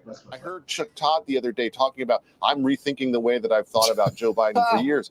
But he's been the same Joe Biden for years. He's been there for 50 years, Chuck. He's not any different. He's still a guy who was extremely ambitious, power hungry, and surrounded by an insular group of people in his family who are going to prevent him from leaving that White House where they are all living and where they all want to keep him in power regardless. Facts. Of whether that's good for the nation or not. Yeah, that's the same Chuck Todd that had a cabinet member tell him that he was concerned about Biden and didn't report it for over 2 years. Didn't report it. Exactly. Speaking of the media, Ben, Wisconsin, a radio host in a station there, amidst editing a Biden interview, and this is what they said in the statement. The Biden campaign called and asked for 2 edits to the recordings before it aired, given the gravity of the current political moment, the stakes in this election, and the importance of public scrutiny of public officials. And even these so-called black radio stations. In the highest office. We believe it is important to share this information. And even in this is why you're not going to see the president come on the Wiley Show. We're going to ask the real questions. There is no edit. It's unedited. It's real, raw, unfiltered. I tell people all the time, any independent artist, whomever, I don't give you pre-prepared questions. Come on the Wiley Show. Because that's the realness of this show. I can tell when a show is pre-prepared, it's phony and fake, and it's boring. People need to get the real questions because voters, they know you can't ask a voter when you just do a campaign stop off the schedule. You just do one, do an improv. You're gonna get the realness. This is why they get pre-prepared campaign stop. The people get vetted to be in that eating. It's stupid. It's not sincere. Just like when President Biden went to go to IHOP. Well, he went to Waffle House because it's black. It's not black owned, but most black people eat at Waffle House. Okay, it's all pre-prepared. None of them black folks asking the real questions. And they make sure they get coon. It could be real blacks, but they're cooning. They so indoctrinated with cooning. If I was eating a bacon, first of all, I would say, excuse me, Mr. President, why are you campaigning when you don't know the difference between Kamala Harris and Donald Trump? I act the real thing, and I will continue to eat my bacon. The Secret Service, they will give me a fist bump. They love me. Baby, the Secret Service is tired of the lies. This is the reason why the Secret Service sole job is to protect the president for any threats that come to the president's life. Unfortunately, there is no Secret Service that can protect the brain. They can't protect the brain. The brain has been invaded by dementia. Unless the Secret Service turn into neuroscientists and they can just rewire his brain to take out the dementia, he already been invaded.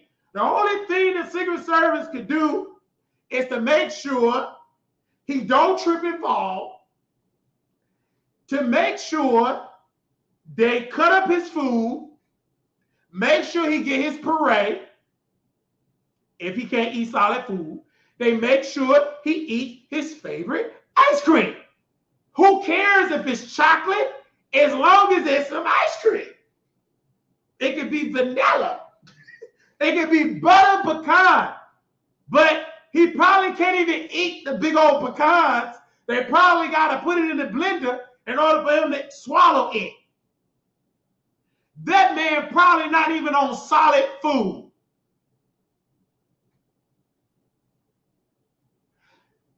Someone said, why haven't the Secret Service knocked down Wiley door? Because the Secret Service love me. They know as long as you just talk about this man having dementia, it's the truth. You don't even know the sole purpose of the Secret Service. Their job is to work at the Department of Treasury, right? I believe they do it, and to protect the president's life. This is unprecedented for the Secret Service in this time for these new agents. They probably copy. Make sure the president do not go in the chemical room. Over, copy. That, please, who put, one second. Who put the chair? The president fell over, out, he gonna have fallen. Nah, he tripped it. So now the Secret Service got to make sure the staff don't put brooms.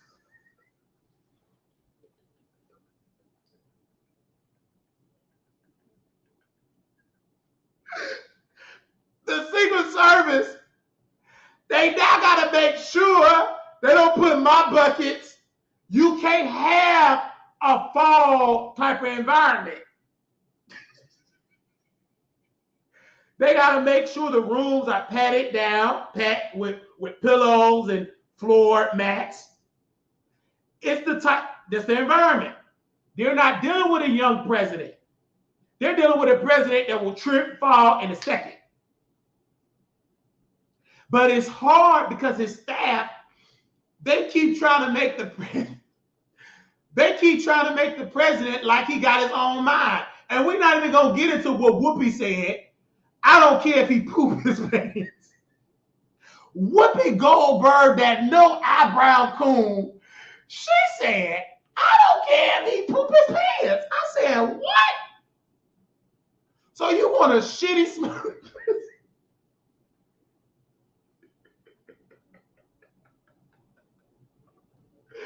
So you want a shitty smelling president? Are you serious? Are you serious? This woman said, Whoopi, I feel ashamed of you, Karen. Or Caroline. You said, I don't even care if he poop his pants. Lord. Well, we're going to leave. Okay, we're going to put you in timeout, troll. You said we ain't have no subs. That's a lie. We got to put you in timeout, Armon. Okay? I mean, they just keep punching. But we're just now learning about this. Do you think it would be acceptable to edit a Trump interview? No. Look, you know, I'm not against. You ain't got to edit no Trump interview. Baby, what you get from Trump is what you get from Trump. You're not going to edit an interview with Trump. Not. Excuse me. You when you talk to the president, you ask the president, well, what kind of ice cream you got? He's not the president. You are. But excuse me. You ask the president, well, what kind of ice cream? And he said, I like chocolate. You asking Joe, excuse me, sir, what kind of ice cream? It's like that 60-minute interview of President Donald Trump was the best 60-minute interview ever that I watched because it was entertaining. 60 minutes, this is why they ain't got no ratings. It's boring. They talk slow. They even fired Oprah. She added some new spice. They want you to talk real slow. So we fact-checked the president. And in fact, he did create jobs and record-breaking jobs. But it's not the extra 3 million. Like, we don't want to watch this boring crap. So President Trump, he got up. Okay, I'm done with it. Can I, Jim, can I talk to you? Can I talk to you? And then whoever was doing the interview, and that was the end of the president. So then they had weak Mike Pence, weak. So where's the president? Well, you know, President Trump, he was so sleepy. I pray every day. I wish I was 35 years old so I could be President Donald Trump VP choice. He need a president with a VP with some swag. Mike Pence was the most weak, boring VP ever. He he was just so dry and boring. It's like at least Dick Cheney had a little bit more swag. Mike Pence was weak and sleepy. He talked slow, weak, and he got with them Democrats. He picked their side. He was a rhino, Republican in name only. That man was a rhino. He was with them Democrats. They got to Mike Pence. And he wanted to implement the 25th Amendment. And the only reason why it just was a project in his mind and not implemented, it only was a theory in his mind, he had to say no, he didn't have the vote. He didn't have the votes. He wanted to do it because he could have been the president for 10 days. That was only if Trump cabinet would have voted with. They would have not did it. Like with Kamala. The reason why she ain't implemented the 25th Amendment, she ain't got the votes.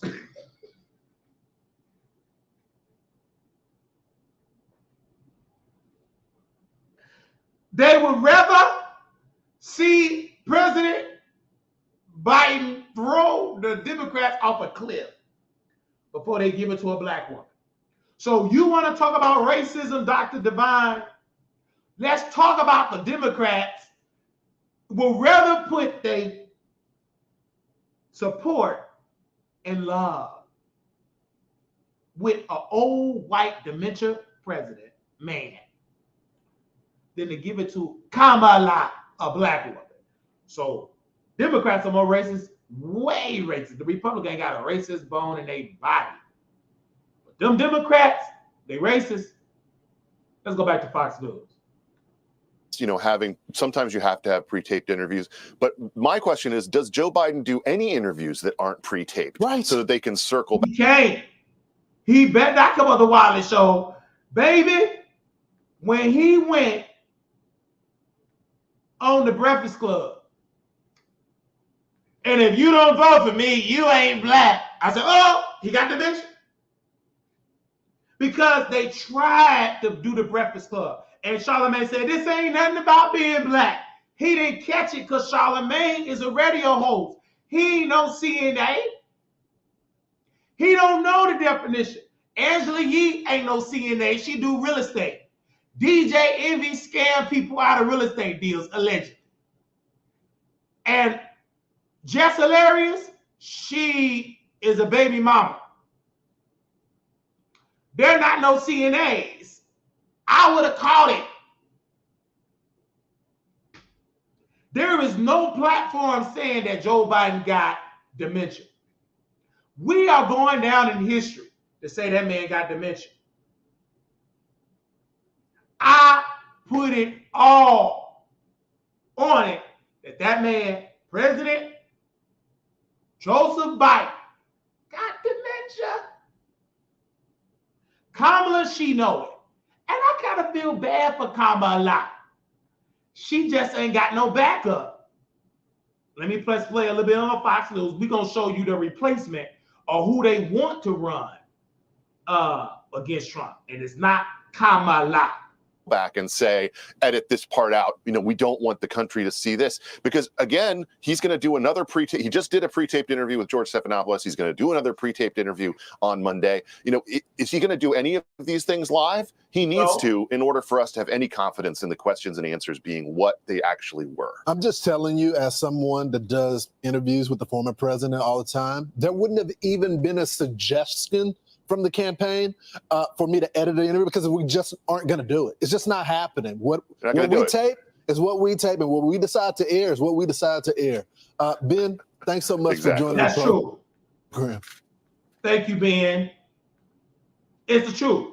You ain't going to edit that because at Mr. Mockley, the people at Fox, you ain't editing nothing.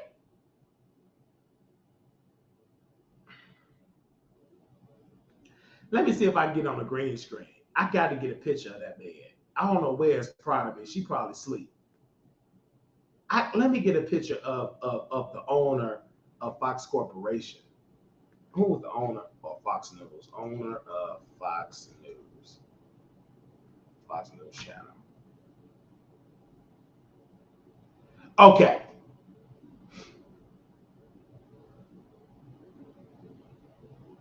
Okay, his son runs it.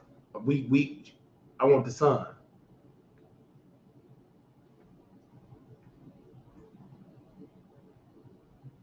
There we go.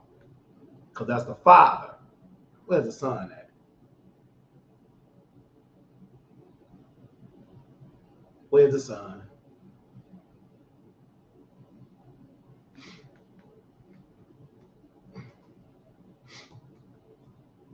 See, a good father leaves an inheritance for the son.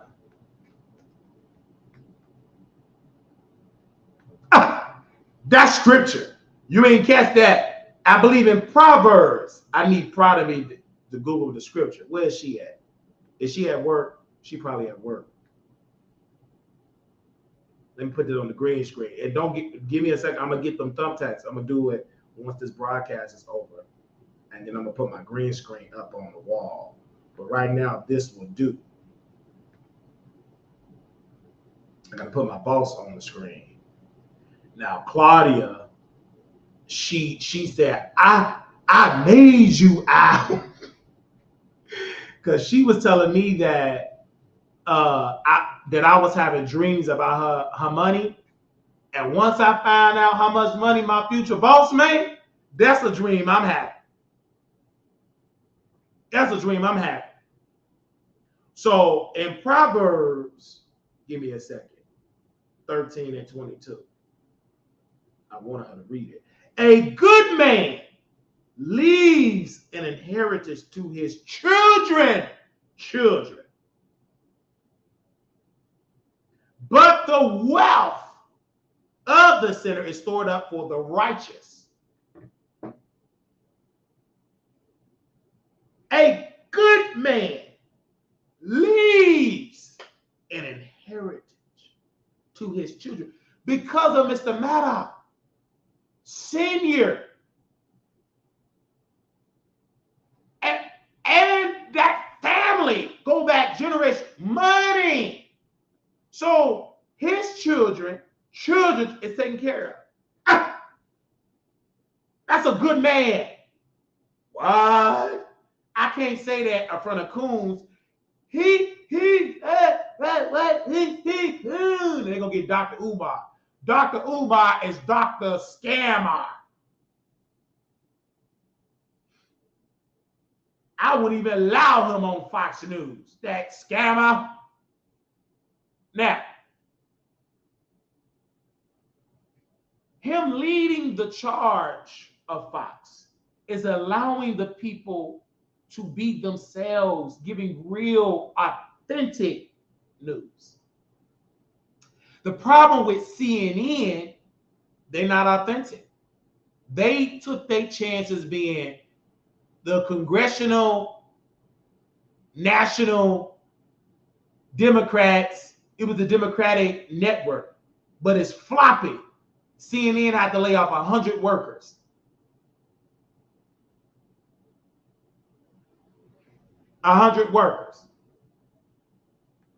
Because they was cooning. And they took their chances cooning.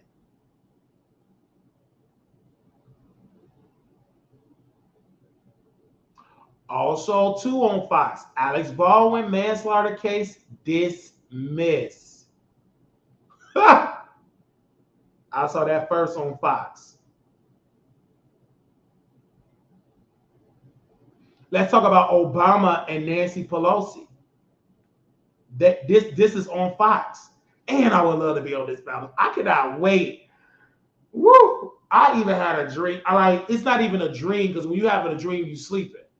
I have a vision of being on this show. Like I live and breathe of being on Fox.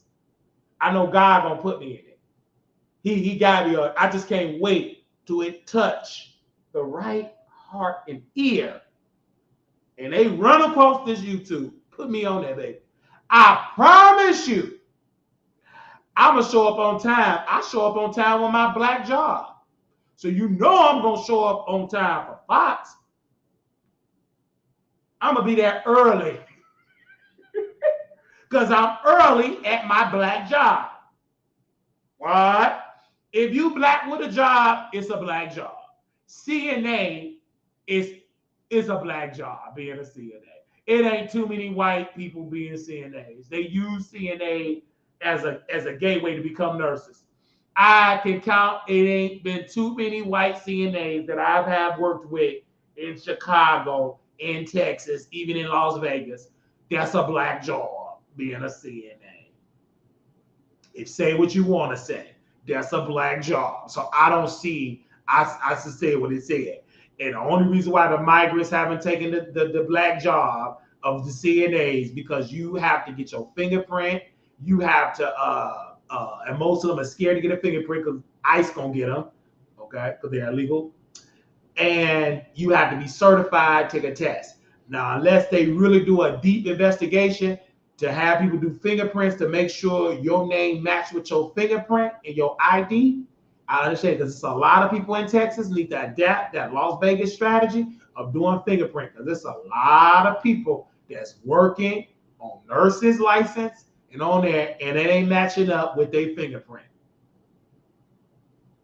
And then they need to do random fingerprint, because sometimes they'll have a person that do got the license, they'll go back to their respected places, and they'll be in there working under somebody else's license. I'm saying, man, ouch. But let's play this about Nancy Pelosi and President Obama. Then I'm going to get into these other subjects. Well, straight ahead, a top House Intelligence Committee member is the latest Democrat to call on President Biden to withdraw from the 2024 race. There are now 17 Democratic lawmakers telling the president to clear the way for another candidate. Madeline Rivera has the latest for us. Hey, Maddie. Hey, good morning, guys. For several Democrats, the president's performance at the news conference last night didn't inspire confidence. Instead, they say that constant hand-wringing is exactly the reason why he should drop out of the race.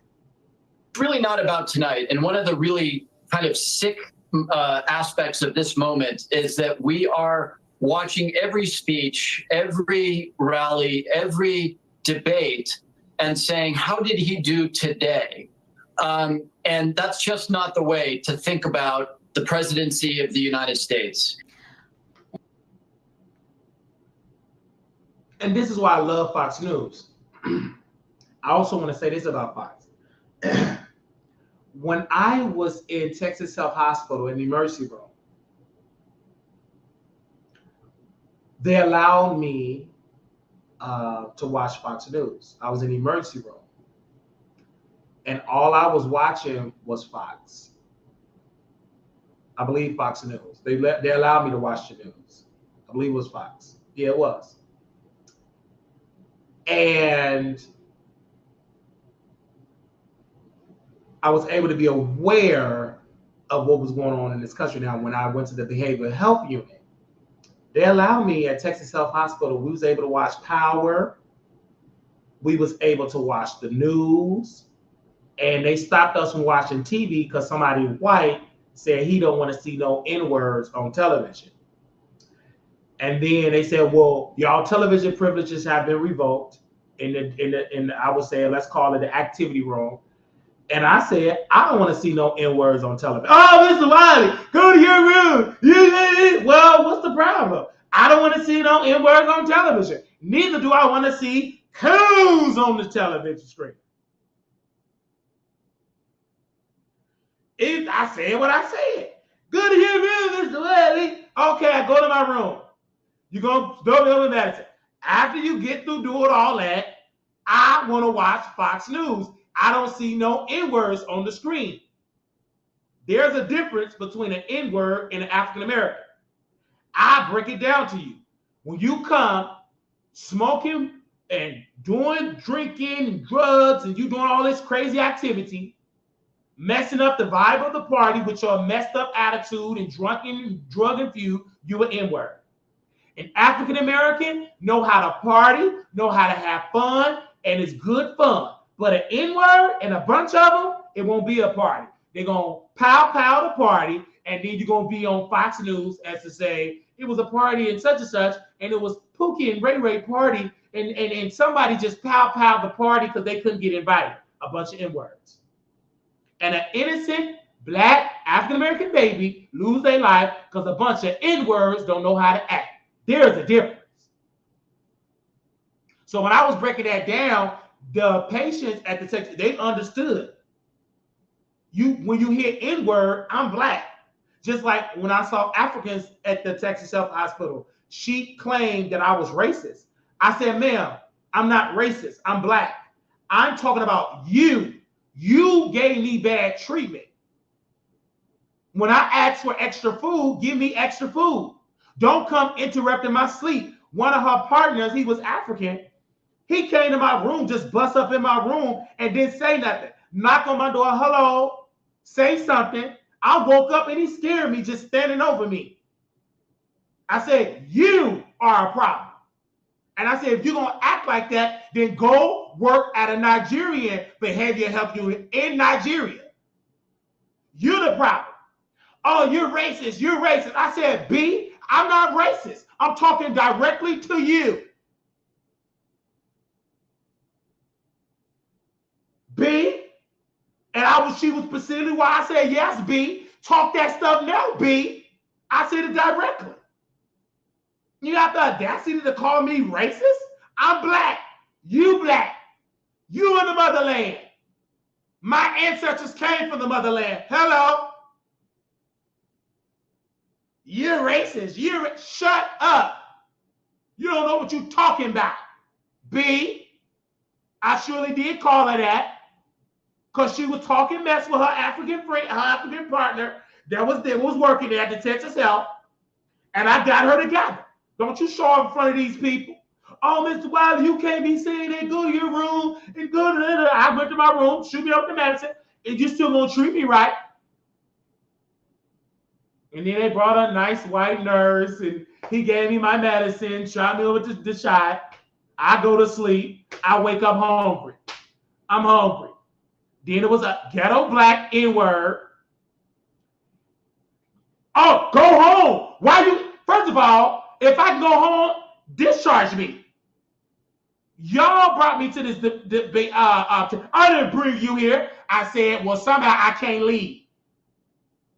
Get your own. I'm going to sleep with my B.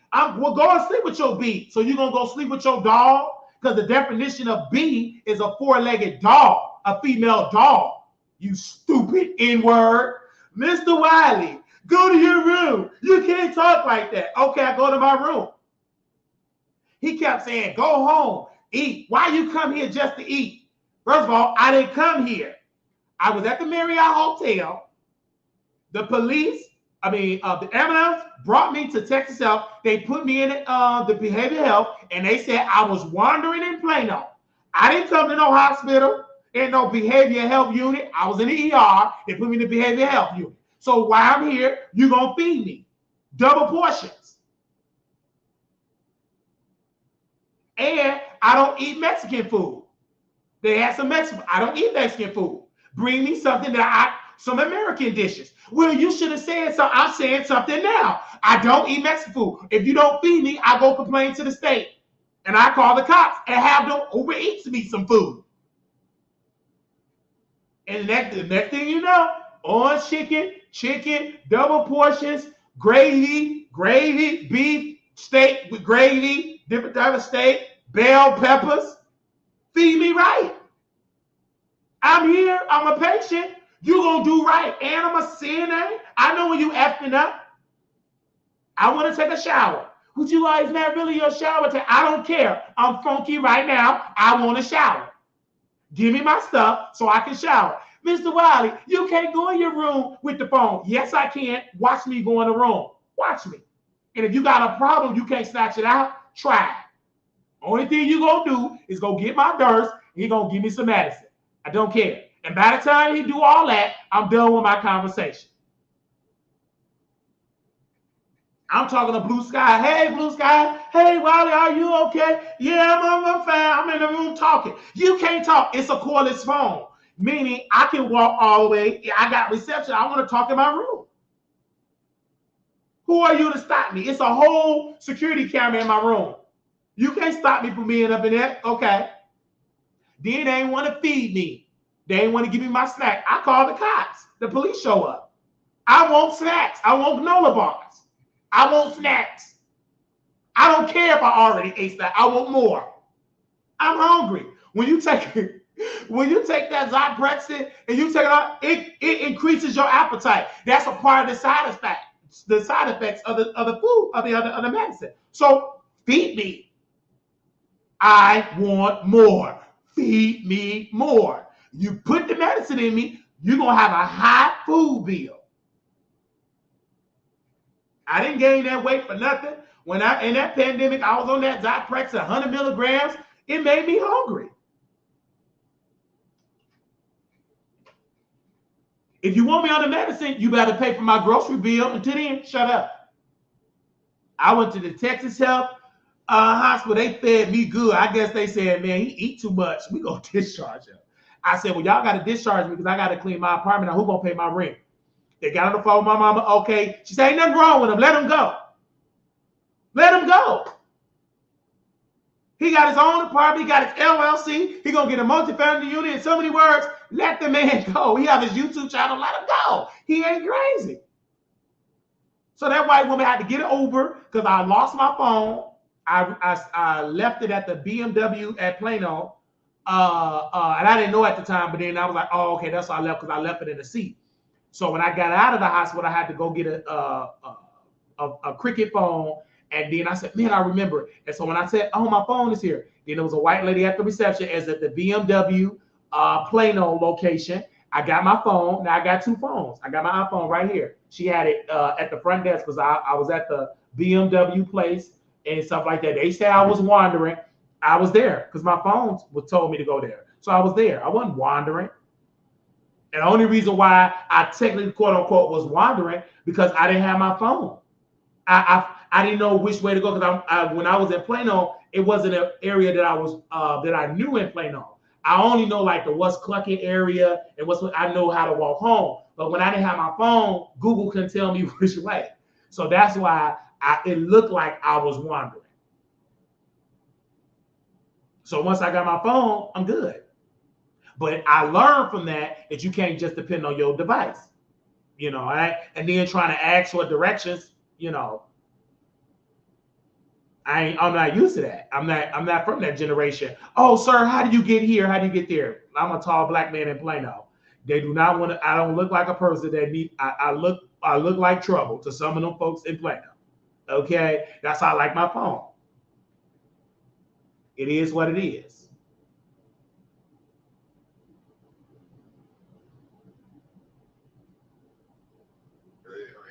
Hey, brother, how you doing? I got something to tell you, and I want your opinion, okay? Uh-huh. And I want you to be blunt and honest. Don't hold back, okay? And tell it to me.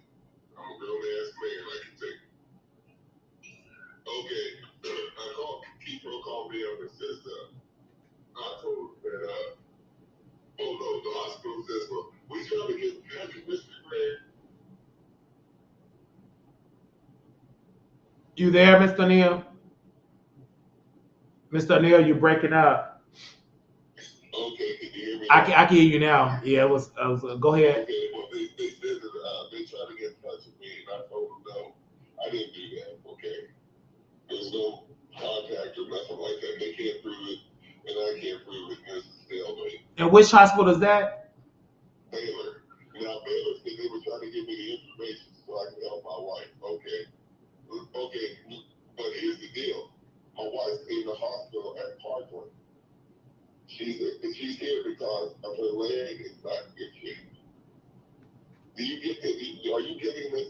I'm getting it. That your wife needs help with her leg. Yeah, I understand. Yeah, but here's what they said. It's all the hate that's going. They trying to blame me. It's gonna be, if they went to court, it's gonna look pretty obvious. Because you gotta realize. So I'm trying to understand which hospital that told the cops to come when she was at Baylor Hospital.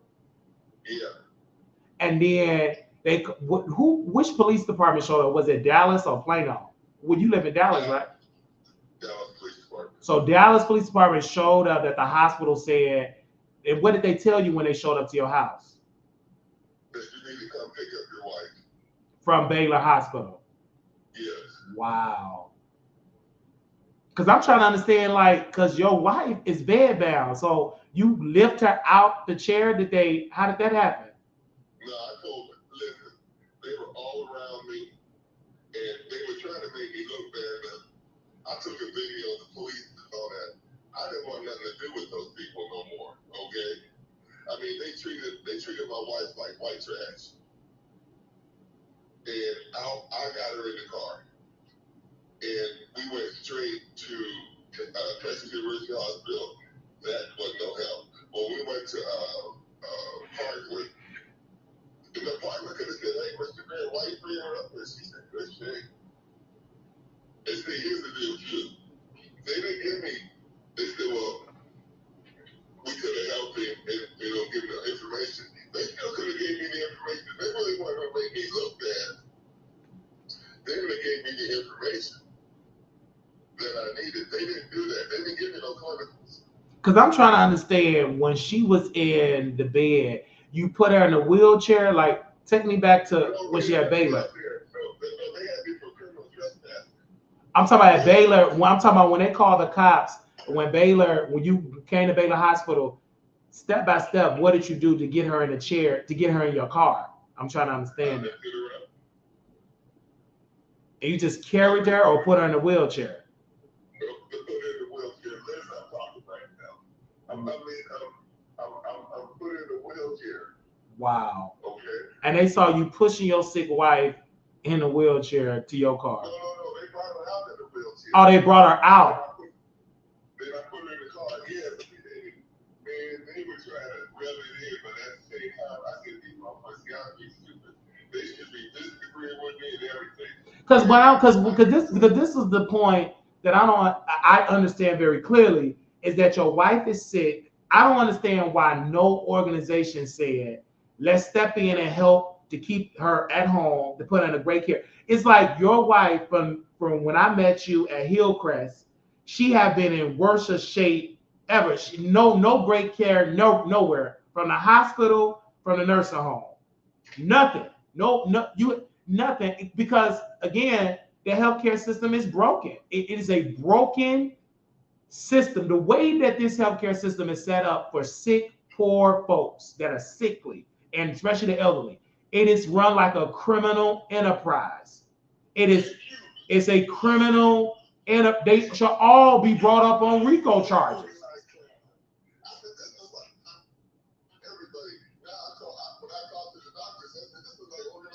It is organized crime because your wife is sick. It's like, and it is so sad because when I went to the state on Hillcrest of North Dallas, the lady said, what you're complaining about is not against the law. It's making us look like me and you crazy. It's clear case of abuse. But she said, and I checked the law, there is no law to say what they're doing is criminal. Only thing they can say is that they documented that they're trying the best they can. They turn her every 2 hours. But you see, what you experience is clear case abuse. But they're making you look like to be the crazy one. And you're not crazy. You just going against criminal people that's making you look like but it's criminals. But you can't stop it because by law, they promotes that. They got the law on their side to do criminal behavior towards sick and elderly people. It's sad. But here's the deal.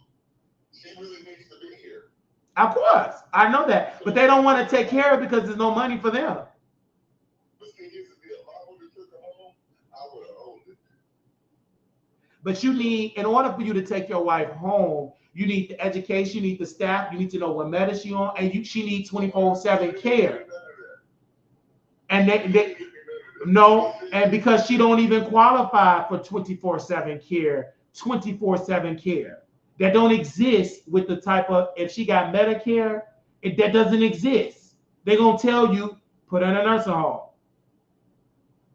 The law, I mean, the president of the United States and Congress, they will have to sign, he will have to sign into law that if you get Medicare, it shall follow you at home, whether you're at home, and you can get doctors sent to your house 24/7, CNAs, I have a CNA 24/7, and an RN at your house 24/7. But as of the law today, it don't exist for home health. It don't exist. You would have to pay out of pocket, and you don't have money to pay for a 24/7 RN. You don't have a doctor to come to your house anytime you call. You don't have that type of money. You are beholden to the government insurance, and the government insurance, quite frankly, is shitty.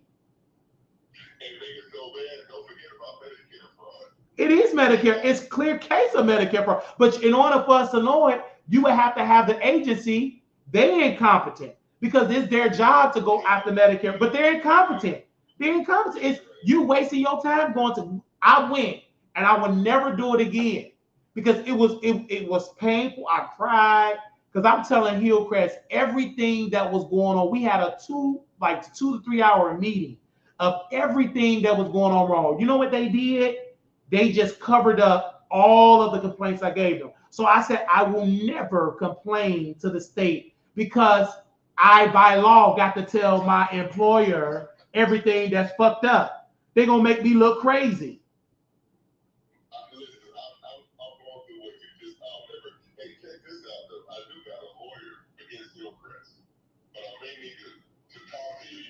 Because the way how the law is set up because of Texas, it's a lose-lose situation because of Hillcrest, they have all this time. They're gonna edit the paperwork. They're gonna make you look insane because they're gonna have the doc, and that lawyer only can subpoena records, medical records. Hillcrest, they have already edited them records to make you look like the aggressor, to make sure we took care of his wife. What is he talking about? Unless you got a lawyer that can subpoena me and subpoena employees that still work there that to be whistleblowers, it's a lose-lose situation. And hell, if lawyers exist like that, there will be lawsuits every day in nursing homes, and they'll be winning multi-million-dollar things because it's abuse. And every nursing home you took your wife, it's abuse and neglect going on. You took her to more than 12 nursing homes, probably more than 12, I believe you told. Almost 12? Yeah. And they all been shitty. You got pictures and videos, and everything you show me is horror story. It's abuse. But when you send it to the state, that ain't nothing. They document it. Of course she had that. They document it. It was an unwitnessed fall at such and such. They can document it, and they're going to have a narrative, and they got the paperwork to prove it. And we're going to look crazy. But we know, me and you know, and the average American know that abuse go on. But when you complain, when them nurse homes get them papers to the state, when they ask for them records, they're gonna make us look crazy. I'm now telling people don't go to the state. You're gonna lose. Because if it was so bad, why the media ain't pick up the story? Because they incompetent. Some of these media outlets is incompetent. It would have to take Fox News to break this story. Yeah. Because CNN ain't gonna break it. They will have to catch up to Fox News because what you're going through is clear case of it's abuse. I don't have the type of resources. I don't have millions of people that watch me every single day, but Fox News have it. But you will have to beg and plead to get through the proper channels through Fox News because it ain't like you could just call them like, hey man, and blah blah. And then in order for Fox News to take it, they would have more. They would need more cases. But how many people are willing that's still breathing? That's willing to tell the horrors of nursing home, because you know why they don't tell it, sir? Because they're being retaliated against at Hillcrest. I will never forget it. Those people didn't even eat, didn't have no lunch. The cook called off, and the reason why them the residents didn't say nothing because they're gonna be retaliated against. They have to live there. They always, it wasn't that bad. We did finally eat. You know, they lied. They all covered up because you have to live there. And the average resident that I've met at Hillcrest, they've been in multiple facilities. They just get tired of moving. Well, I look at it like this right now. I'm gonna tell you something. Please stay in touch. I'm always gonna stay in touch with you. But my prayer is for you, is that I wish that I had millions of dollars so you can take care of your wife at home and get the best care at home. Because you can't trust the hospital. The hospital's there incompetent. You're going against an unjust system. And it's driving, and they're trying to drive you crazy. It's unjust because once you call out Hillcrest, they have been bothering you ever since. You getting the worst treatment because all them is homeboys and they all know that you trouble. And every nurse home she go to, she been on the blacklist. They're gonna treat her bad, and they're gonna F with you. Hey, check this out, the videos that I have, and I got more. Now, I meant to tell you, I had a problem with this hospital a long time ago, and let me tell you something right now. I would suggest you send them videos to Fox News because there's no need for you to keep it in your phone. You have to email Fox News and just send them to Fox. Every video you have, send it to Fox News. It's no need for you to have it in your phone because it does nothing having it in your phone. Send it to Fox News. You need to send it to Fox News. Every Fox News affiliate station in this America, in the United States, send it to them. Because send it to CNN and let's see if the news are real. Let's see if these news are, because that's a story. That's a real story. All them horror stories of how your wife is treated, it's painful. But I can't do it because I can be easily discredited. I'm just a black man. Oh, he's a disgruntled employee. But you got to give it to Fox News.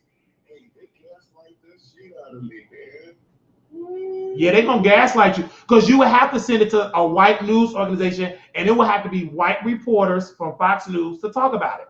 Because let me tell you why Fox News, Mr. O'Neill, because the average person in nursing home, the majority of the patients I've taken care of, they watch Fox News. And if they talk about it on Fox, they're going to have thousands, millions of people going to talk because they all watch, the people they all watch Fox News. And your wife is white. You got to do it while she alive. You got to do it. My prayer to you is all them videos, send it to Fox. You can't hold it because you got to do it while your wife is still breathing. Send it to Fox. Every video. Drive to Fox News station. Send it to Fox. Send it to them. Don't take no for an answer. Stop going to the state. Stop going to lawyers, and then once Fox do it, then every lawyer in America gonna call you. But you got to send it to the news. You got to talk about when that hospital dumped your wife out of. You got all the evidence, but you can't talk about it because you a black man. They're gonna discredit you. You got to give it to somebody new so they can put it all in order from the day one when Miss Elizabeth from when she was born. They're gonna have all her background. They're going to have it all because this is what they get. This is what they do. Tell breaking story. This is a breaking news story. That is criminal for Baylor Hospital to dump send the police. This is how emboldened they are because they know all he going to do is complain to lawyers. You got to go to the news. You got the phone with me, call the news like you call me. You got to call the news. You got to call the news. You got to, because you still breathing. And your wife is still breathing. And you a black man, she a white woman. And the news need to see that she's white going through this. Because people think just because you're white, you get better treatment. That's a lie. Because your wife is white and she get bad treatment. She got dumped out that nursing home. You don't have a black wife. You got a white one. And you want to know something that's really weird? Is that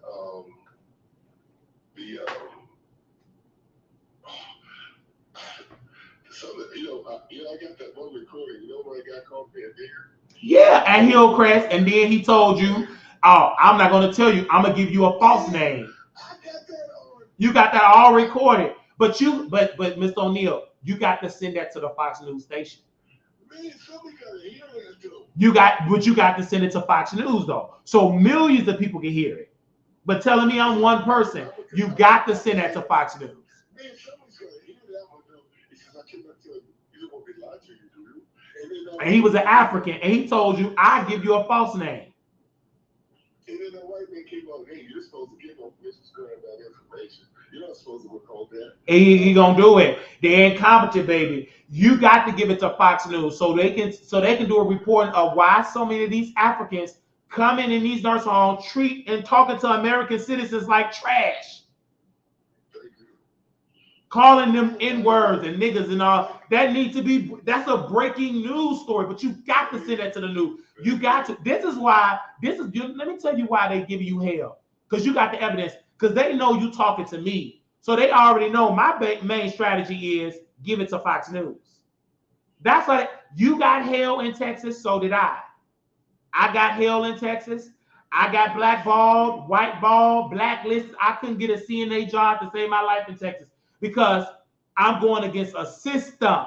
It's bigger than Hillcrest. What we talking about is changing a system. But you want to know something else? If somebody heard him say that, I cannot tell you. You don't want me to lie to you. No, you have to bring that to Fox News because they won't believe it from you. You're dealing with a lot of black folks that are coons. White people have to break it down for them to wake up. You can't do it because it's coming from a black mouth. It got to come from somebody white that's on a news station. Because black folks ain't gonna believe it from you. They're coons. They got to get somebody white and they got to go viral white news media because they only believe it if it's coming from a white lips out of a white mouth. Can you imagine somebody? True. Yeah, I can imagine it.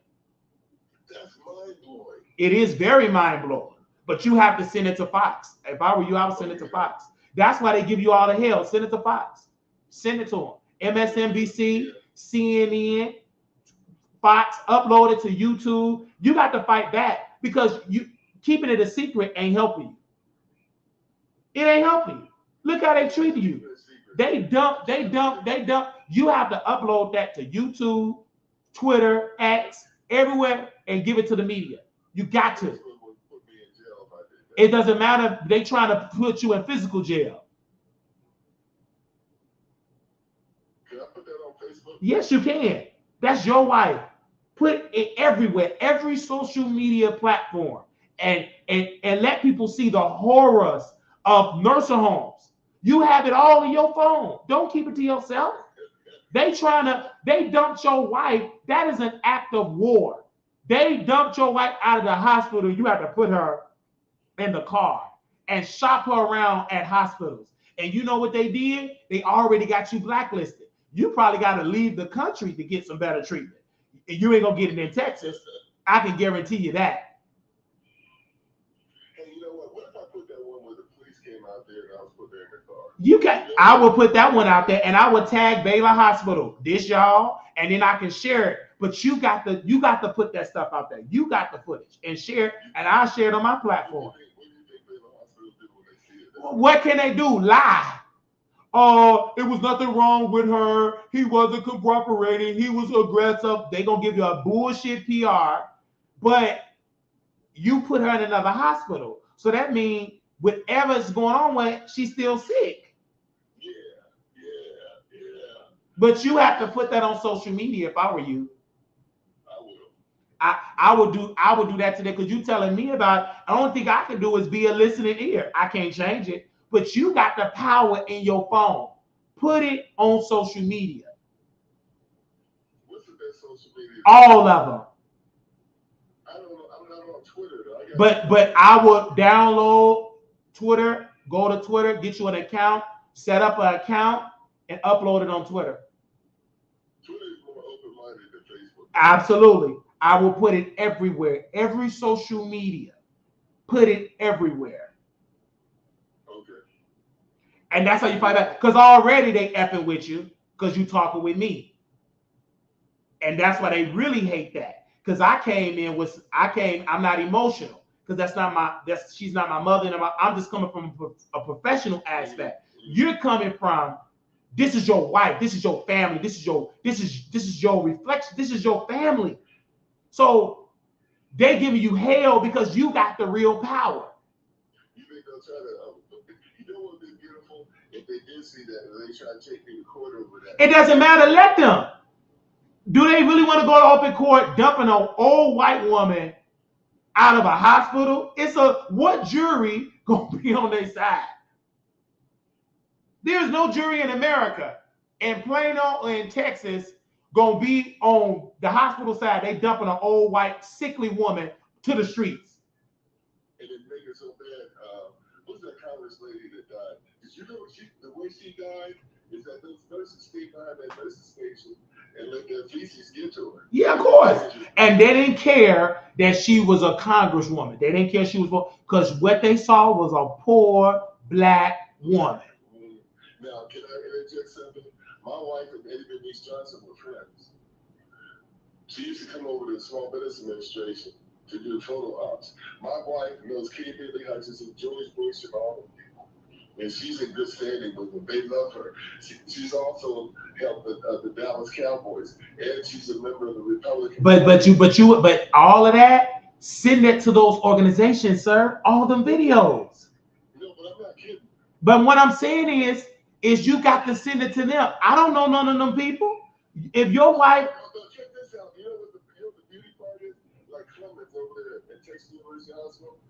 Sam Clemens, the guy that they named the hospital after, he gave my wife a certificate of a yellow rose of Texas, signed by Governor Clemens when he was governor. He liked my wife was a fine motherfucker. When somebody in the men would come at me, be coming at her, oh my God. She was like, you know, I mean, I'm just saying. And like I said, George Bush sent her a Christmas card and thanked her for helping the Republican Party out and all that. I even got a White House dinner invitation. If I were you, I would tag the White House. I would tag the president. I would you need to upload all that. You got the stuff, sir. You just got to do that leg work. And it's easy because it's all on your phone. It ain't like you got to. You mean get the White House's... I would email it to the White House. I will call the White House. Okay. I will send it all to them. There is no way for Elizabeth to be connected to the Republican Party and the Republicans don't step in. Send it to them. This is election season. You know what, though? It was ironic. When you see those videos, I didn't know how you would take that, though, but those are raw. It's I don't want to see it. It made me cry because it was painful. And if it made me cry from a man that have 10 plus experience from being a CNA, could you imagine what an average American that live in Alabama that's going through it right now? They need to see that. And you have hundreds of videos. You don't just got one or two. I done lost count. You have, and it's all with different nursing homes. All of it was bad. And you're not the only one, but you still breathing, and so is your wife. So it's best to do it while she's still alive. You're right. I thought about that too. Man, It's no, now that thought got to be a reality. You got to do it. Because Dr. King thought all integration was right, but until they started marching and started protesting, it became a reality. There's many people thought that black folks should stay in the back until a group of blacks said, oh, we should be in the front. And what did they do? They started protesting and said, we won't ride, we'll boycott the buses. So you got to put that on the social media. Because social media is powerful, and what you have will go viral. You have something very powerful in that phone, multiple videos. And the incompetence of Baylor Hospital, they so incompetent, they called the police. And once you put that on there, then you're going to have social media people doing their leg work. Oh, wow. They called the cops. They're going to get the information. And the cops, Dallas Police Department will have to write a statement. Yes, we were called for him to come get his wife. And they're going to deny what the hospital said come get. They're going to throw Baylor under the bus. Because Baylor is incompetent. The police ain't going to say, well, she did look sickly. He did. They got to put a report. Yes, she was in a wheelchair. They did have to push her in the wheelchair. So that means she can't walk. That means they come to your place and then they're going to go to your apartment complex when they said, didn't they call your apartment complex? Or didn't the apartment complex say the police called them? You ain't got to worry about it because the police got body cam footage. Oh, yeah. They got body cam. All that's recorded. And they got all that recorded because they know one day the media going to take that story and they're going to make sure their narrative is right. They're not going to get thrown in the bus with Baylor incompetent dumping sick people. Yeah, they get. Oh, you can get that as well. You can request that from that Dallas Police Department. That's public record. You can record. They'll give it to you. You know the date they will call. You know the date they're gonna give it to you because they know the healthcare system is incompetent. What did the paramedics say to you when Hillcrest, when they picked her up, they called Hillcrest a what place? They said Hillcrest is so messed up. They said the paramedics was like, this shitty place. They didn't even know the places are shitty. But you got my eyes wide open, man. Yeah, because what I'm telling, because what I try to tell you from day one is that you got to go to social media with, because number one, they called the police on me at one place. They had the police there because I said, wait a minute, it's no use of me fighting no more. I'm done. My job is to advocate and to assist and advise you to go to social media, because now once you go to social media, then I can talk about it more. I did as much. I reported in another place, and you know what they did? Because Hillcrest or A player, this man is trouble. They had two Plano police squad cars in front of this Walman Court of Plano. Two Plano SUV cars in front of it. And that's what I knew then. And the only thing I was going to do is to go to them and complain, because you legally have to go to the facility and tell them all the stuff that's going on. You got to tell them. But this time, what they did was a fear tactic, and I wasn't fearing, is to bring the police. But God said, there's no need for you to go through another step. Just go on to the gym and work out. Because until Mr. O'Neal to you use that power, then it'll help you. Then you will get people to send donations to help your wife. Because you're trying to get help in a system that you expose, and they just shocked that she's still breathing. They don't want her to breathe, because once she go, you gone. They went to the apartment complex lady, who's the landlord, and they went to her, and they said, Mr. O'Neal. She started calling for me too. Now, she wasn't trying to help. She was trying to make me look bad. Now, she says to me, everybody was trying to call you, because I left my phone at the hospital. I went to get some boxes because I moved. So I said, okay. So when the police came up, they were, I didn't cuss them out or nothing, man. I was like, they said, go pick your wife up. That's all they said.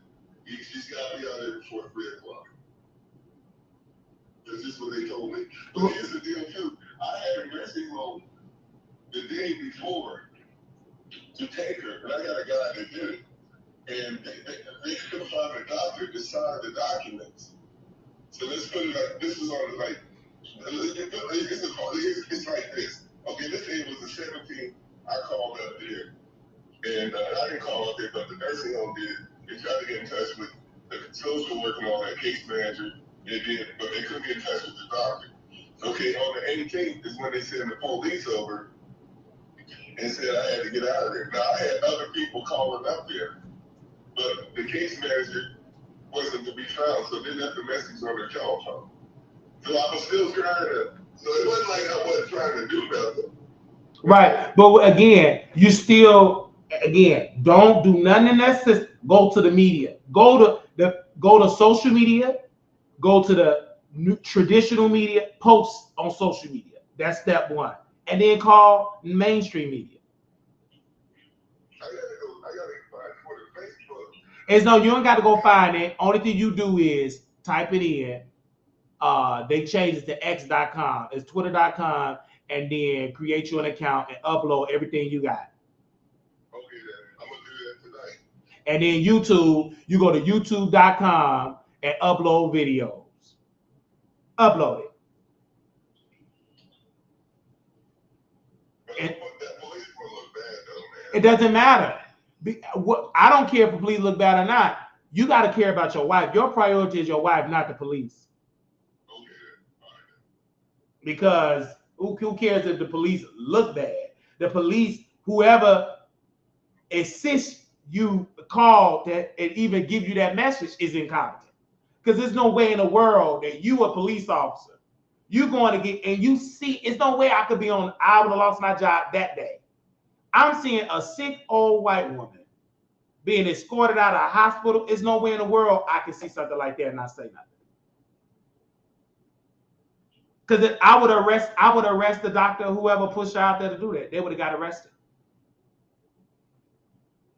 I would arrest her. That's pure criminal. Hey, can I send you the video? Yeah, you can send it all to me. Yeah. Mm-hmm. Okay, I'm gonna do that now. Okay. Yeah. How do I send it over to this phone? Yeah, you can. Mm-hmm. Okay, because I'm gonna send you something, man. Give me a couple minutes, okay? All right, and I'll send you my email address too. Yeah, you can say that, and I'll send you my email address too, so you can have that too. Okay, but is this number good? Oh yeah, this number is good because it's my iPhone. Yeah, this number is great. Mm-hmm. All right now. Okay now, bye bye.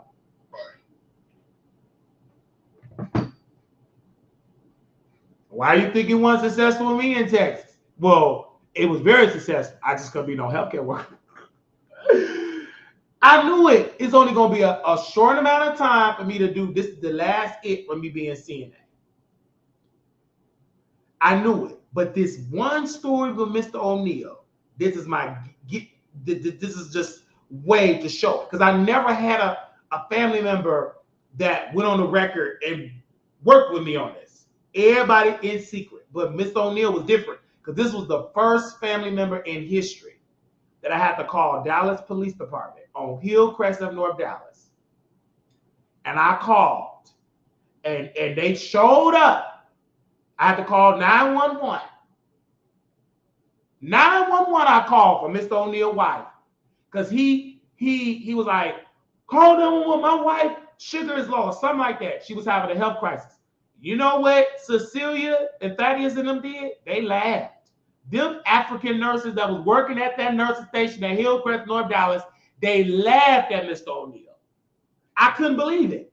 And he was like, y'all laughing? And I said, I'm going to call 911. That's not your job. I said, you are incompetent, and I'm going to override your authority. I work under your license, and right now, you are incompetent.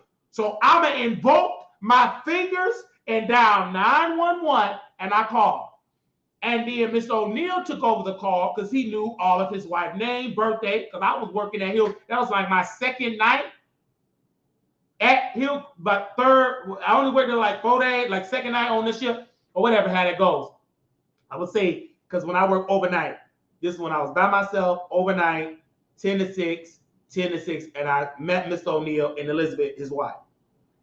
And she, bad treatment. He couldn't believe it, that a good CNA was changing him. It surprised him. A black CNA treating his wife with respect. He felt like his prayers were, oh, I never seen a nurse like that. Of course you did. Because most of the scene, we are in the minority. To change somebody and do right, you are in the minority. You blessed if you got somebody that can do that. You could be changed. You blessed if you could be changed once.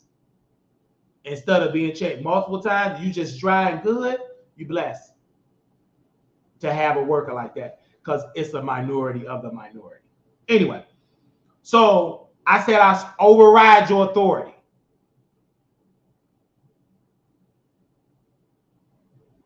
And let me tell you what I wrote, because I still have the email about Hillcrest. I sent this to the state. I still have the email. And I read what I sent to the state to Hillcrest. I had to do it. Legally, you got to do it. It was just so bad I couldn't even be anonymous. It made me cry. Let me see if I still have that email.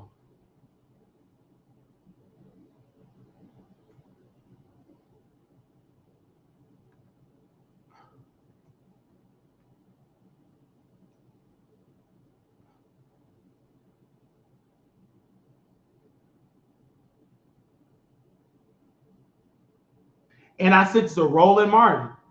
All these people I sent it to, hold on.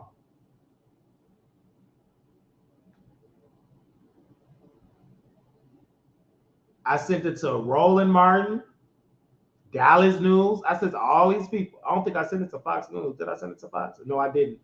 WVAA, Dallas News, Roland Martin. Let me show you what I sent to Roland Martin. This is why I don't fool with him. He too busy cooning for Democrats and black folks that he claimed he loved getting pure hell at nursing homes. Listen to what I sent to Roland. I can't stand that man because he's a liar. We sent it on April the 15th, 2024. Whistleblower report abuse and neglect at Hillcrest of North Dallas. Did we send it to him? Don't you see the email rolling? Let's read what we sent to rolling. I thought he was black media, love black folks. Baby, I cried. It shocked me. Dear Roland Martin, I'm reaching out to you as a whistleblower regarding disturbing incidents of abuse and neglect I have witnessed at Hillcrest of North Dallas. As a certified nurse assistant, it is my duty to ensure the well-being of patients, and I'm no longer remain silent about what is happening within this facility. On April the 13th, 2024, the Dallas Police Department was called to the facility multiple times due to concerning reports from patients, including one patient, 208, and Miss Anderson reported incidents of abuse by nursing staff and stated that she was not receiving proper care, including meals and medication. During one of these incidents, I encountered her assigned nurse, Thaddeus, sleeping in the break room. When I attempted to address the situation, he verbally abused me with racist language, referring to me as a black bitch and insisting that I not disturb his sleep. I've attached evidence of Thaddeus sleeping during his shift to this email. Unfortunately, I do not have his last name as is not provided on the schedule at the nursing station, which only lists his first name. In addition to sleeping on duty, Thaddeus has also ordered me as a CNA to administer medication to patients, a task that is beyond my scope of practice and qualifications. Furthermore, on a recent Sunday shift from 6:30 a.m. to 2:30 p.m., the kitchen staff called off without proper notification to the rest of the staff. Consequently, many residents did not receive their meals on time, leaving them hungry and neglected. When I raised concern about this to Thaddeus and other staff members, I meant to say Cecilia, hope I'm saying her name, I know how to pronounce it, Cecilia, I was met with disrespect and indifference, which both individuals dismissing the issue referred to me with the derogatory language. The situation has escalated to the point where the Dallas Police Department has been reportedly called to the facility during my shift due to reports of inaccurate care for the residents. I've also filed a formal complaint with the state of Texas, case number 497155. An individual who received this report is what was that? ALYSSA. I do remember that. Okay. It is imperative that the public be made aware of these egregious violation of patient rights and safety. I urge you to investigate this matter further and shed light to this ongoing abuse and neglect within Hillcrest of Dallas. Sincerely, Marquise Wiley, certified nurse assistant. And this is the picture of Thaddeus sleeping. So I did my job. I sent it to everybody that I can muster. Let me see. Let me forward this to Fox News. I don't think I forwarded it to Fox News. Let me forward this to Fox News right now. Somebody send me Fox News. Let me send it to Fox. Oh, they black. Fox News Insider. Fox News. Fox News.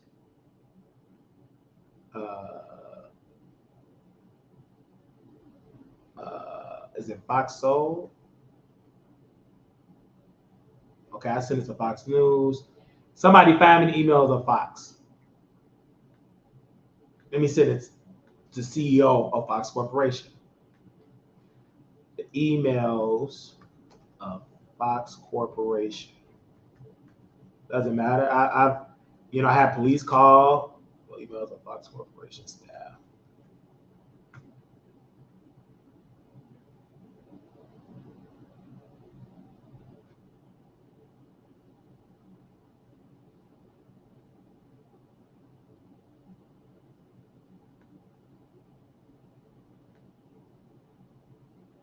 I sent it to them. Because I did it to the blacks. I sent it to him. Roland Martin, I thought he was the voice of Black America. They give a damn about Black America. All he do is the voice of Eden. Hello? Hello? Hey, I want you to read that what I just said. Oh, you had sent it to my phone? Yeah. Oh, okay. Hold on. I want you to read that and then call me after you read it. Okay. I didn't get it yet because you had texted me something. I didn't get it yet. Okay, but I'll wait till it probably can take a little minute for it, and then I read it once it comes to my phone and try. Oh, okay. I will read it and I'm gonna call you back.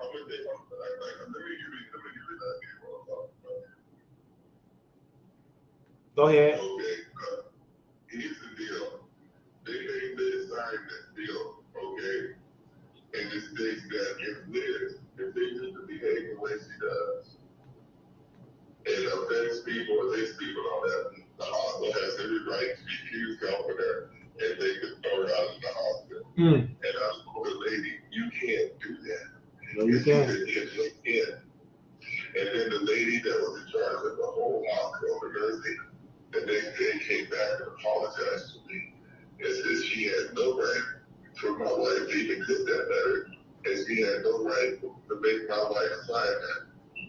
She made my wife sign that.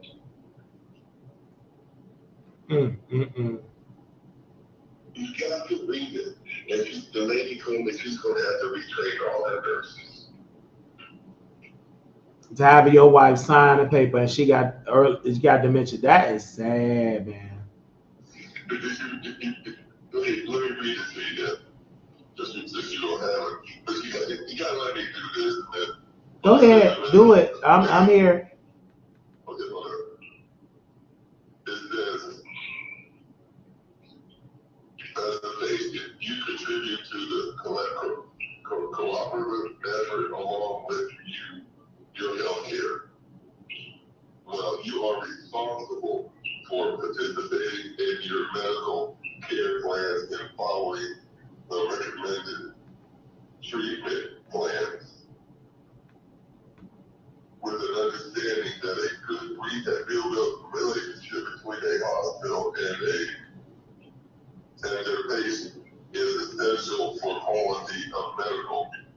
Now, if you had to do this like a Miranda rights, and the patient and the hospital medical staff take the responsibility, refrain from abusive behavior, harassment, and intimidation of staff in any form.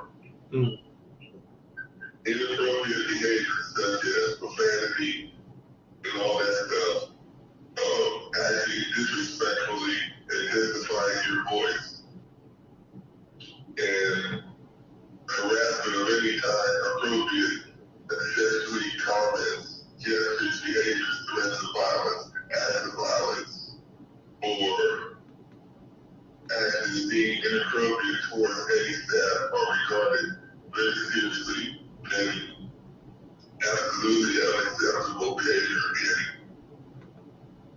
this facility. If this should occur, the patient will be asked to refrain from inappropriate behavior if the patient chooses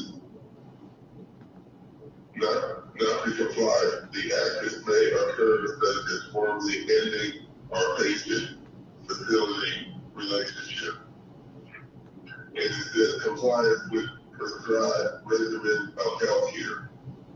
For your care and treatment to be most effective, it is important that you cooperate with all necessary examinations, testing, and treatment requirements. If you are non-compliant with our medical treatment recommendations, we will consider you responsible for the consequences, and you should seek treatment elsewhere. Your refusal includes, but it's not limited to, refusal of medication, refusal of laboratory imaging tests, refusal of any medical necessary intervention and treatments, refusal of nursing care, refusal to discharge. Elizabeth, they got her name down here. They printed their name down here. And what did they say for the name? What? That my signature indicates that I am in agreement with the outlined patient responsibility. My continued ability to receive medical care and treatment will be contingent on my adherence to this agreement. I understand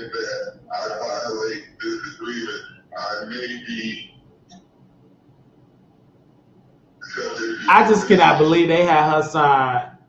She didn't write it. The hospital wrote it. Had your wife sign with dementia. A false. First of all, they can't have her sign anything when she have dementia and you her power of attorney. That's crazy. These people. They have Elizabeth. Elizabeth can't sign for anything. She have dementia. So with that was a. It's just to me, whoever like these people.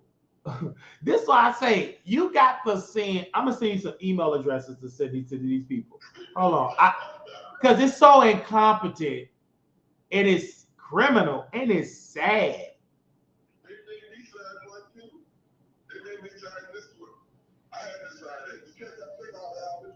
They have you just sign. You're signing it under duress. Because you ain't signing nothing to take your wife out of a hospital for bad treatment. It's under duress. You are a senior citizen, and they typing something up. It's BS. You want your wife to be taken care of. How about they sign up to do their damn job? Because they doing all that just in case we get sued. You still can get sued with something. First of all, having Elizabeth sign something, you incompetent. Then you calling the police on her husband because you want him to come pick up his wife because you tired of taking care of her. Well, shut down then. You a hospital. Your job is to take care of sick people. If you don't want to take care of sick people, then go on a golf course. Get out of the hospital business. Hospitals are supposed to take care. Don't nobody go to a hospital for a vacation. You go there because you're sick. I just think it's criminal and it's incompetent.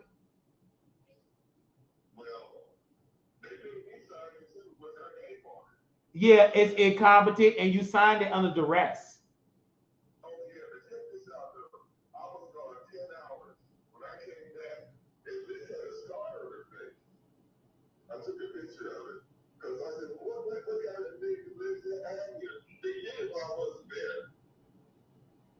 Yeah, my sad.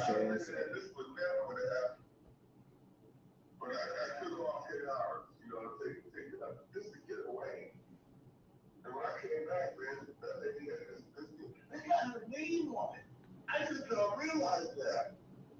They really fucked up. They had planned this.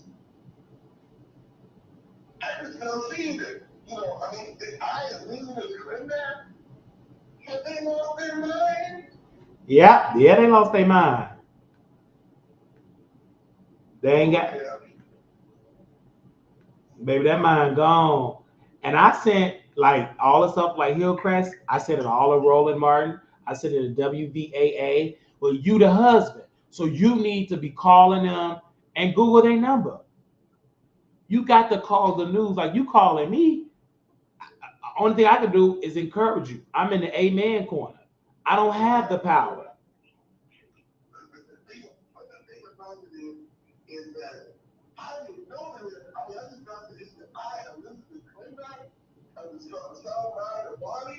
She ain't in no sound mind and body. They just, I'm telling you, but you send it to Fox News. That's my advice.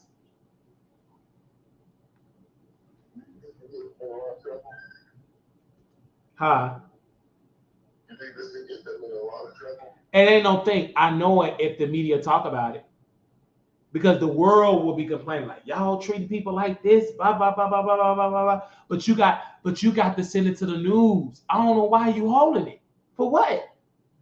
Well, I just got this this is my here. I just got this it's been about 6 weeks. I'm talking about not just that letter. I'm just talking about everything you have. All this from Baylor Hospital, send it to the news. Everything that you have, video, send it all to the news. You did right by documenting, but just keeping it in your phone ain't gonna help you. Send it to the news. Don't go to the police. They don't know nothing. Because the police, they job is to serve and protect. The media job is to speak truth to power. Okay, here's the deal. I don't know how to do it because I tried to send it to him. Oh no, you sent it to me. I got it. But what you have to do is send. Yeah, I got it. So send it to the news. Email. All you got to do. What is Fox News email address? What is Fox News phone number? You keep all, it's on Google. You know how to type it into Google. Just type it in and copy and paste the email address. Call. Don't take no for that. You're very persistent with me. So, you know what I'm saying? So be persistent with them white folks, with them notebooks and them pads. If you want to know something, though, I'm glad I did because I didn't realize they had this plan. Yeah, they have it planned. They evil. And that's probably not, is that her signature? They probably forged her signature. And then they have your wife sign it in front of you. These people are sick. Baylor Hospital. Baylor Scott and White is crazy to have a person with dementia. I'm looking at the signature. She said 5/31 of 2024. They had her to sign. Ain't nowhere in the world she know anything about patient behavior agreement. These people is incompetent. They don't even know, like, because they banking on you not taking it all the way. That's just stupid. Ain't nowhere in the world. But the way they did that, though, like I said, I was gone. And the first thing they did, they ran into her. The nurse was over her, reading to her like with a Miranda, like. It doesn't matter, but yeah, you took it to the news, son. I told you to take it to the news, because talking about it, it's gonna drive you crazy. All that talking about it, talking to the news. Call them. You got number time. Call the news. Don't call the police. Don't call the state. Call the news organization. Call black journalists. Go to the NAACP. Go everywhere. Go to the Jewish organization. Ain't she? She's Jewish. No. She's not Jewish. Well, say she is Jewish. She go to everybody, because there are Jewish people that's going through. Go everybody. They supposed to be helping people. It's Jewish organization help people whether they Jewish or not Jewish. They just help people. Go to every organization. Jewish, NAACP, the Urban League, the RNC. Go to all that. Right, President Bush. Call the White House. Go to all these organizations and go. This is a political season, and call the president. I don't know if he gonna answer because he got dementia. He don't know the difference between Donald Trump and Kamala Harris. Yeah, of course he got dementia. We both know this. We'll call him. His staff member will take it down. Hey, if he gets to the president, he wants some ice cream. He don't even know if he's the president.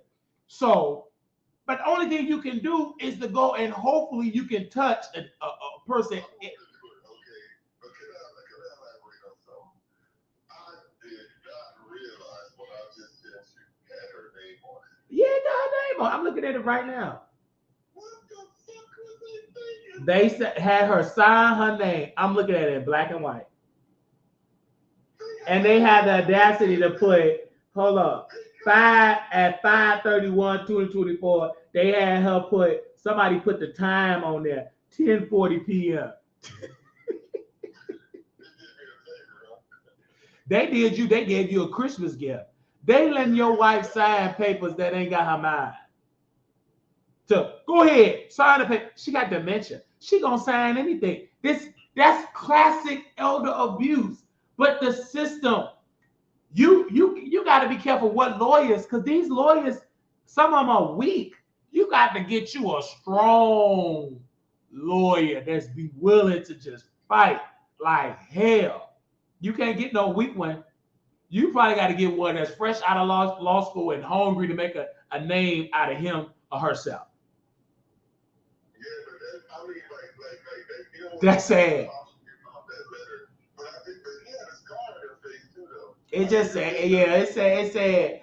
That's how I told you, man. Like, you go to the media because they doing stuff and they gonna try to pretend like you doing all this. That's why they playing with your mind. They making it seem like you going crazy. Yeah, they doing a good job playing They're doing a great job because you all in the system.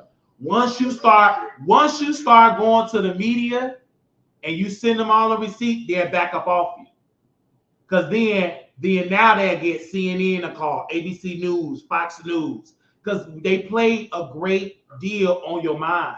They was playing with my mind, but I had sense because I'm not attached to this. At best, the only thing they can do, oh, you can't work no more. Okay, great. I go to another state, but I know never to complain again because the system is broken. Okay, I tell you what, let's just get to the bottom line. You know me, I'll make sure you have a podcast. I'll pay for it. Okay? With a podcast, and there's a lot of people like me, and there's probably a lot of people that been in worse shape than I am. Okay? They don't have a voice. And I think this is the number one cause. I already have a podcast, Mr. O'Neill. I don't need one. Well, I'll do it. No, what you have to do is you upload all that, sir. You got the receipts. But here's the deal. I never had so many women plainly tell me you really love your wife, don't you? Yeah. Yeah. But when I was at that place, man, they were great, man. They were not only was they gaslighting me, they were brainwashing me, man. Yeah, all that they train to like gas or get information. But I told you don't share any of it. Those people are not your friends. What you have to do is upload that to social media. What do you have to lose? You have nothing to lose. I think Facebook will put me in jail though. It doesn't matter about you being in Facebook jail. They trying to put you in physical jail. Yeah, they are. They want me to fuck up so bad. That's what they're trying to do. That's how I'm telling you. You need to upload it social and watch your help gonna come. But you got to tell social media. You got to tell social media. Because what they tenderly try to do, it was another case of a sister, her husband, it was her husband, and she talked about it once he was gone. You got to talk about it when they still breathing. Because it's hard, especially your wife can still talk. So it's easier for the story to come out than versus she gone. Do it now. You keep saying, I'm going to do it. You got to do it. They push you to do it. It is an act of war. Of course they are. That's what they sole job to do is to lie. They're going to keep lying. I knew what they want. And I told you, Mr. I said, you got to fight. You got to take this to the media. You can't do it by yourself. You trying and you losing. You need power to expose power. The system got to change. You need to sit. You need to call the Trump campaign. Call them. They told me today. They called me. They said, Mr. Graham. They said they tried to get in touch with you, but you kept hanging up on them. No, I know, but you stop repeating what they saying, because all what they saying is lies. Yeah. Just stop repeating. What you need to be doing is calling the Trump campaign from day one. You can call me, but you should be telling me, well, I talked to Trump campaign, I talked to the Biden campaign, I talked to Congress. Call all these Congress people. The Donald Trump. Call Donald Trump people. Google it. Call whoever. When they ask you who you vote for, I ain't vote for nobody until they help my wife. Call the Congressional Black Caucus. Every congressperson in the book, call them. Call Capitol Hill. Call the city of Dallas. Call the state of Texas. Speak to the ask, can you speak to the governor? You need to be calling these politicians. And hopefully, and I pray for it, and I know God gonna do it once you do the work, but you gotta do the work. It's you call me just for this. God wanted you to speak to me for this. So to tell you is to call them politicians, sir, in the media. There's no need for you to call and just to complain to yourself, because it's gonna drive you crazy. You use all that energy and get in your car and go to these Congress people. Go to your Senator Ted Cruz. He got an office in Dallas. Go to his office. Yeah. Let me send you where all these people is at. Hold on. I'm going to send it to you while I got you on the phone, because I'm going to give you the Senator Ted Cruz, give you his phone number, and you call these people. Ain't no use you doing all that, complain to them, and you call them every day. and write their names down. But they don't like it when you. Well, can I speak to so and so and so? And then I want you to, I want you to write them letters, make a copy, write them letters, send it to them, call the FBI, send letters, send all that. They need to open up a criminal investigation. It's all criminal. I'm saying you send it to. I'm gonna send you. Hold on. I'm gonna find. I'm gonna send you. Who is your congressman? Do you know who your congressman is? What district you live in? What's your zip code? 75283. Hold on. 75203. Let me see who pops up. Find your representative. Who is that? I don't know who that is, but I can Google it. Hold on 1 second. I'm about to see who your just text me your street. Just text hold on. Text me.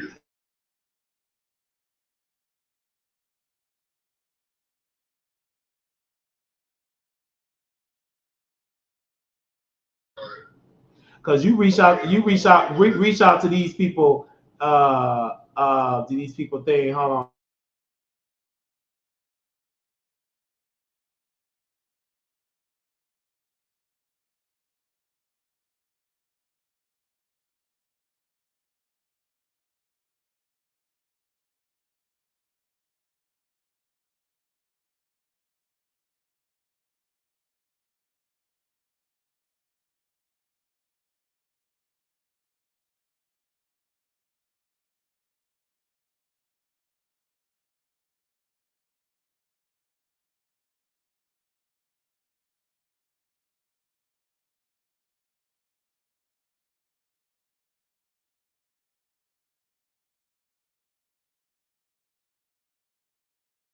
Jasmine Crockett. That's that you're in the 30th congressional district. While she up there talking about somebody bad, Bill Body, she need to be doing her job. Hold on. Give me 1 second. I'm gonna give you all her information. Cause that's your congress. I'm gonna see you a picture of her. That's your congresswoman, Jasmine Crockett. All she doing is promoting T-shirts, talking about. She hold on. I'm gonna see you MSNBC. Let me see your picture so you'll know how she look. Her name Oh, you know how she look like, but she's sorry because why she ain't talk about the nursing homes. She ain't talk about nothing. She's sorry. She good looking. She's attractive, but she's an attractive, sorry worker.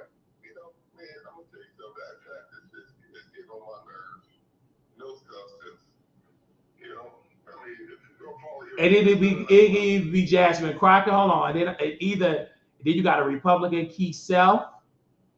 They said District 24. It all depends, or a Democrat. He running for senator, Colin Z. Allred. Let me see you his information. He supposed to be running to replace. He ain't talking about nothing. You might as well just keep sending to Ted Cruz up in there because neither one of them doing nothing about these bad nursing homes. Nobody doing nothing about it. Why he up there want to run for office to be a senator? What is he running? Hold on. I'm gonna send it to his office. All the stuff I found. Let's pray he do a better job for Hillcrest.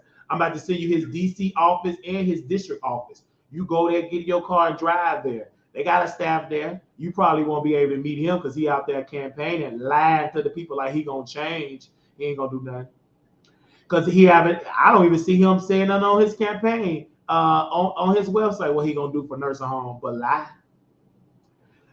Then it's a Republican, Beth, the 24th district. Who is this? What is her name? Beth Van Nee, whatever her name is. She's in the 25th. Hold on, what district she's in? 24th district. Let me send you her information. I got to send you her information. So these are people you complain to. Go to them, and they say email me You know how to send out emails and stuff, right?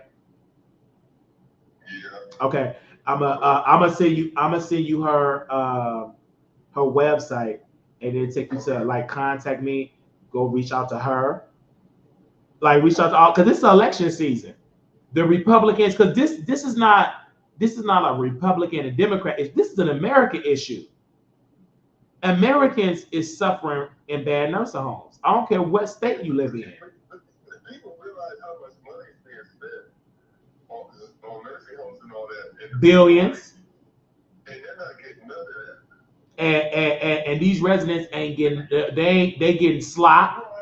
I had to supply my wife with pads. You have to supply your wife with pads, clothes, linen, everything. You got to bring them food if you want them to eat, because that nasty slop they be feeding the people. You won't feed it to your dog. Your dog won't even eat that slop.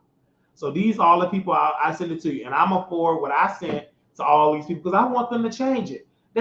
These people, but you as the family member, you could do more, and I could do more. I've sent it to many people. I can help send whatever you want me to send these people. I send it to. Just send it to me. I send it to them. But you as the family member, you have a lot of power because that's your wife and everybody. I'm still advocating from you from Las Vegas, because I advocated a lot in Texas. It got me blackballed. So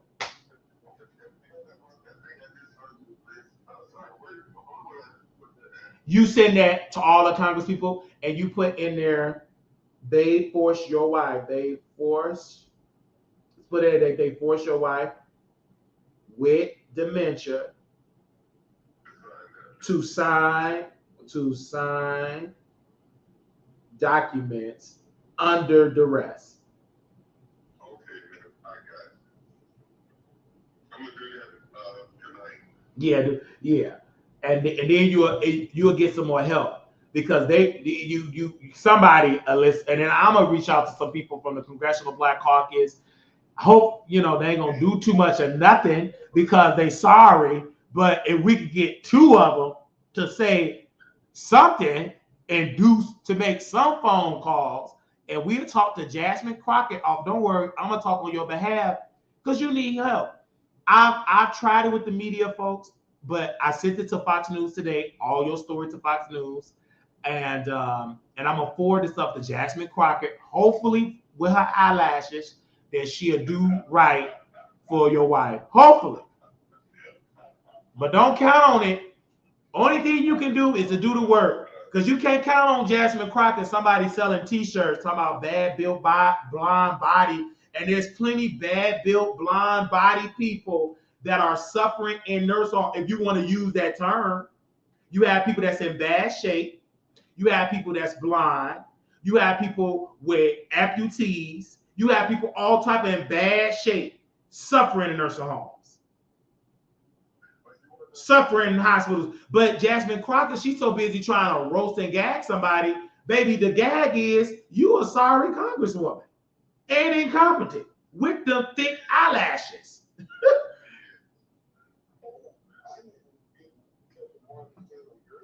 Yeah, Margie Taylor, get in contact with her. Let me see you hers. I'm gonna see her information.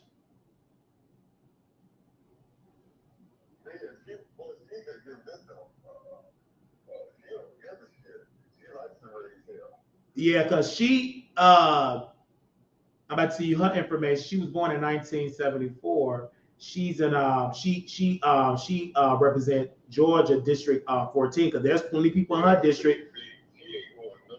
Yeah, there's plenty of people in her district that's suffering in nursing home. I don't care what district you prove. If there's a Medicaid building, Medicare, Medicaid, all that, they suffer. Because this is not a Republican Democrat issue. This is an American issue. This is a disaster. This is a pandemic that has been going on for generations. I'm gonna send you her information too.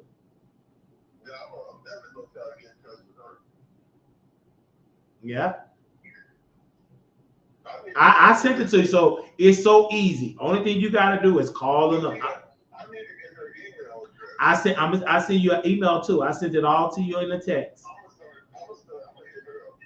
Yeah, I sent it to you in the text.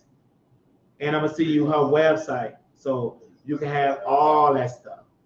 It was really weird though, and I hate to say this, but when I see women of color, I know I'm gonna catch hell.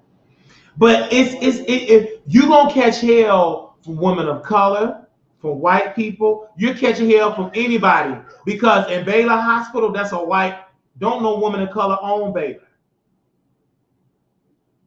They're all white. But it's not about race. This is a class issue.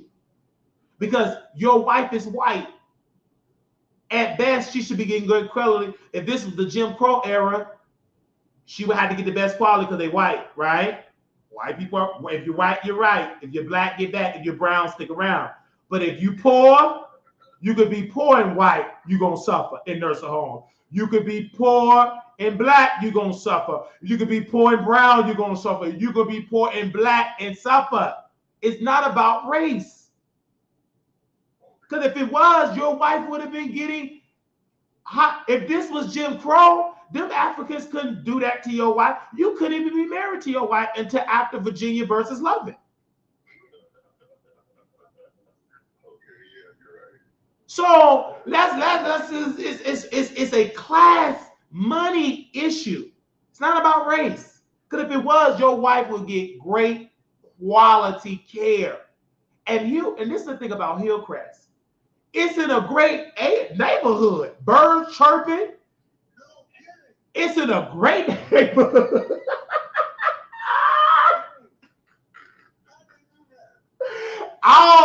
Because they so emboldened. But soon when you step inside Hillcrest, pure hell.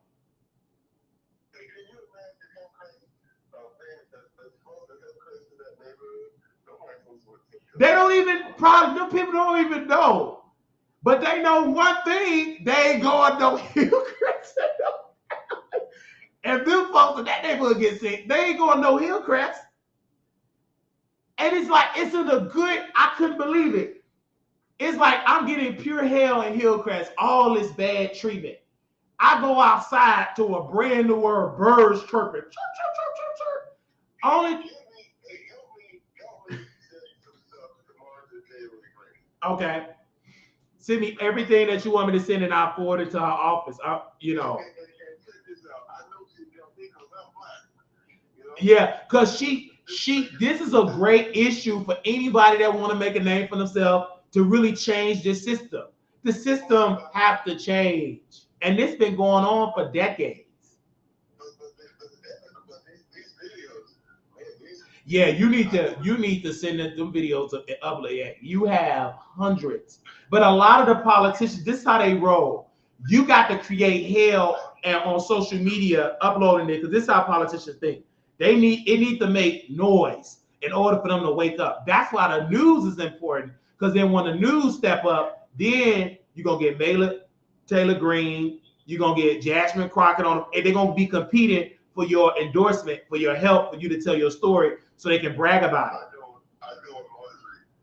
Yeah, like Mark, you have to really, because she get thousands of calls, thousands of emails. You have to be persistent, like you persisted with Wiley. I'm not Congressman Wiley, because if I was a congressman, I'd have been proposed a bill. But you would need, and this is what my sister here, God rest her soul, the first the black congressman that went into Congress. You can have that idea all day long, and I want to definitely, because it's a book that I read, and in that book, I want to make sure I give it to you. It's called by Shirley Chisholm. She put in Unbought and Unbossed that you can have a great idea, but even in the congressional system protocol, that you have to fight like hell to get your voice heard. I read in the book that she tried to, when she first became a congresswoman back in the 60s, she was the first black woman ever. I believe the first black woman in Congress, right? And she was a freshman. So they do committees. You know what committee they put on that? She's from New York. They put on an agriculture, like farming committee. She was like, what?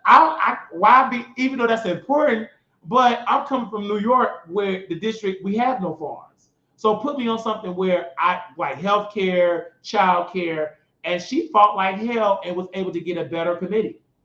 But the people in the Democratic Party said, just don't raise hell. You a freshman, but she was like, hell no. And if they want to know anything about, they didn't even want Shirley Chisholm to get that seat because they said if we can't control her at Albany, how are we going to be able to control Shirley Chisholm in D.C.? Because she was different. She was I would call her a great disruptor in Congress. But you need new versions of that because she got the blueprint. Only thing you need is people to do their job. You need people in Congress, but in order for it to happen, it's checks and balances. It must be you and me and millions of others raising hell to make sure they do their job and to make sure we vote in the right people with our interests. But then when we vote them in, that's one process. The next process is raising hell to make sure they do their jobs. Because if you know anything about Congress, this is why their approval ratings is low, is because they're not doing their jobs. They're not doing what the American people elected to do. That is to make their life better. They're doing some things great, but when it comes to that nursing home stuff, I give Congress and the president an F, F, F, F, F. They get a failing grade. Can you hear me? I can hear you, yes, sir. Okay, I'm gonna tell you something right now. You know why Medicare is going to go out the box? Because of fraud. It's massive fraud, but you must have people that in there to make sure that they do right. If the people that supersede Medicaid, if they incompetent, then the whole system is incompetent. It is what it is. But that Medicare, if they can handle that fraud, they might be around a little bit for a long period. Absolutely. You know? Absolutely. But that's why it's important for us. Ooh, it's a system, man. It's a system. I'm gonna go ahead and do it. But I'm gonna tell you right now, I'm gonna get touch with Marjorie Taylor Greene because if Marjorie Taylor Greene finds out that Spark is in my district and I didn't go there, you know she's gonna want to get involved. Yeah. That girl. Did you know I met her? I asked her for help. We went to Union here in Dallas, and she turned me down flat. Me and my face met her at Chipotle. Are you talking about Jasmine Crockett? Yeah, I met her. I know she's sorry. You just confirming my theory that she's sorry. No, she's sorry though. Of course she is. All she do is pander to black people to vote. I'm great in Congress. No, you ain't. People in your district, Jasmine Crockett, I'm telling you, Mr. They suffering. You know what I can write a letter to Marjorie and say, listen, I don't want to mess with Jasmine Crockett. I'm gonna come to She ain't confident. I'm glad. I can't wait till you write that letter and send me a copy so I can read it. Hey, can you do me a favor? Did you write it? And I said what you put my name on it. Yeah, I'll write it for you. Oh, absolutely. You're kind of good at that kind of stuff. Don't worry, I'm gonna write you a good letter, and you put your name because it's about. I'm definitely write it and let you look at it, and I'll text it to you so you can send it to Jasmine. I mean, not Jasmine Crockett, so you can send it to Marjorie Taylor Greene. I don't trust her either. A person with them big, thick eyelashes and can't hardly see out of her eyeballs, don't trust her. I don't know, because she want to look sexy in Congress, but you're supposed to be doing your job. You can be sexy, but can you please do your job? But she can't do it because she's too busy trying to look sexy. And she ain't that sexy. Yeah, she love it because MSNBC ain't nothing but MSNBC cooning. That's all they do at MSNBC. They losing the Fox because all they do at MSNBC is complain and pander to coons. And that's all they do. They don't do nothing about nursing homes. They care about black Democrats. Do you know how many Democrats that are suffering in nursing homes? Millions.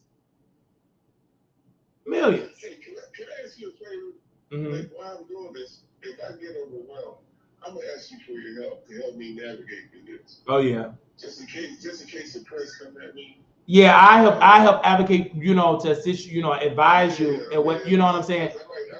Because I sent you everything. Like now that you have everything, now your homework is just to send it to those respected people that I sent you and those media outlets, so You just go on and email them, and you write them letters, and you let them know what's going on. And I would actually, once you email me once you text me your email, I'm gonna copy and paste you everything that I sent about Hillcrest. Yeah, but I got something to tell you. I got another phone full of stuff. I know you got multiple evidence. I got this other phone, man.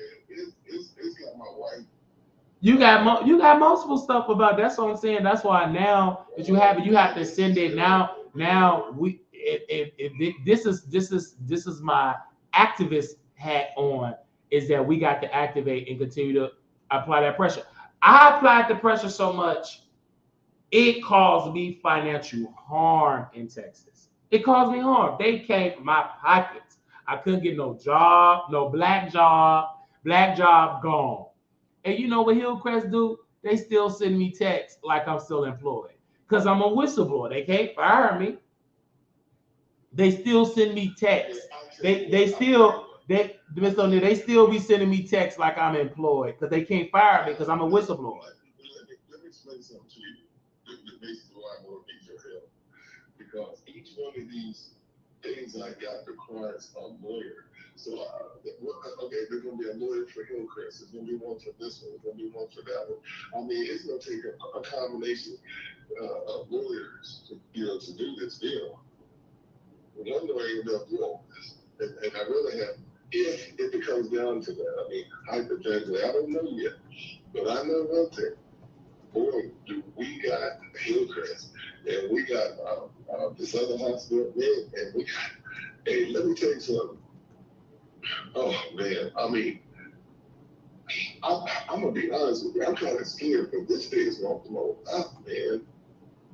I mean, I got a feeling because when they see Liz in that but I want her face covered, okay?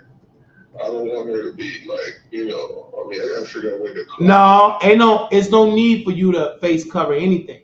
You have to show the real story. Hey, but check this out. I got pictures of Liz with KenBarbie Hutchinson. I got pictures with Liz with Louis Gohmert. Every Republican dude. I got this one thing where Liz all I gotta do is show with they're like the Dallas Cowboys. I mean, Liz got some credibility. Yeah, and thank you so much for sharing all that. And that's why we definitely gonna talk some more and stuff. But I'm glad you got all that. So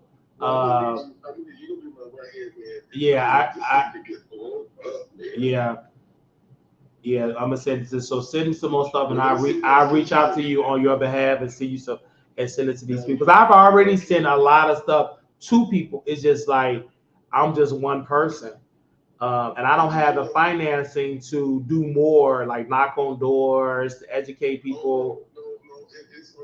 Because it's gonna take it. This was what we talking about is going against a system, and it takes. You know what I could do? I could go to Margin Telegram right now and show my wife with yeah, and send me them pictures when you have it. Do you have them in your phone? Send me them pictures.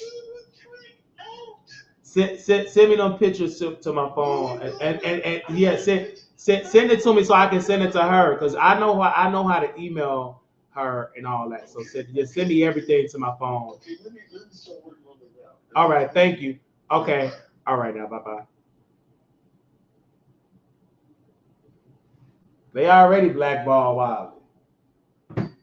And it's hard. And see, the troll farming is not just with black people, with Armon. It's bigger than Armon. This is financed from a powerful structure to suppress Wiley. They want me homeless. Why he ain't homeless yet? Why he ain't out on the street selling oranges and apples? Because of God. Because the Honorable Elijah Muhammad.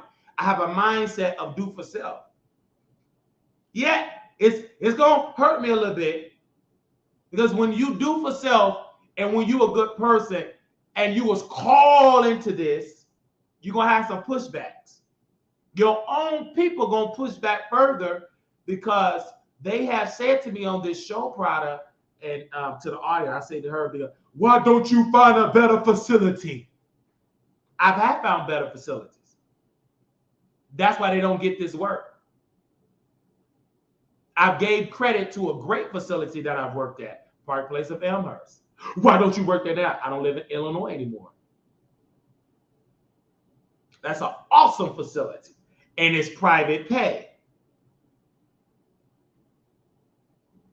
So this is a very complex situation, and you got to be sober-minded. You can't be doing crystal meth like Armon Wiggins. You can't be drinking like Armon Wiggins. I have to stay sober-minded because you're going against a system that is designed to make you look like you're crazy. This is why Texas is like, okay, let's put him in Texas Health. Oh, he good. Because there's nothing wrong with my mind. Because if it was something wrong with my mind, they would have kept me in Texas. But Texas was like, uh-oh, let's help this brother because we know he's called into doing this.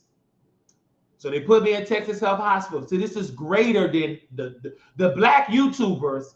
Their sole job is to do what they do best. That's against Wiley. It's to lie and coon on Wiley. They're not no certified nurse assistant. Storm Monroe, he saw multiple injustices in the Child Protective Services, but that's not his content. His content is the Kardashians and, quote, spoil you rotten cookies and sleeping with men on the down low. That's Storm Monroe. He even got caught changing his name to not Stormisha, but Storm Monroe. He don't talk about that. That's why he got out of social work to do YouTube. Do you know how much injustice he saw of the children in Phoenix, Arizona? He saw a lot. He would get millions of views talking about that, but he'd rather talk about something that give him a quick butt and then he buy views. You won't have to buy views talking about the horrors of the Child Protective Services and how our youth is being treated in America. That is getting foster care, the horrible story. Storm can tell you a lot, but because he's incompetent and he trying to be cool with Armon and Larry Reed, he'd rather go against Wiley. You see? And his lifestyle is so expensive, he can't even, his lifestyle is so expensive, he can't take that risk of making maybe $1,000 on YouTube. I live so below my means, if it's just enough to pay for my room and some food for I eat, amen. Because I know one day God gonna really take me to the next level. But you got to work hard to get there. Because people with my type of mindset, it ain't many of us make it to that financial peak. Because some people, they tap out mentally, they get exhausted, or they just become part of the evil system. I decided to be that light. It's challenging, yes. But because this is a calling of mine, I was calling to doing this. It's a calling. Healthcare is a calling. The reason why a lot of people fell in here because they wasn't called to do that service. They just do it for a quick buck. If you're not called to do healthcare, it is stressful. It's a stressful job because you're working in a stressful environment. The system is broken. And you can't go in as a CNA trying to change the system. No, you have to have like an LLC and work with a show and to really bring awareness to the situation. You got to be cautious how you do it though. Very aware. The reason why the Mr. O'Neill thing is just a whistleblower is because he's no longer my patient. His wife no longer my patient. So I can just only legally can talk about that story. Other story, I can't talk about none of these other stories because I can just talk about that. Wallman Court of Plano, I can talk about that.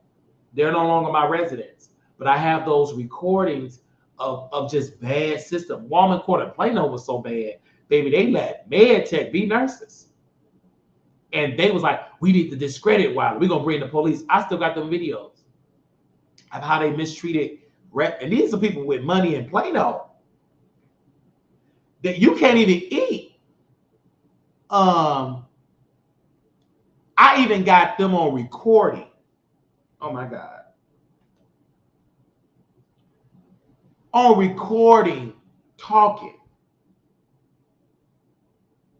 It's so sad that they on a recording and a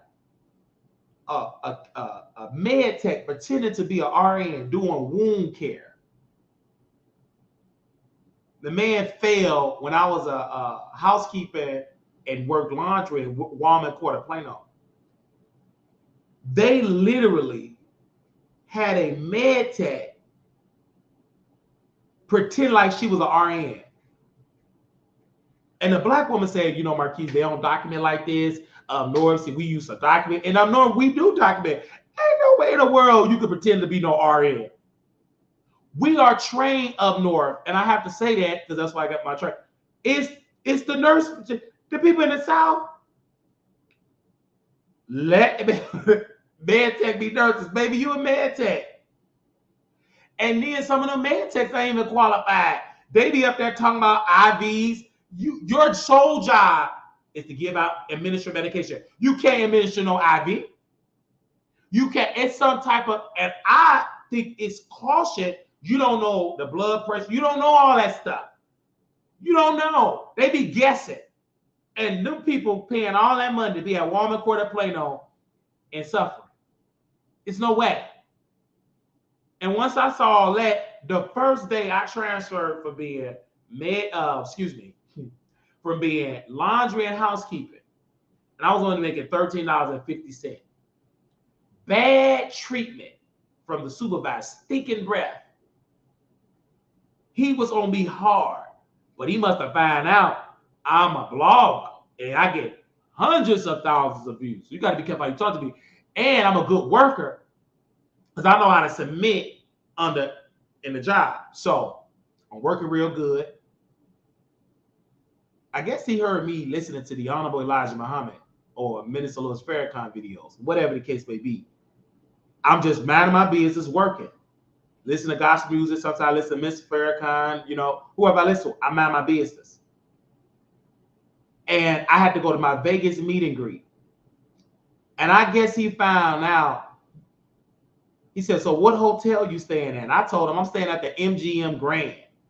Not knowing that that's what I did my meet and greet at. I didn't stay at the MGM Grand, but I just said it.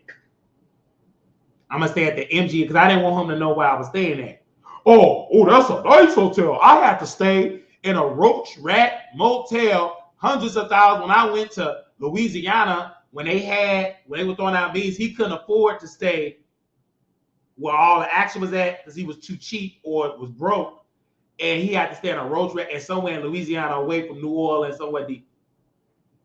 And I guess he was jealous that this black man with this loose eye was able to stay at the MGM Grand. But I didn't stay at the MGM Grand. I stayed at the Circus. That's a nice hotel. It was way better than what he stayed in the Boondocks. And I guess he Googled what the Wiley Show was. Because he said in front of this other employee, what's the Wiley Show? I said, oh, Wiley Show. It's like an email, Wiley Show. I made, you know. I'm going to tell you what it is, but you can Google that, you know. So he Googled it. And last name is Wiley, so it's hard to run from it. So it is what it is. Then my TikTok going viral. Then when that Lil' Kim video, I knew the shift and the change. When I went on my lunch break, and first of all, lunch break 30 minutes. It only took me 1 minute to do that Lil' Kim video. And I got over 300, 400,000, I think it's 600,000 views. It's a lot of views on X. And it must have got back to the powers that be at Walmart Quarter Plano. Oh, we got to get him out of here. What if he do a video about the bad treatment and it go viral? Just as raise hell. So I put in my 2-week notice. And it was a professional 2-week notice, baby. And I folded it up. I served my supervisor and his boss with my 2-week notice. Because in the employment handbook, if you just do a no call, no show, or don't show up, you don't get your full payment. You get maybe $30. You get the minimum wage. That's the company policy. If you just do a no call, don't show up, don't show up, just quit, you got to get it on a 2-week notice. I found that out, not just reading it, but talking to employees. One of my co-workers told me, because her husband worked in the kitchen, and he left, and he only paid them minimum wage $7.25, I believe, instead of his full rate, because he quit. And the reason why he quit at Woman Quarter Planner in the kitchen, because the head of the cook, the head of the kitchen, her and her daughter run that kitchen with an iron fist. Now, her daughter worked in reception. Let me tell you how God worked. Now, she was nice to me. She didn't try me because I was an American citizen. I was black, and you weren't going to try me with them Latinos. How she would just do it with an iron fist, because I would have rebuked you. I'd have told you, woman, respectfully, your position is receptionist. You're not my supervisor. You do not work in this kitchen. Get out. And I would have reported her to her mama and then up to the boss. You don't work in the kitchen. You can't be walking in with no head and neck. You don't work in the kitchen. Get your hind part out of this kitchen. I'd have rebuked her.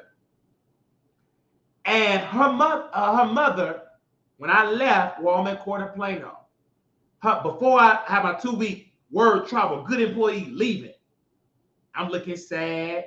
Word travel. He put in this 2-week notice. He put it because it's like it's news, like 2-week notice. I'm like, okay. The lady in the kitchen, she had a nasty attitude because I would clean clothes. I would use every washer and dryer in the building. Don't you do the? I said to my supervisor, I said, what she don't understand. Walmart Quarter Plano resident, this is their washer machine and dryer. This ain't the kitchen. This is the resident's washer machine and dryers. So if they clothes need to dry, because the company is cheap, they don't invest in having fix every machine. You have to use what is available. And you told me I can't do no overtime. Oh yeah, you're right about that. I know I'm right about that. I hope that you do your job. So he must have told her, like, you can't talk to Marquise like that, because any washer and dryer here is the resident. It's not no kitchen washer and dryer. It's not no housekeeper. It's the residents. They are the customers. We work for them. You don't own these washing machines and dryers. So once I was leaving, she saw how I came to work on time, early, on time, never called off at that particular job. And she whispered in my ear, we got some breakfast. You want lunch? You have a lunch all wrapped up. So do you want to work in the kitchen? That's how much they make. 1-0. And what's the hour? I think that woman said 9 a.m. to 9 p.m. or something like that. I said, no, thank you. They must have found out on my show, Walmart Quarter Plano, because it was so noticeable. So I'm bragging, why you working that job making 13? Oh, they feed us. So about 2 days later after my broadcast, we got an announcement.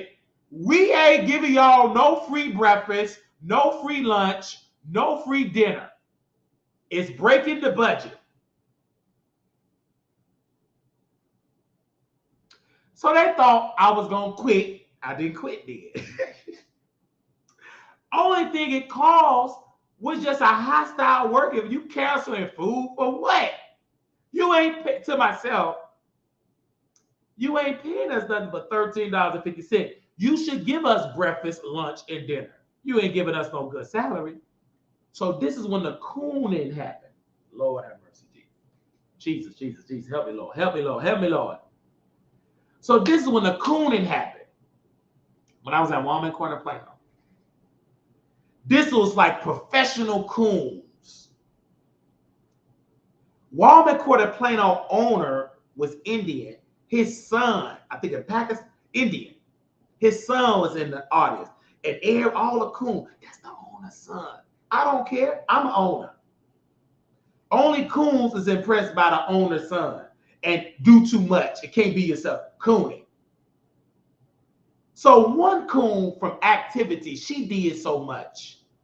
Y'all know the baby and all that. She was just cooning to the highest level, and she was a thorn in my flesh. Talk bad about how I clean. But that day, she was a top-notch professional coon. And all the residents, and we encourage the residents to come to activity.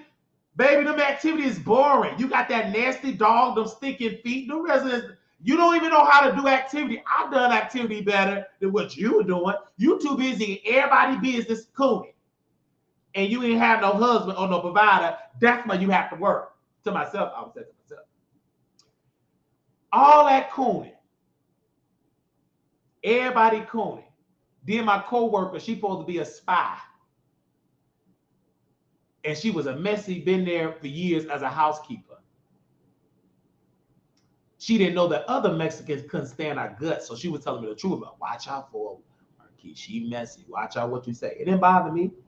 She don't like it when you use her vacuum cleaner. I use her vacuum cleaner, her garbage bag, everything else. She never tried me.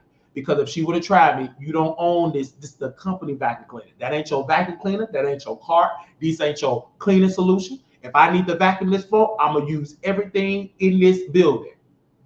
So this cleaning solution. You don't own it. It's the company. Because if you get fired, you can't take that washing machine and dryer, the kitchen utensils, the broom, dustpan. It is the company. You got to understand that. I don't know why people get up in there talking about, this is my broom, this is my dustpan. No, it ain't. You a liar. It's the company. Shut up. Stop talking. And she must have saw how strong I was. Then she was nice. And then I think I left my wallet in there one time. And somebody, the other coach, she let me, she kept it for me. And I came back up there. I think I had a Wiley Show stuff. Anyway, whatever the case may be, they were watching me thoroughly. This is when I knew I was a walking target.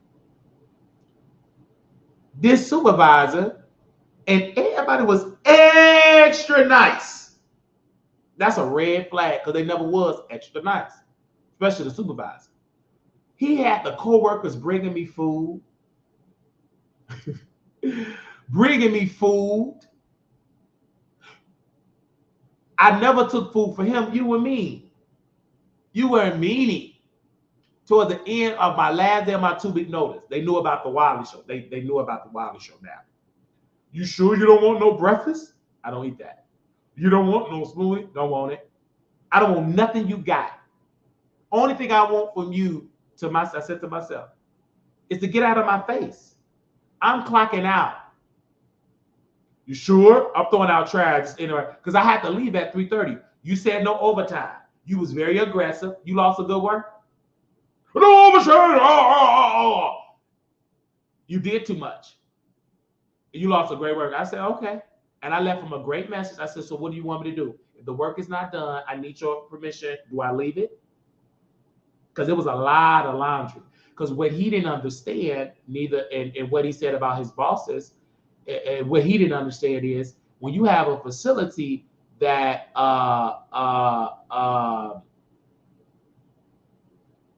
when you have a facility that is 24/7, laundry is 24/7.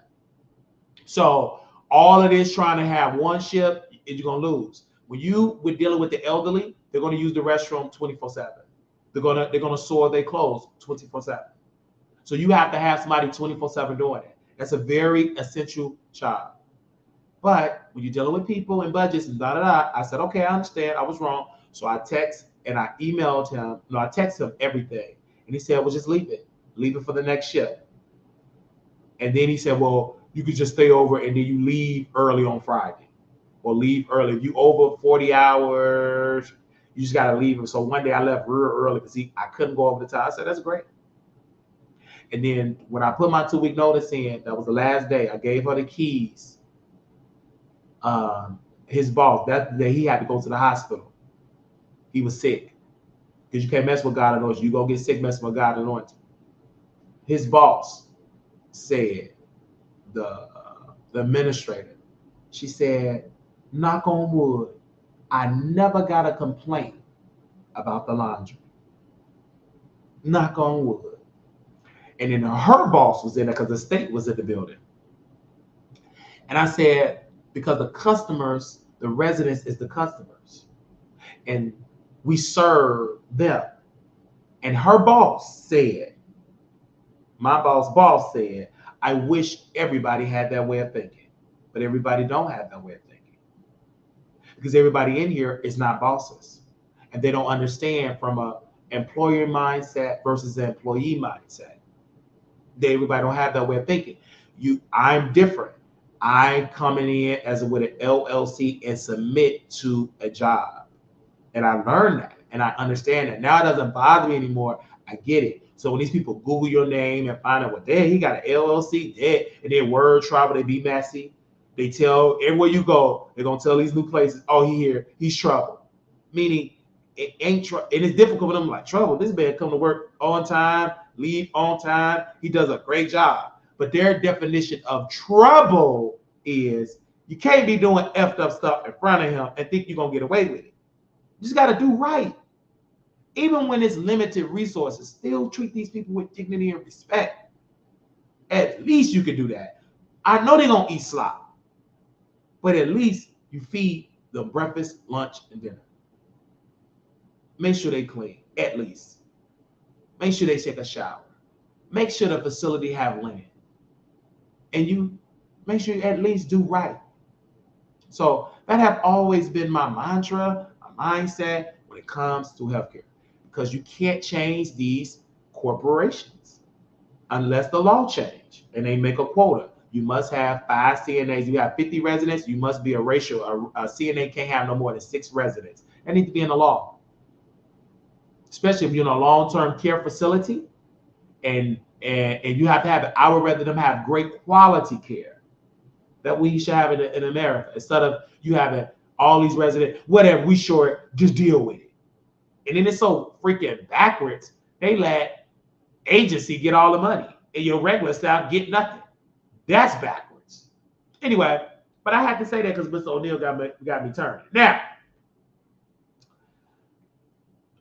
let's get into these topics, honey. When you do this on the Wiley Show, baby, you can talk about it. Now, let's get into Porsha. I did all that. Say this. I don't care if you don't watch it, baby. We've been on here for 8 hours. And I love it. Almost for 8 hours. On WileyTheTroll.com here.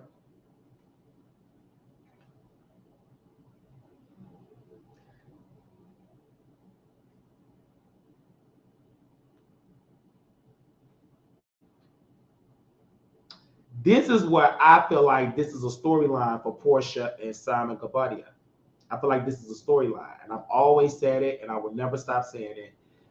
This is a storyline for Real Housewives of Atlanta, because in this article here, there's an online feud between this married couple. They broke up, they get a divorce or whatever.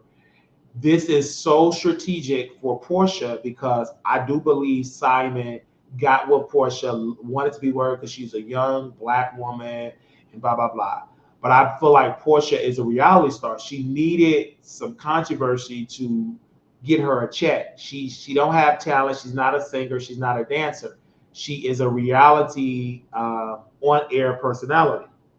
So in order for her check to be secured, she had no choice but to marry Simon, deal with him being not erect, deal with this situation. And what happened was she got with Simon. It didn't work.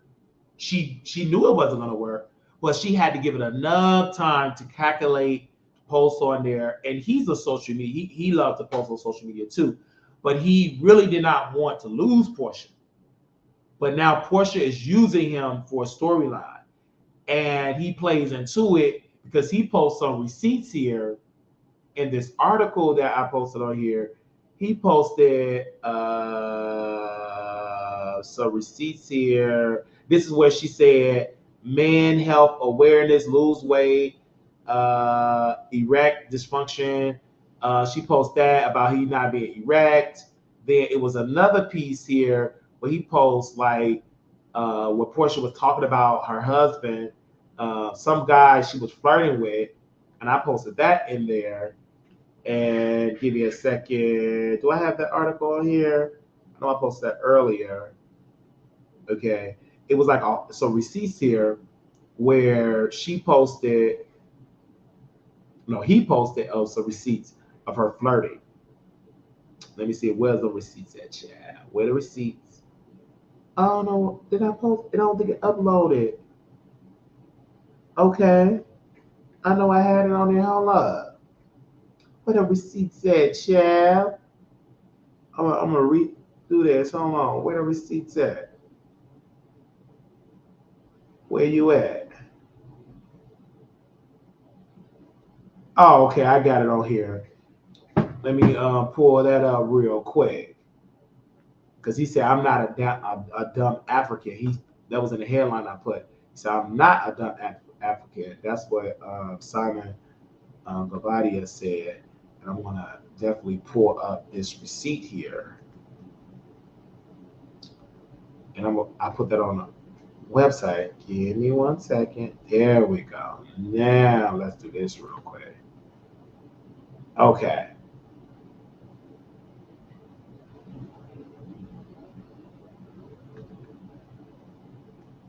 So Simon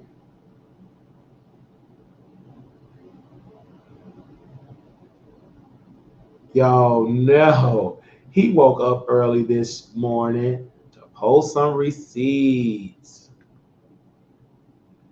And I want to make sure we bring that up, child.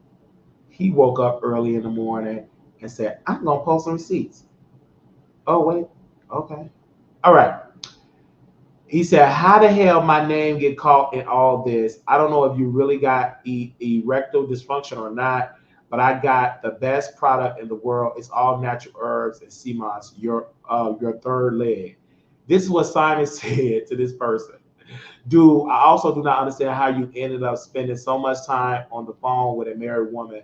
I understand we may have difference in understanding on what is appropriate for a married person to engage in, but I get it. It's not for you to understand. If you believe I have ED, you unfortunately are intellectual incompetent as the person who put the narrative out there. Either way, my issue is not with you, but rather the one who thinks I'm a dumb African that can be taken advantage of. God be with you, brother. I wish you no harm. I posted that on the website here. And it was a lot. And that's what I'm saying, like, all this stuff that Porsha is going through is that it's all by design that Porsha go through this because she wants to be a reality star. She wants to be the new Nene Leakes. And before all of this, you guys, there was nothing aggressive about Porsha. She had nothing interesting. She cried the whole thing about Phaedra with the whole candy thing, but nothing is interested about her. I'm looking at it. So that's why when everybody posts about it, I said this is the reason why Porsha and Simon is going through what they're going through is because she wants to be a reality star. And Simon understand every woman he want attractive women that want to be in Hollywood, that want to be stars. They're not going to submit to that structure. Okay?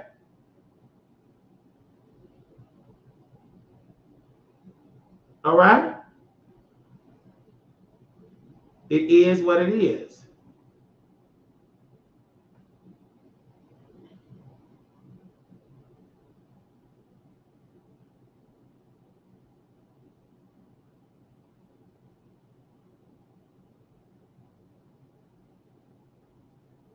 I just love that. That's why we must understand that it got to be a difference in here. Porsha, did you call him a dumb African? But it's dumb for you to continue, Simon. It's not that because you African being dumb. No, African people are the most smart people ever in the world. We know this. This is a fact. African people, if you look at those African immigrants that come to this country and go to college, they do well in college, engineers, etc. The issue is with you, Simon, is that you want to make a housewife on television submit and be an African wife. It ain't gonna happen. It's not going to happen. It's a situation with Tasha K, former husband. I'm not former husband. Lord, former employee. She wanted to be a baddie, and she got an African. And what happened? She got somebody older, and he sucked that energy out of her. Suck the energy out of her. Suck the energy out of her. Suck the energy out of her. She's no longer looking to be a young woman. She looked older.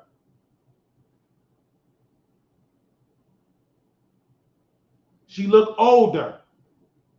Baby Chelsea, when she was dating Von Ray, she looked like a baddie, yaddy, yaddy, yaddy, yaddy, yaddy. Now she look like wave in the water, wave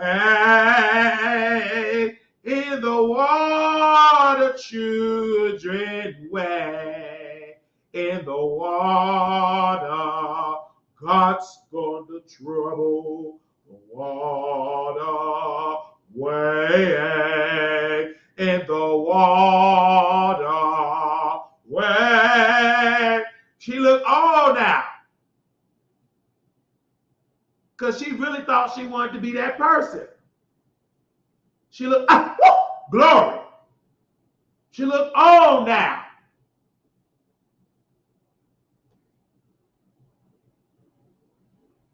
Press one if you still hearing me. And I know y'all ain't used to a person having a job, a company that go live 8 hours. But where's the complaint? Mr. Maddox, he worked hours upon hours. Only employees get it. You've been live for 6 hours. Yes, I've been working in nursing homes for 16 hours. Next. Shut up. Stop talking. You don't make no sense. Thank you, Daily Dose of Jazz. I've been going a long time.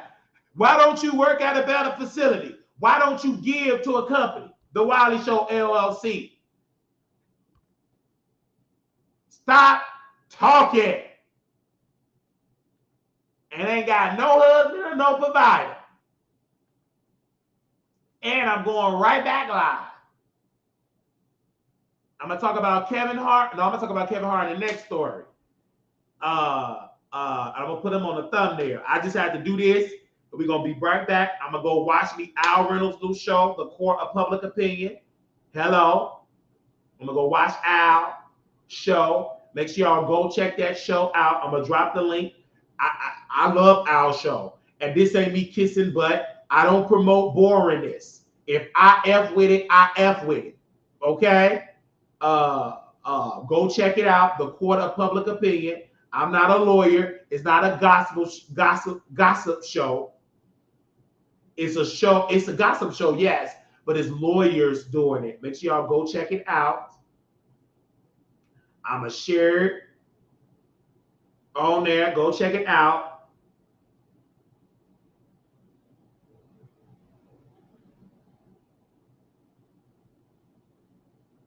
Okay, it's 22 people in here, but the type of content we doing, we ain't gonna reach a lot of people with that. But if we reach one, amen.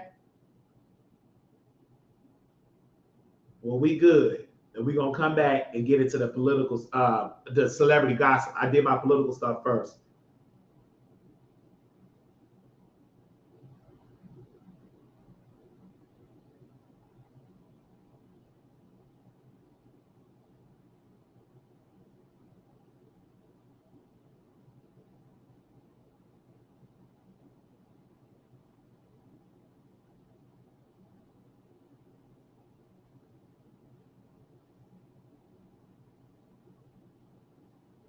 Okay, because I know the political stuff, it ain't gonna touch you, you know. Y'all don't like it. Well, I love it. And Facebook, we did almost 2,000 views.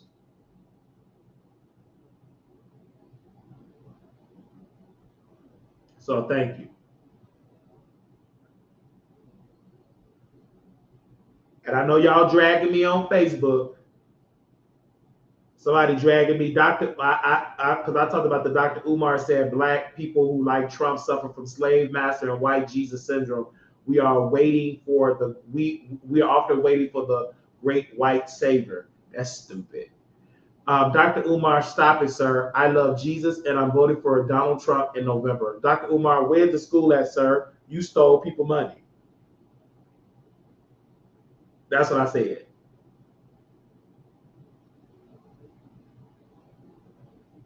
I'm gonna go do and then we did a story about Bethany Franklin, whatever her name is. I don't care nothing about her. But imagine it did over 7,000 views. Okay, 7,000 viewers, readers read that. Okay. Then the Chris Brown one, over 4,000 readers. Okay. Oh, y'all didn't really care about the Chris Brown. Y'all don't care about my political stuff. The Simon Gabadia one did 111,000, 112,000, 94.1 non-followers.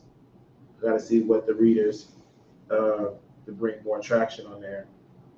The Candy one, okay, we'll talk about that later.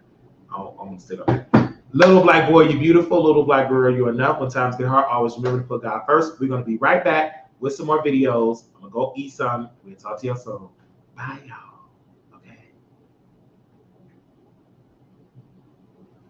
Well, I got something to drink. I got some chicken in there. I can put it in the air fryer. I'll be back. I'm gonna watch Al's show. I'm gonna come back and do another 8-hour. Well, 6. This would have been 8 hours, but Al's coming on, and I got stuck in Mr. O'Neal. But it's okay. Bye, y'all. If you want to contribute to the show, I ain't gonna talk about it because I love Mr. O'Neal. Cash App, $ Marquis Swallow 28. We ain't got the Fox Soul gig yet. Zale Wiley Show at gmail.com. We will talk to y'all. We've got some more shows, and I will see y'all soon. Okay? Bye.